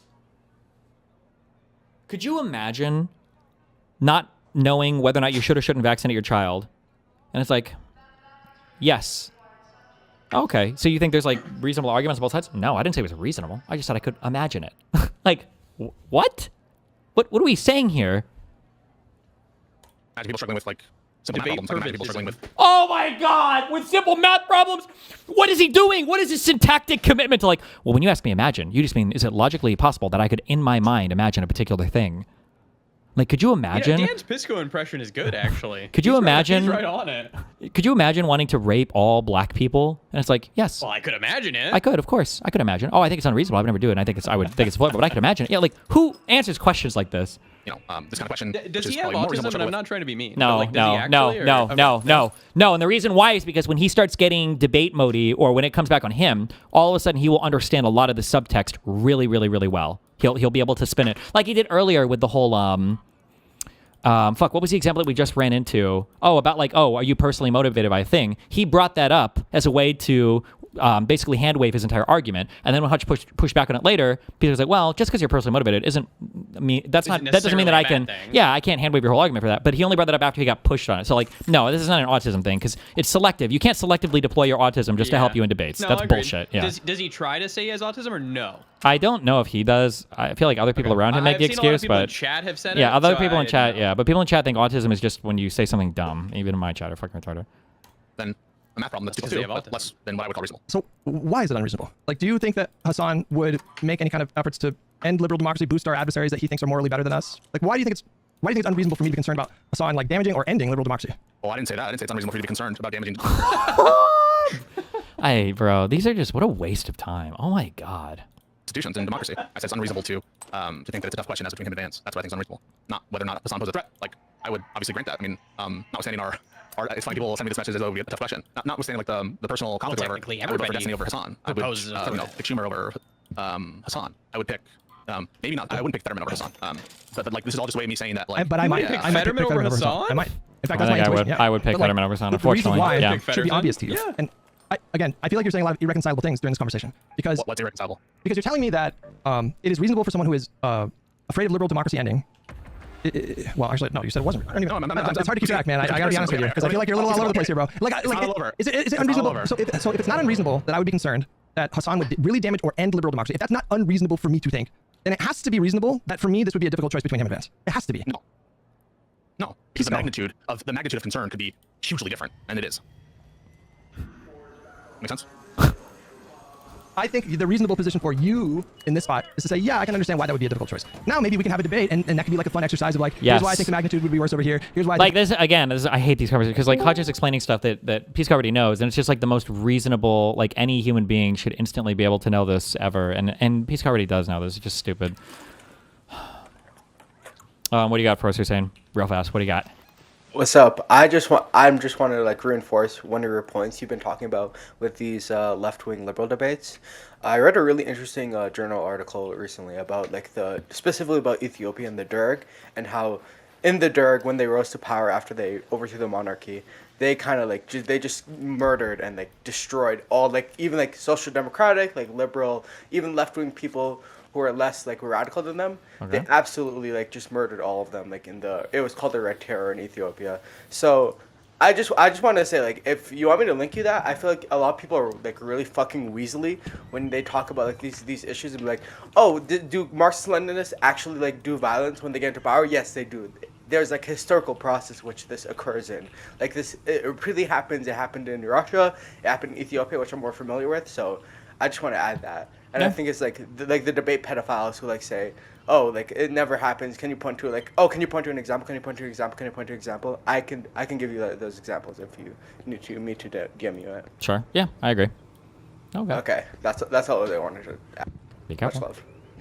magnitude would be not as bad over here. That's fine. Like I mean, I would be down to have that conversation because I feel like there's enough of Hassan's rhetoric for me to say that I think that this guy was like Daenerys Targaryen, basically. Okay, but like you can have a different view of that or whatever. That's fine. Like we could dive into the minutia of that debate without you saying that it's unfathomable that this would be a difficult choice for me. I didn't say unfathomable. I said unreasonable. Unreasonable for me. I can't fathom it. Well, no, in my view, Bro. No, that's awesome. I love that. This is like I can fathom it. He's like male Kelly Jean, unironically. That's awesome. I'm not saying it's unreasonable for you. I'm saying I think it's unreasonable. Pisco, For you, it's very reasonable. listen, you are my boy. You are my boy. What is I it do love you, then? but sometimes I wonder if I'm your boy. What the fuck? Do you know? Do you know what I mean? Of course you are. Sometimes, no, but I don't know. I'm trying to Sometimes, be as honest as possible and answer everything. I let you drive the conversation. do you think it's reasonable that I sometimes question if I'm your boy? No. There you go. See, that's better. That's making an effort to meet me in the middle and maybe repairing. Oh, sorry. I say I'm think your. it's reasonable. I say you're my boy all the Yes, I think time. it's reasonable, yes. Why would I want to hurt you? I don't know. I don't know what drives. What's in your heart? You tell me. I don't know. Is it because I'm bald? Is it because I'm bald? Do you think I? No. You think I can This is silly. choose This is what like God people gave me? whispering in your ear that I want to hurt you. Like I don't know. Oh, the white blood cell accusation. When was my last DM to Hutch?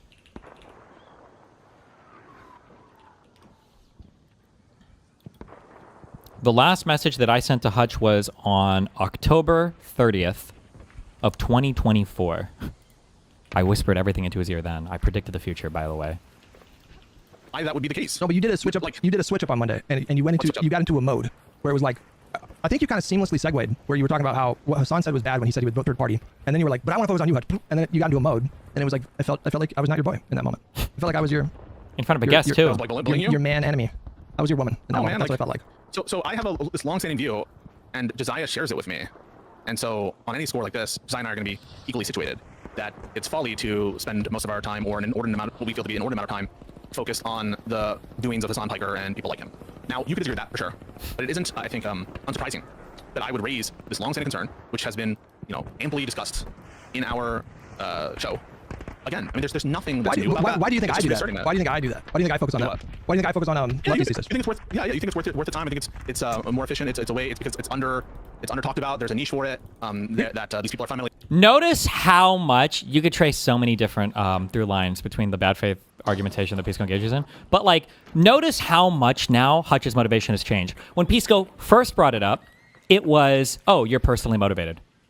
Then the second time it was, well, you might be personally motivated, but like there could be other motivations as well that are more important. And now when Pisco is asked, why do you think I talk about Hassan, as much as I do? Why do you think I'm so fixated on this particular thing? Now all of the reasons come out. And this is why I said in the beginning, this is why I said, no, it's bullshit to pretend like he didn't understand or didn't know. He knows all of these things and he knew them right at the beginning. Now all of the rationalizations, or I shouldn't say rationalizations, all of the good reasons that Hutch might have for being concerned about this thing, all of them pour out of Pisco's mouth now. So he knew this the entire time. It just took this much conversation to get there. He discussed in our show. Again, I mean, there's nothing that's new about that. Why do you think I do that? Why do you think I do that? Why do you think I focus on that? Why do you think I focus on lefty thesis? You think it's worth? Yeah. You think it's worth the time? I think it's more efficient. It's a way. It's because it's under talked about. There's a niche for it. That these people are fundamentally liberal. That they are enemies. Like I understand your view 100%. I mean, there it is. But, like, cool. It's like me raising the point about, well, I don't think that this should. Why between this and Piers Morgan? I'm offended by both. I'm offended by fucking both. Whenever I see these enlightened centrists start fucking talking about Trump and sucking his dick, it makes me want to vomit. And so can I try to explain myself a little bit? Yeah, 100%. To help you understand. Sure. The way that I see it is. Hutch should have okayed that because it was a good explanation that Pisco gave. And for that was like the first time that Pisco was able to mirror a thing that Hutch had actually said to show that he had some level of understanding there. You have a collective pool of political content creators, and they all kind of specialize in different things. Like you, like I would go to you and ask you a question about the newest Supreme Court decision. Well, what does that mean? What is this other case they're referencing? What's the implications of that? Is this just at the state level? Like I trust you with a lot of that information because I have not been to law school. I really know very little about the law. Just the same as you might have YouTubers that are exclusively focused on, say, gun rights issues or issues of tax policy, economics, anything you can think of. There's like different specializations that liberal pundits that they fulfill, that they are qualified to opine on. I don't have a degree. I did not study economics. I did not study the law like you did. I don't know what kind of degree that Josiah has, but what I can tell you is that I have been on the internet for 17 years now, and I've been kind of politically engaged for about 10 years now. And as that time went on, I got more and more engaged, and eventually I just abandoned gaming altogether. And so I have had, like, ask my chat, thousands of conversations with different types of people, MAGA, centristy type people, far lefties. Okay, and so I'm like a lore master when it comes to like these arguments and fallacies that I have picked up on over time. And I think that this movement that they've built is very corrosive. And so if you want to focus your time talking about MAGA and the law, we are actually working towards the same goal, I thought, which is netting more votes for Democrats, like sounding the alarm about the danger that MAGA and Trump pose, the potential danger that JD Vance poses. That is what motivates me. It is not spite. It's not personal animus. It's not spite. I feel like they are a threat to the country, literally. And I mean like the people with the highest levels of influence that are bad faith, that are malicious actors who will not hesitate to make something up and smear you. I'm watching that cult of personality, and to me, when I look at it, and you can say this is not reasonable, it looks like MAGA. It looks like MAGA inversed. There's a lot of connective tissue between this cult of personality. Oh my God. Bro, just again, Pisco's chat. Now this is 10 minutes in the future, but Hutch says PV didn't pay him well. You got $2,000 for doing nothing, dude. Behind right now, but Hutch is really, really concerned for poor baby Israel. We get it. Hassan bad. Yep. What? You can't even get your story straight. I'm not taking Hutch's word for it or accepting his evidence. Hassan can't do hyperbole. That means he's a Chinese agent. Hutch frames everything in a lie. Hutch has got to stop dodging, answer the question. LOL, Pisco's getting tired of this. What happened to vote blue no matter who? Guess you're not part of the coalition. Oh my God. Jesus Christ. Hutch could barely handle Vadim. Hassan would own Hutch. Hutch would get blown the fuck out. Oh my God.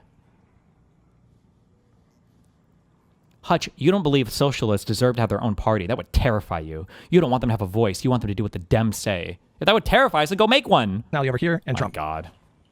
Interesting. I think we are going to the same place.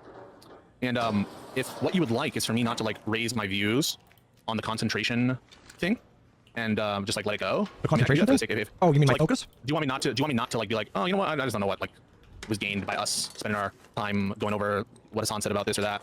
Unless there's something like truly offensive and truly whatever, right? Like obviously there's always opportunities to do that when it's relevant to do it, and sometimes it is. Sometimes I don't think it is as much. But if you would like me to not. I would have to see how this comes up on Live and Learn, obviously, because I only watch when these types of debates are happening. Well, not true. I watch others too. But like, if the show was like just focused on here's what liberals are saying, here's the current fight against MAGA, and like here's what's going on, and Hutch was constantly trying to bring up Hassan or whatever, I would say like, okay, well, this is kind of cringe. But I feel like when the people that are visiting your show are people like the fucking Vanguard or like these other like Hassan Dick Sucks or these like tankies that are coming to your show all the time, I feel like the conversation is much more likely to veer in that direction. And I think it's fair to say that like deservedly so, you know? But I don't know, I guess, what the root is or the source of these types of conversations coming up all the time. If Hutch is provoking all the time, then I'd say maybe this is more legitimate. But, you know, if they're just having these tankies everywhere, then, you know, maybe that's not a legitimate criticism. Maybe Hutch is right to bring it up, you know? I don't know. To like speak up and be like, I don't know if I like, what do you want me? Do you want me like not to, like to disagree? No, so for me, I don't know. I think those arguments are like fun. They're fun until. Do you want me to just agree? Bruh, he's a master. When your partner brings up a genuine issue that you have and you realize that you're wrong on it, then you catastrophize and hyperbolize the entire thing, right? I don't think it's fair that when I come home every day, you call me a stupid fucking bitch cunt. And you're like, fuck. That's probably a good argument. And then you turn it into like, okay, fine. So you just don't want me to talk to you ever. It's like, I didn't say that. Oh, so you don't want me to tell you when I'm annoyed? Well, no, I didn't say that. Okay, so I can never say a cuss word at you ever. No, obviously I'm not saying that. Okay, so I can never say a mean thing to you? Like, what is the fucking argument, right? It's like, Jesus Christ. What the fuck are we doing here, guys? Intellectual exercises. It's exhausting. And they force me to think about, like, they force me to reflect, like, why am I doing this? Because if I haven't thought about it, I haven't reflected, I'm not gonna have a good answer. And so, like, I appreciate these kinds of exercises because it forces me to be sharper and more intentional. Like, I should be able to articulate very clearly what motivates me. And I think at this point in my career, I am. I could go into so much more detail and cite you like so many thousands, like probably hundreds of examples of this kind of disruptive things off the top of my head. That's not the issue. To the point of unitary executive theory, the Constitution is pretty clear that the executive authority lies in the president, not the branch. I get what you're saying about it seeming authoritarian. You're completely and totally fucking wrong, and I don't know what single quote from the Constitution you got from whatever retarded fucking politician or pundit you listen to, but the Constitution clearly states that Congress is allowed to create offices and then vest particular responsibilities and powers into said offices, and there are a ton of norms that have governed the behavior of the executive branch and the relationship to those offices for centuries at this point. So to pretend that like, oh, well, actually, I read the Constitution and all those people were wrong, and all the president was wrong, and all the norms were wrong, and all the prior rulings were wrong, is fucking retarded, but thank you. The issue is that I don't feel like I'm your boy. Like, I just want you to grant me good faith. At minimum, like, don't assume that the thing that drives me is like personal spite instead of, holy fuck, you know, the Trump administration has been an absolute fucking disaster. The Republican Party have lost their minds. If we continue to go down this path, we will have a new kind of American neo-fascist movement in this country with the world's most powerful military and a fucking stockpile of nuclear weapons. And it horrifies me, which says nothing of all the other cultural like unravelings that are happening right now and the ways that that impacts, like, disproportionately impacts people like trans people. And so these are the things that I'm thinking about first and foremost. But sometimes I feel like you don't think that that's what's driving me. Well, I think that I think you granted that there's a personal aspect about it, and maybe even one that's justified. I think that there's a reflexive, I don't know, intuition that people have that personal means bad or something. I would agree that like personal in the context of political conversation, when there's like principles at play that go beyond oneself, that's like probably improper. But I don't think that it's wrong to say that there's a personal aspect to you. Like the whole, what was the progressive victory stuff, line about the nature of the Epstein hypothetical, which I do think is a lie and mischaracterizing your position. I'm happy to say that. I think it's mischaracterizing your position to say that you actively like Jeffrey Epstein, that you actively like sexual assaults. He did the PV thing. He did the PV thing like 2 weeks ago, bro. Like he did come out and say, like, hinted, you know, you had to infer what he meant, but it was obvious. He said, you know, like, PV was paying me to, and not very well, to do Israeli propaganda. But he can't.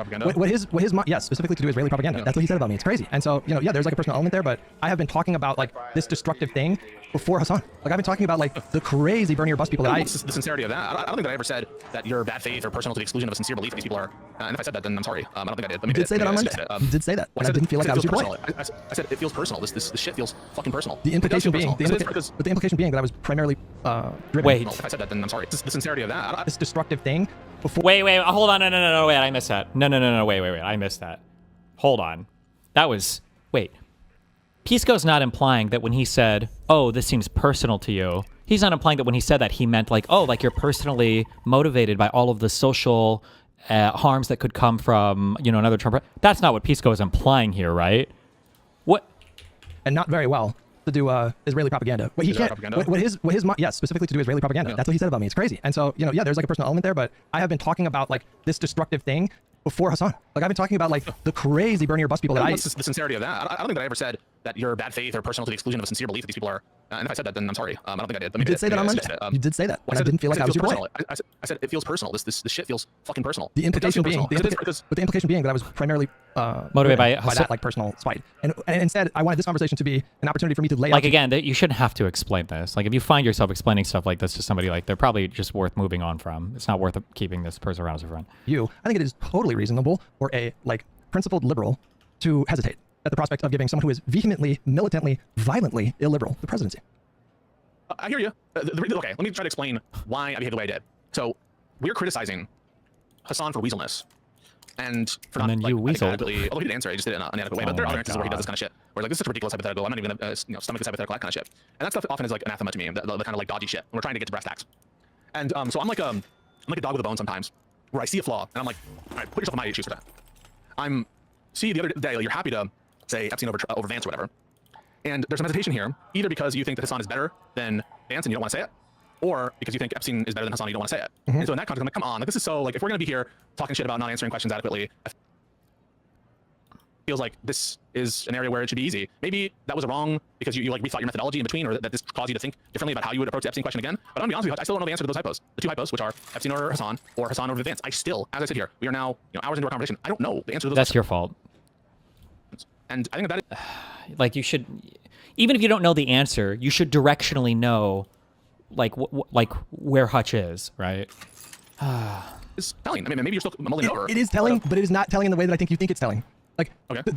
I don't even know the answers to those questions. That's the point. The fact that I don't know should tell you that I view Hassan, if you would give him like ultimate power, to be extremely dangerous. So, like for example, what do you think? Like, would you feel confident that Hassan gets sworn in on January 20th, 2029?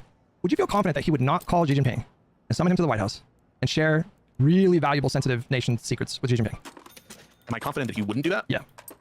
I'm not confident that he wouldn't do that. I don't have a view on how likely that is. I'm not sure. That. Oh, hold on.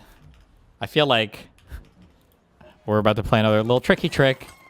I feel like, well, I don't know. We'll see. It sounds like Hutch is about to interpret that as saying Pisco is saying he's not confident of that. But actually, Pisco's saying, I just don't have any view at all of that. I'm actually neutral on it because I don't know. Not I have a negative view of it. But we'll see what I don't know. Alone, I think, should move you. But that is pretty crazy, right? That like if Pisco's saying he's not sure if Hassan would, on day one, sell us out to foreign enemies, but you're saying it should be obvious whether we would choose Hassan or Vance or Hassan or Epstein or whatever. That's kind of crazy that you think that that's such an obvious answer at that point. But confident that he wouldn't do that. I don't have a view on how likely that is. I'm not sure. That alone, I think, should move you to my side of things where it's like, well, I don't know if it's an easy call. Because I think if he did that, the consequences of that would be catastrophic for the world, would be catastrophic. Yeah. Potentially existential. Yeah. I don't think that's unreasonable. So like, if you agree with me that you don't know that he wouldn't do that, then you should understand my hesitancy. What are the secrets we're talking about? Like unilaterally nuclear... Oh my God! What are the secrets we're talking about? Like, what's in Area 51? How is this relevant at all? Oh my God. Oh my God, oh my God, oh my God, oh my God, oh my God, oh my God, oh my God. And what are we saying? Like, I will donate my entire life savings and everything I own and everything I have, this is a verbally binding contract, to Pisco. If Pisco follows this up, and it's already happened now, so I can't, it's too late. He either had to have done it. If Pisco says, well, actually, I wouldn't be worried about Hassan doing that at all because I don't think Hassan can even speak Chinese. Agree with me that you don't know that he wouldn't do that, then you should understand my hesitancy.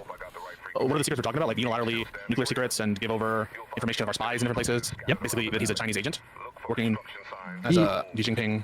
Do you dispute the fact that, I don't know how many Hassan clips you've seen. I think I've probably seen a lot more Hassan stuff than you have, but...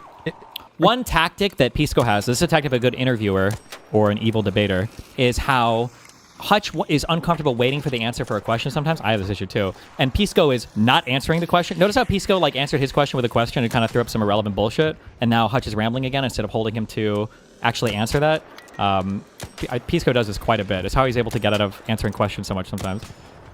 You aware that, or do you agree with the premise that he thinks that China is morally better and morally better suited to be a superpower than America? Have you seen enough clips to know that about him? No. I know that he was super simby to China on his, and is like an apologist for the DCP, but I don't know enough to know that he comparatively views China as superior I do. to America. But Okay, I you do. You know, like I know, for example, that he thinks that China was the more moral actor in the Korean War. You know, like it was like proxy, right? Like he thinks that China and North Korea were like the morally better kind of group in that conflict. I mean, there's like so many other examples. But, like he talks about there was an incident where there was a, I think a dam, like some kind of central position that was surrounded by high ground, and it was like 200,000 UN soldiers, I think, that were killed by the forces in the north. And he talks about that very like, yeah, that was based. Like he thinks that China is the more like morally better country, and he thinks that he also thinks that the two most evil institutions in the world are the Republican National Committee and the Democratic National Committee. He told me that directly when we had a conversation. But when I say that he thinks that America is the most evil country Oh, I didn't see that. That's the first time I'm hearing of it. on the face of the planet, I mean it literally. Like that is his stated beliefs. You know, did you see, for example, his? I basically think that he'll be less likely to institute authoritarianism because I think that the sort of military, the courts, the sort of states are much less tolerant given Trump-like constraints. Those institutions are much more like him than they are against Trump. You might be right, maybe. And if you could, you know, listen, I think Hassan has to earn my. But like, you can argue that on the other side. I don't know if Hutch will or not. I don't know if the states would acquiesce to Vance, because I don't think, despite how depraved the Republican Party's become, I don't think that they would have gone this way on their own. They needed somebody like Trump and the popularity that Trump has to push them in that direction. Like, I've said this multiple times. People are like, if Trump dies, it's going to be Vance, or Vance is going to run for re-election. I'm not really that concerned about Vance. I think Vance has a much, much, much worse ideology than Trump. Well, Trump has no ideology. He's just narcissistic. But I don't think that Vance would ever be able to muster the same level of popular support that Trump does for insane shit. Like, he might be able to do some standard, you know, annoying fucking conservative shit, but I don't think he could muster enough for, like, authoritarian. I think people would look at Vance as, like, an authoritarian leader and just laugh and just move on, including Republicans. Vote. I don't know why I would give up leverage. We haven't even had a primary yet. So, like, he could persuade me to vote for him versus reanimated whoever, Pol Pot or whatever the fuck. He could persuade me. And if he did persuade me that he wouldn't give up our nation's secrets, that he wouldn't try to end liberalism, you know, maybe there's a pragmatic side of him where he thinks, you know what, I don't think I can do that. Why don't you have a conversation with him? I mean, listen, I would be down. I would be down, but he does not have these kind of conversations very often. I think you mentioned that he's having a conversation with Mockler later. We'll see how that. Why not just have a conversation with Hassan Piker, a challenging conversation about his ideology? Like, yeah, Hassan loves those. Why did he just close the door on us?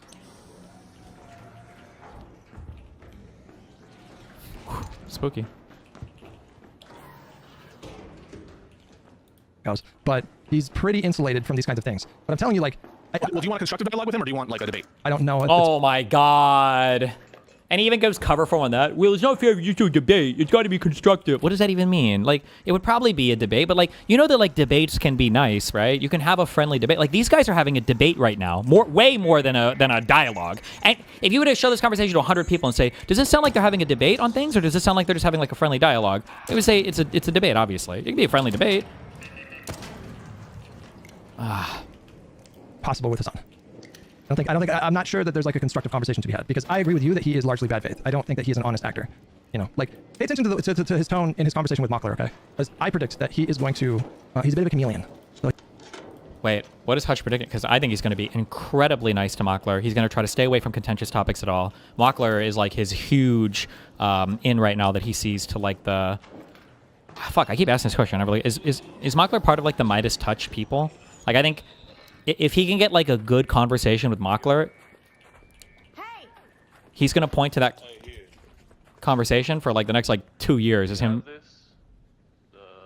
being nice to liberals. What? That? Yeah, I do. Oh, okay, cool. Thanks for the offer, though. Appreciate it. Yeah. Yeah, that con was in like an hour. But yeah, Hassan will point to this conversation. It'll be like my fucking conversation with fucking conservatives, although mine will be more contentious, or probably than the ones coming today. But yeah, Hassan's going to use this as like liberal credit forever, showing that he can talk to liberals and talk to people with dramatically opposing views. But he's going to be such a little soft femboy twink fuck conciliatory bottom bitch for the whole conversation. He'll hide his power level. So if he's having a conversation with like a center left person, he'll describe himself as like a progressive. Yep. I just want healthcare. I just want single payer healthcare. And then he goes on a podcast. Are you familiar with the deep program? Yeah. So like So they're like two kind of like radical Marxist people, right? Which I'm not even using that as a pejorative. Like, they are just like radical Marxist types, right? He'll go on there and he'll talk about social democratic policies as a temporary necessary evil. That's how he'll frame it in that kind of setting. And so I think he is like Littlefinger. You know, like, I think he sees chaos as a ladder, which is why, frankly, I think he prefers And you even have proof of that of the beginning of the show that Pisco pretended not to understand when he's talking about how, like, oh, well, we need to get in good with Brian Tyler Cohen guys, so we need to be nice, you know, right? That was literally the start of this whole conversation, basically. Trump won in 2024. Because I think for him, it cedes ground, or it makes the ground kind of more fertile for like a left-wing populist, maybe even revolutionary movement. That's what I think motivates him. And so, Interesting. Well, listen, I hope that one day you guys are able to talk. I mean, I would talk to him, and I think that it's important to, use these platforms, these different people to try to convince as many folk about the need to fight this administration. And I think that, for better or worse, and there are people in his audience who are willing to hear that message. I want you to be aware that, like, I just behave on that podcast the way I do in any of these discussions. Like when I say, I want you to say da-da-da-da-da, that's just a formulation that I will often put in any kind of like debate situation that I'm in.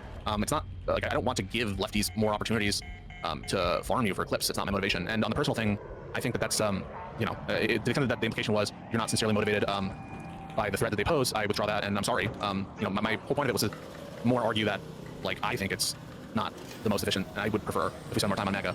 But I'm not trying to like fuck with you or anything. I'm just like, well, I like to argue, and when I see someone kind of like weaseling on some shit, and remember, Soy Pill started that. Soy Pill was the one who asked you, hey, Epstein or Vance? And I just noticed your answer. I'm like, what the fuck is bullshit? You get the answer. And so, oh my god, he's so good at also like rallying support.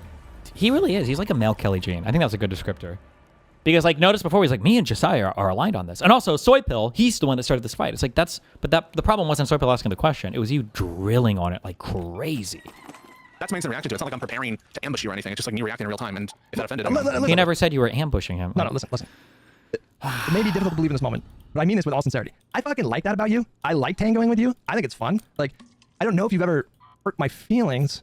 Maybe a little bit. Maybe a little bit on Monday. Maybe you hurt my feelings a little bit on Monday. But like, generally, I genuinely like it, and I fucking empathize that the idea of like somebody says something to me and it doesn't make sense, and I think it's inconsistent.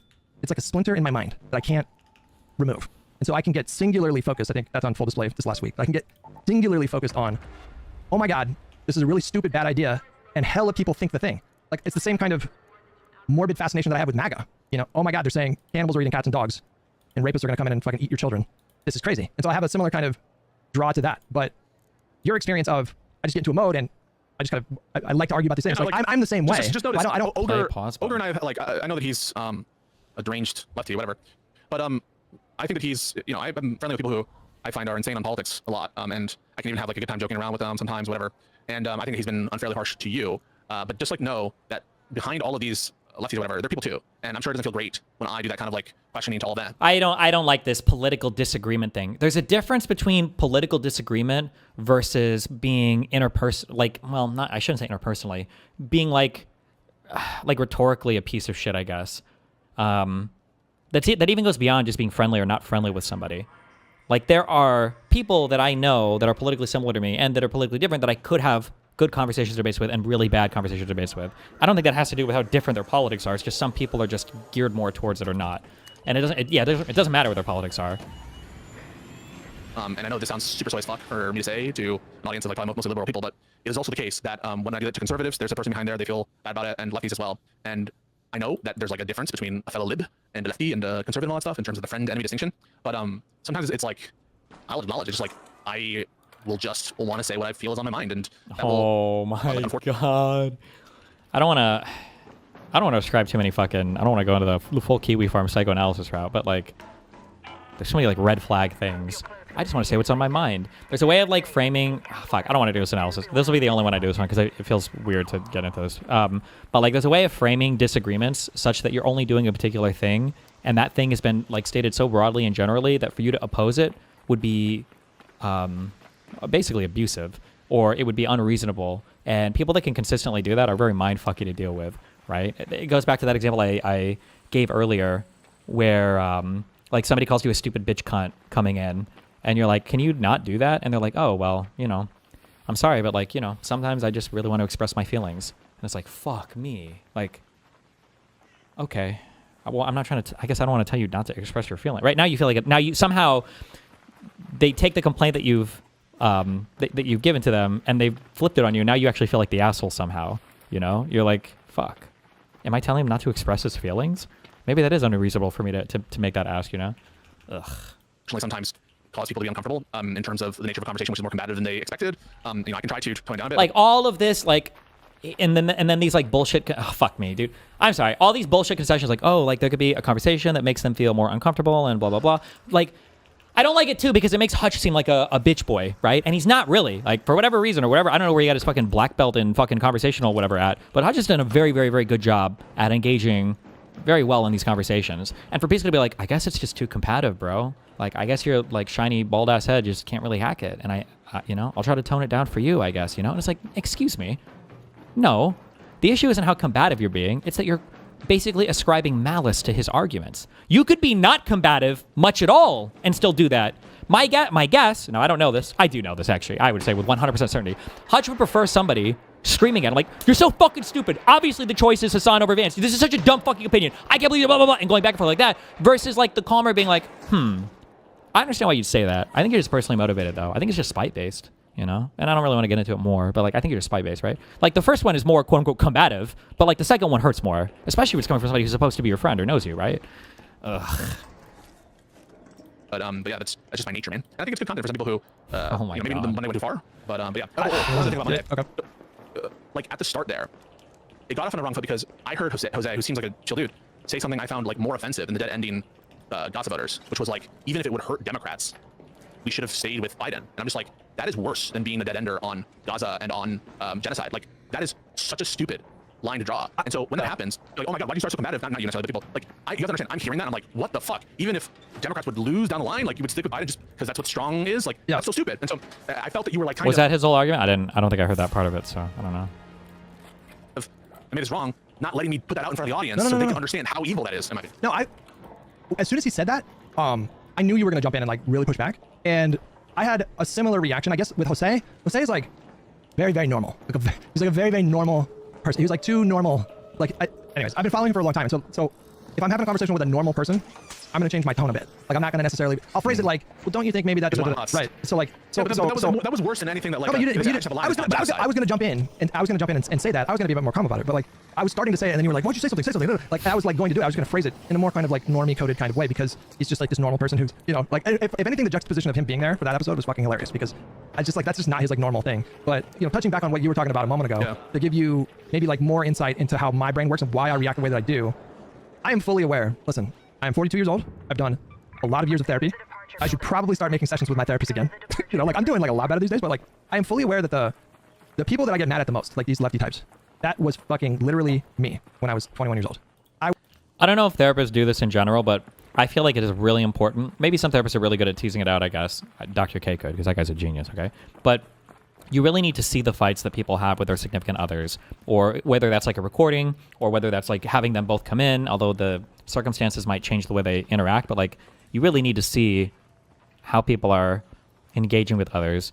Because like there's a lot of times where I'll hear somebody say something, and if you've had enough experience seeing toxic relationships or not toxic relationships or just seeing different communication styles, a person can describe a thing that seems completely reasonable, and then once you actually get the context of it, it's like, okay, well, hold on. Actually, maybe this is like a completely different thing, you know? Where your therapist like susses it out though over time. Hopefully.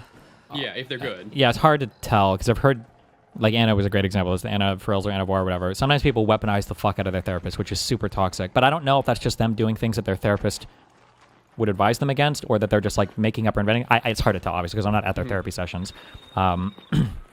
Yeah. Was the guy that was just like Democrats and Republicans are two sides of the same coin. It's not left or right. It's the billionaires. It's capitalists. Like I was fully Noam Chomsky coded and Howard Zinn coded for years. I mean, I had a picture of Noam Chomsky up on my wall until just recently with all the Epstein stuff. And I fucking took it down. But I think that's like one of the things that motivates me. Epstein's friend, right? Is like it's like I'm yelling at my younger self, and I'm fully aware that it doesn't always produce like the best conversations, and there are ways that I can be more effective in my rhetoric. And like I know that about myself. And it's like the same thing with like MAGA types. Like MAGA is like my dad is like a prototypical MAGA person, and we get along really good these days. We're like bonding over guns and stuff like that. But you know, we didn't always get along. And so like when I was yelling at MAGA people before, you know, that's like proxy shit for it. Like I firmly believe it just all goes back to your family. And so like we're all kind of like working through our family shit. And so I'm aware of these things. I could be more productive in many ways. I will continue to work on that, and that's fine. But like I just want you to know, I really like that you're very argumentative, and I do generally, like 99.9% of the time, like sparring with you. It is fun. I don't think that you're this like bad person. I've never thought that. So I just want to put that out there. No, I appreciate it, man. Like, honestly, I also, like, everyone has their fucking shit. Like, I know that I will come across as, like, arrogant, obnoxious, whatever, and shit sometimes. And, like, I think sometimes it's about time and place and whatever.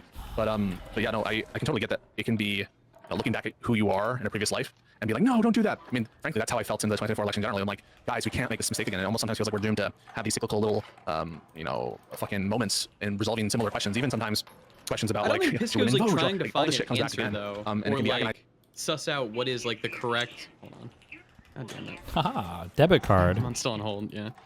Or suss out what is like the quote-unquote correct opinion. I think he's literally just trying to win. I think so, yeah, because now they've rooted it down into this like kind of personal argument. Hello? Yeah? Wait. Oh, there's like this kid in the game. Sounds like he's like 8 years old. Okay. Yeah, like now you're in some like personal area where it feels bad to even push on a debate topic. Like my guess is, I don't know, I could be wrong. Maybe they'll find a way back to it, but I feel like the actual substantive debate is probably over, and now it's just going to be this like this weird jerk sesh. We're like, are we both good? I'm using a lot of fucking abuser language. Fuck, but like this is unironically like some fucking like cycle of abuse shit. Where it's like you do a thing that you shouldn't really be doing, and it's not just being combative or being argumentative. It's like ascribing malice or bad faith to somebody, especially in front of like a guest or whatever, like all of that. And now we're in some form of like almost like performative aftercare where we're going to explain these things happening. Oh, it's in his house. We're going to explain the things that are happening and then just say it's like, well, we chalk it up to some random differences, but it's not going to change. The same thing is going to come up over and over again going forward. And I think it's worth asking the question, like, why does this issue keep coming up? And why doesn't it seem like there's much or any progress being made on it? Maybe, I don't know, but maybe they would feel like there is. I mean, technically I'm an outsider here, so maybe they do feel like they've advanced something, but it feels like this keeps popping up over and over again. And it's not just, and I don't like how it all got framed back to like, oh, you know, sometimes I'm just argumentative, bro. And it's like, well, no, that's not really what's going on, you know? Yeah, it like the argument started over like the Epstein versus Hassan kind of thing, but like they never broke down at all into that. No, like, nothing of substance. Like, okay, what are the Hassan issues you have? Like, Yeah, why Pisco wouldn't you want is him? like getting closer and closer, I feel like, to kind of like Andrew Wilson, to where all of it becomes like meta or philosophy informed, like argument structure informed debates, and you don't actually really talk about the substance of almost anything, which is funny because But that's the most Pisco, important part. Yeah, I know, but Pisco found a way to throw that back to Hutch earlier, which was funny when Pisco was like, I feel like it's 2 hours in and I don't even know your position on this thing or whatever. It's like, that's, yeah, no shit, Sherlock. That's every conversation everybody seems to have with you. Why do you think that's Well, happening? yeah, that's because it's like we're always having a meta conversation about the next thing Or something down about the our line, feelings like or defining something. Like, Yeah. like and then it moves and moves and moves and moves to where we're not even talking about what we called about. Yeah. And yeah, like I said, I'd be surprised if they found their way back to the original conversation, but who knows? We'll see. And sometimes to see people fall into similar mistakes. I don't doubt that. I do think that sometimes though, you should, you get a lot of hate, and it's tough. I mean, that is something that you know, I think oftentimes is very unfair, and I hope that sometimes you unplug because it can be not healthy. I think always to be in the. Trust me, I've been in the reply sometimes, but no, I value our podcast. I value inputs and stuff, and I don't take it personally when we disagree like that. And you know, maybe I wasn't as charitable as I should be in that moment. I'll think about that. I was definitely having my response definitely like affected by your answer to the JD Vance versus Epstein question, which was like unequivocal and without any kind of further thing. So that was like very much coloring why I was doing what I was doing because it felt like such an easy thing. And also, I'm very like hypocrisy aware. Like I don't want us to be like caught up. Like I want to be like better than the lefties who don't answer questions. And so that's something I try to enforce in the conversation. So all that being said, like yeah, I mean, no hard feelings, and I appreciate that. We could have been a little bit more, or I could have been more like tolerant of your view there.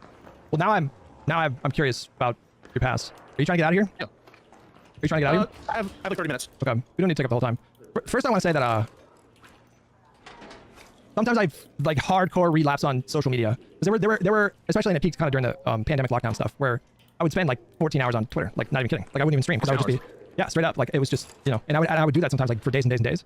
And sometimes I wouldn't even stream because I was like too busy arguing on Twitter. And so there are some times where I go back to that and it's like it's not great when I do that. It feels like a relapse. And then like but unbalanced things are better. But I do want to say that I feel so unwavering about my perspective on things. So if there are, dog piles that these communities do, that shit does not really faze me all that much. Like, I'm not gonna say it never affects me, but for the most part, I don't question my ideas or thoughts or beliefs or whatever. If anything, I get more resolved when they do that. And you should also know that they do it's like systematic brigading. It's like systematic brigading. They will pull up your tweets like on just like stream. Sorry, keep talking. And almost all of the people involved in this are active in Pisco's community as well, but that's neither here nor there. And in his chat right now I'm curious too. about like you're like 18 to 22, like what was going on for Pisco in those years. I'm just curious now.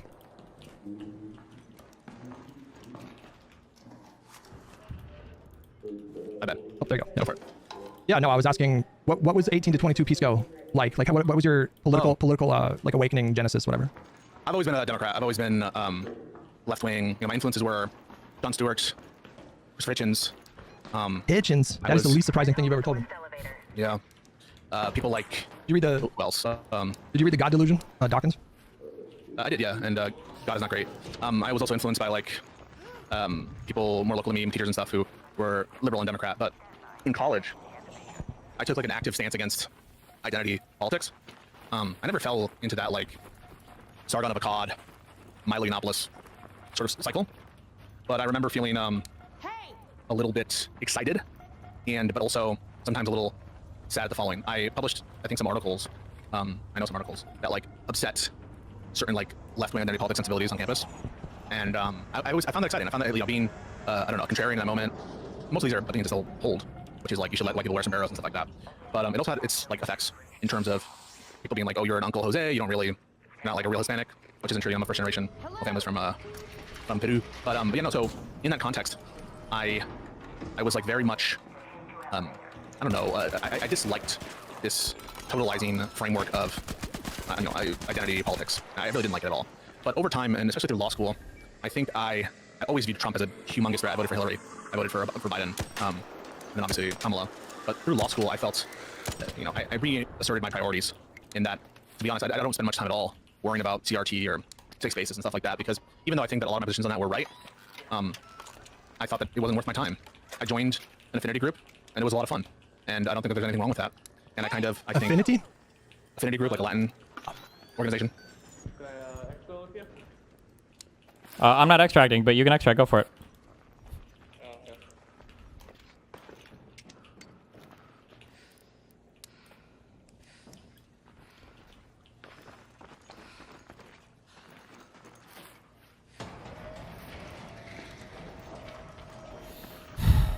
This motherfucker try to fucking kill me.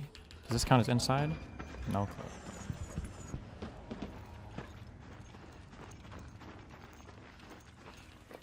Stop. From my law school, and it was it felt really good to be able to, notwithstanding my massive disagreement on some of these issues and whatever, and they did still rear their head from time to time. It felt good to know that we're all in it against this this tyrant, and he was a tyrant in his first administration too. So yeah, that influenced a lot of what happened, which is like maybe that experience of having certain ideas that were, again, I'm not gonna lie and say it was all like negative. Like I definitely got a thrill out of knowing that I would trigger some people, right? But maybe that experience like put into perspective the relative harms. Now, I don't think I ever had it so out of whack that I was gonna vote for Donald Trump, but it did, I think, impact me. Oh, that's interesting. Didn't know that about you. ¿Tú sabes que yo hablo español, más o menos? No sabía, no. Yeah, a little bit. ¿Dónde eres? Yo nací en el Bay Area de California. Pero yo estudiaba español en la escuela secundaria por 4 años y 2 más años en la universidad. Era mi minor. Oh, how do you say it, like my minor? I don't speak very much anymore, so I can understand like most Spanish, but like I can't necessarily like speak everything. But. No, muy bueno. Your Spanish is really good. I think it's good. Practiced a lot. Raised beef. I worked at a lot of restaurants, and so like there were a ton of people back of the house that spoke Spanish, so I would just practice every fucking day. So, yeah. I was in between college and for 1 year as I studied for LSAT, I bartended. One of the reasons my name is Pisco is it's obviously like Peruvian heritage. The drink Pisco is like a liquor from Peru. There's some dispute Peru, Chile, but I think it's Peru. I think that's evidence. That said, also I was a bartender, and honestly, there were so many debates that we had at the bar I worked with like the kitchen staff, and sometimes they even go all the way to in front of the patrons where they would participate. And so really, like this has just always been my personality. It's like obsessed with these arguments, whether it's at college where the argument's supposed to happen, or whether it's at a bar when I'm supposed to be like, not having those. I think one time we had to have like a manager talk, like no more political debates. We did it anyway. So yeah, I mean that's. I think everyone should do some food service or some retail work. I think it really rounds you. It makes you nicer. I think. I don't know if it makes you nicer. It's a bond. Waiters. It's like when you see someone that you worked at a restaurant with years later, there's like a feeling like you're 2 survivors of the Titanic reuniting like 20 years later. There's like a bond that you make, I think. But I had the same like. I was the same way, like my whole life. Like I would argue with my sisters a lot, and then with my friends in grade school, especially in high school. Did you ever see that one TikTok where it's like the 2 This is the rest guys of the that look combo, like I'm 25 years guessing. old? It looks like it's like a like a bachelor pad, and they're arguing about the Wicked Witch of the West. Did you ever see that one? No. Chat, help me find that one. Yeah, they're like Pisco for screaming at cheese each on the other. burger, and he's like, yeah, It's a but debate what about the is Wizard of Oz, cheese, really? and they're diving into. It sounds familiar. It is a classic. But that was like me and my friends every day. It was like. It wasn't enough to win the argument. You had to humiliate the person that you were fighting with, and so that was like just. There's like a kind of flow state that I got from bartending, where if you had a good crew on a given day, and you're just like banging out cocktails and draft beers and like you have a good shift, there is a kind of like you just turn your brain off and you're just like operating with like great efficiency and just like moving it kind of takes over. That was 30 minutes. Felt very valuable. I mean, at one point I was like, I think juggling. I still wanted to work at the bar. I think my 1L summer, I tried to juggle my summer associateship from 1L with bartending. And I couldn't do it. But you know, there is something I think rewarding about doing it for some amount of time. I feel like it'll be too friendly, but we'll see. And then I'll let you go. Okay. Just watch that video. All right, let me do it. I hope Mogler works in a shrimp as.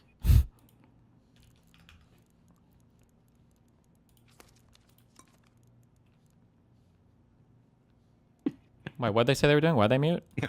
I think they're watching a video or something. I don't know. Well, let's get me some. All right, Pisco. Listen, enjoy your weekend. Thanks, brother. Hey, so I want you to think about this hypothetical because it's really important.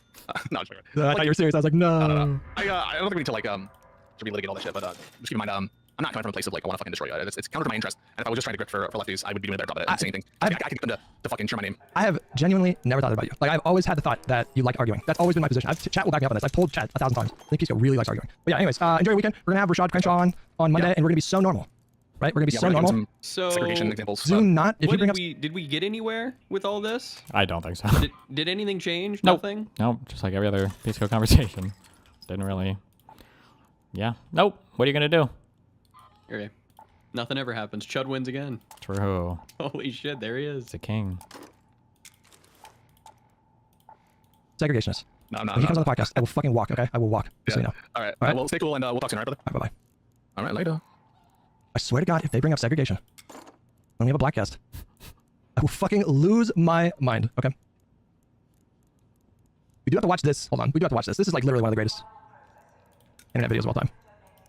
Hold on. This is right. Hold on. Her sister was a witch, right? And what was her sister? A princess. The witch went to the east, bro.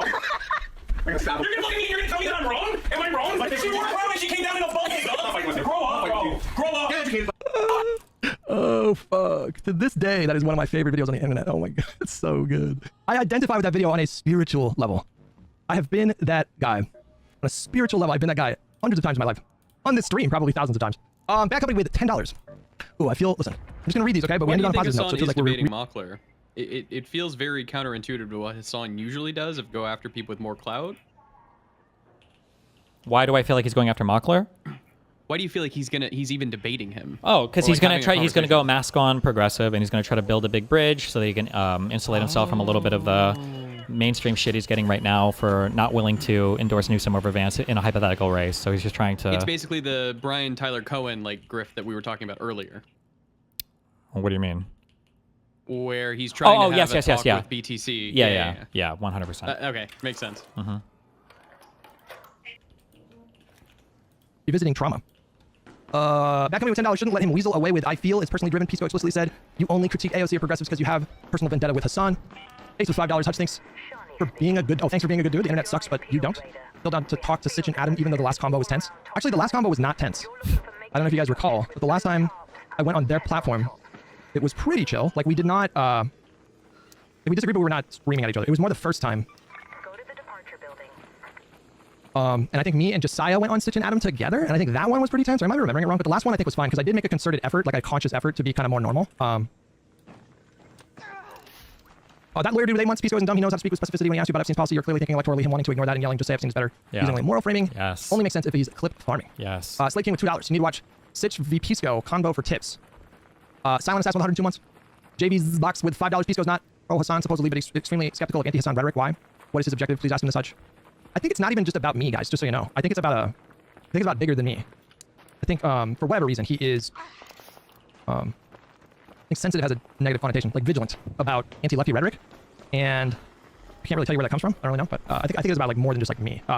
Travakia with $10. The whole point of hypotheticals is to see if at the end of the day will these lefties go online and vote against MAGA/fascism. Will you and make so a bingo far, card for Mogler? And toss their vote away. No, but if I were to make one, mentions Israel would be the free spot in the middle. It took us a minute to get there. You might say that we stumbled a bit to find our footing. But we got, like, ladies and gentlemen, we got him. Okay? Like, we got him. We fucking got him. If anything, I am so mad that I didn't think of this on the fly on Monday. My wife's patient last night in the ER. What? Oh.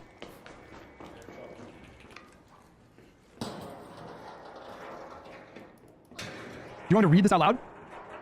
You want me to read this out loud? Hassan will bring up Destiny, wait, is this giving real? Mogler free ammo. I would be surprised if he brought me up in that debate. I feel like it's too risky of a proposition for him.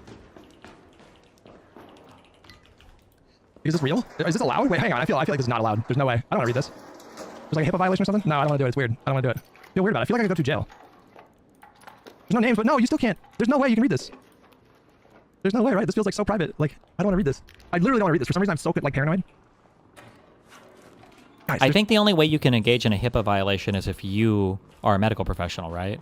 Like if a medical professional leaks something, or in order for it to be leaked, somebody who like has to adhere to HIPAA or whatever would have leaked it, and they'd be the person violating. No?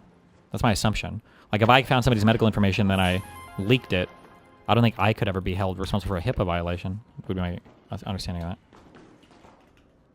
No way, this is not ethical. This is not ethical. This is not ethical. There's no way this is ethical, okay? For some reason, I feel like a principled stance on this. I will not violate HIPAA. I won't do it. That's crazy. Hold on, let me read this. Oh my god. Let me use that restroom real quick, 1 sec. Oh no. Oh, that's a bad night. That's a bad night. That's a bad night. I genuinely feel bad for that guy. That sounds like a bad night. I'm not reading it. Listen, I'm not reading it. Those are my principles. I feel strange reading that. The whole, I obviously shouldn't have to explain this, but the whole issue that I think a lot of us had with what Hassan said in terms of I would vote third party instead of Newsom versus Vance is we find that so absurd. We look at Donald Trump and we look at JD Vance and we're like, what the, like, how bad would it have to get? How bad would it have to get before you would just commit to voting for whoever the Democratic Party nominee is? Like, how much worse could it get, right?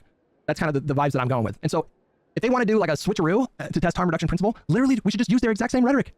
It's hypothetical Hitler versus Hassan. Literally just say exactly what they say applied to hypothetical like Hitler versus Hassan. Just use the same exact language. Well, I'm in California, so. Because it's absurd, right? The whole point is like, it's absurd. Thank you, Batman. I tend to think this is like literally one of my greatest tweets ever, but like, the whole point is that it's fucking absurd. And so if we can teach them that point, like you guys, there are multiple people. I shit you not. There are multiple people in my replies using the exact same arguments that I was making in favor of, well, no, you got to do harm reduction. Like, you understand that there are dozens of people in my replies that I got to make the same exact arguments that I was making. And they don't understand, like, some of them got it eventually. But they don't understand that that's the point. That is the point, right? It's insane to be like, okay, well, who would you vote for between Hassan and Vance? Or no, I'm sorry. Who would you vote for between Newsom and Vance and be like, well, third party? Like, that's insane. It's completely inconsistent with rhetoric about Vance being a Nazi or a fascist. Like, it does not make sense. That is insane. But they don't see that, right? So this is the perfect opportunity. So like, if you ever find yourself in a conversation with these people, just be like, well, now I'm just curious. You know, this is what you say to them. Like, now I'm just curious. Like, you know, who would you vote for? Like AOC or, you know, like Mussolini? That's how you tee it up. Like, ask that question, right? Ask that question. And then they're gonna be like, well, like AOC, obviously, right? And then at that point, you come back and you say, I don't know. You see, like, if I commit to voting for AOC, then I feel like that just maintains. Well.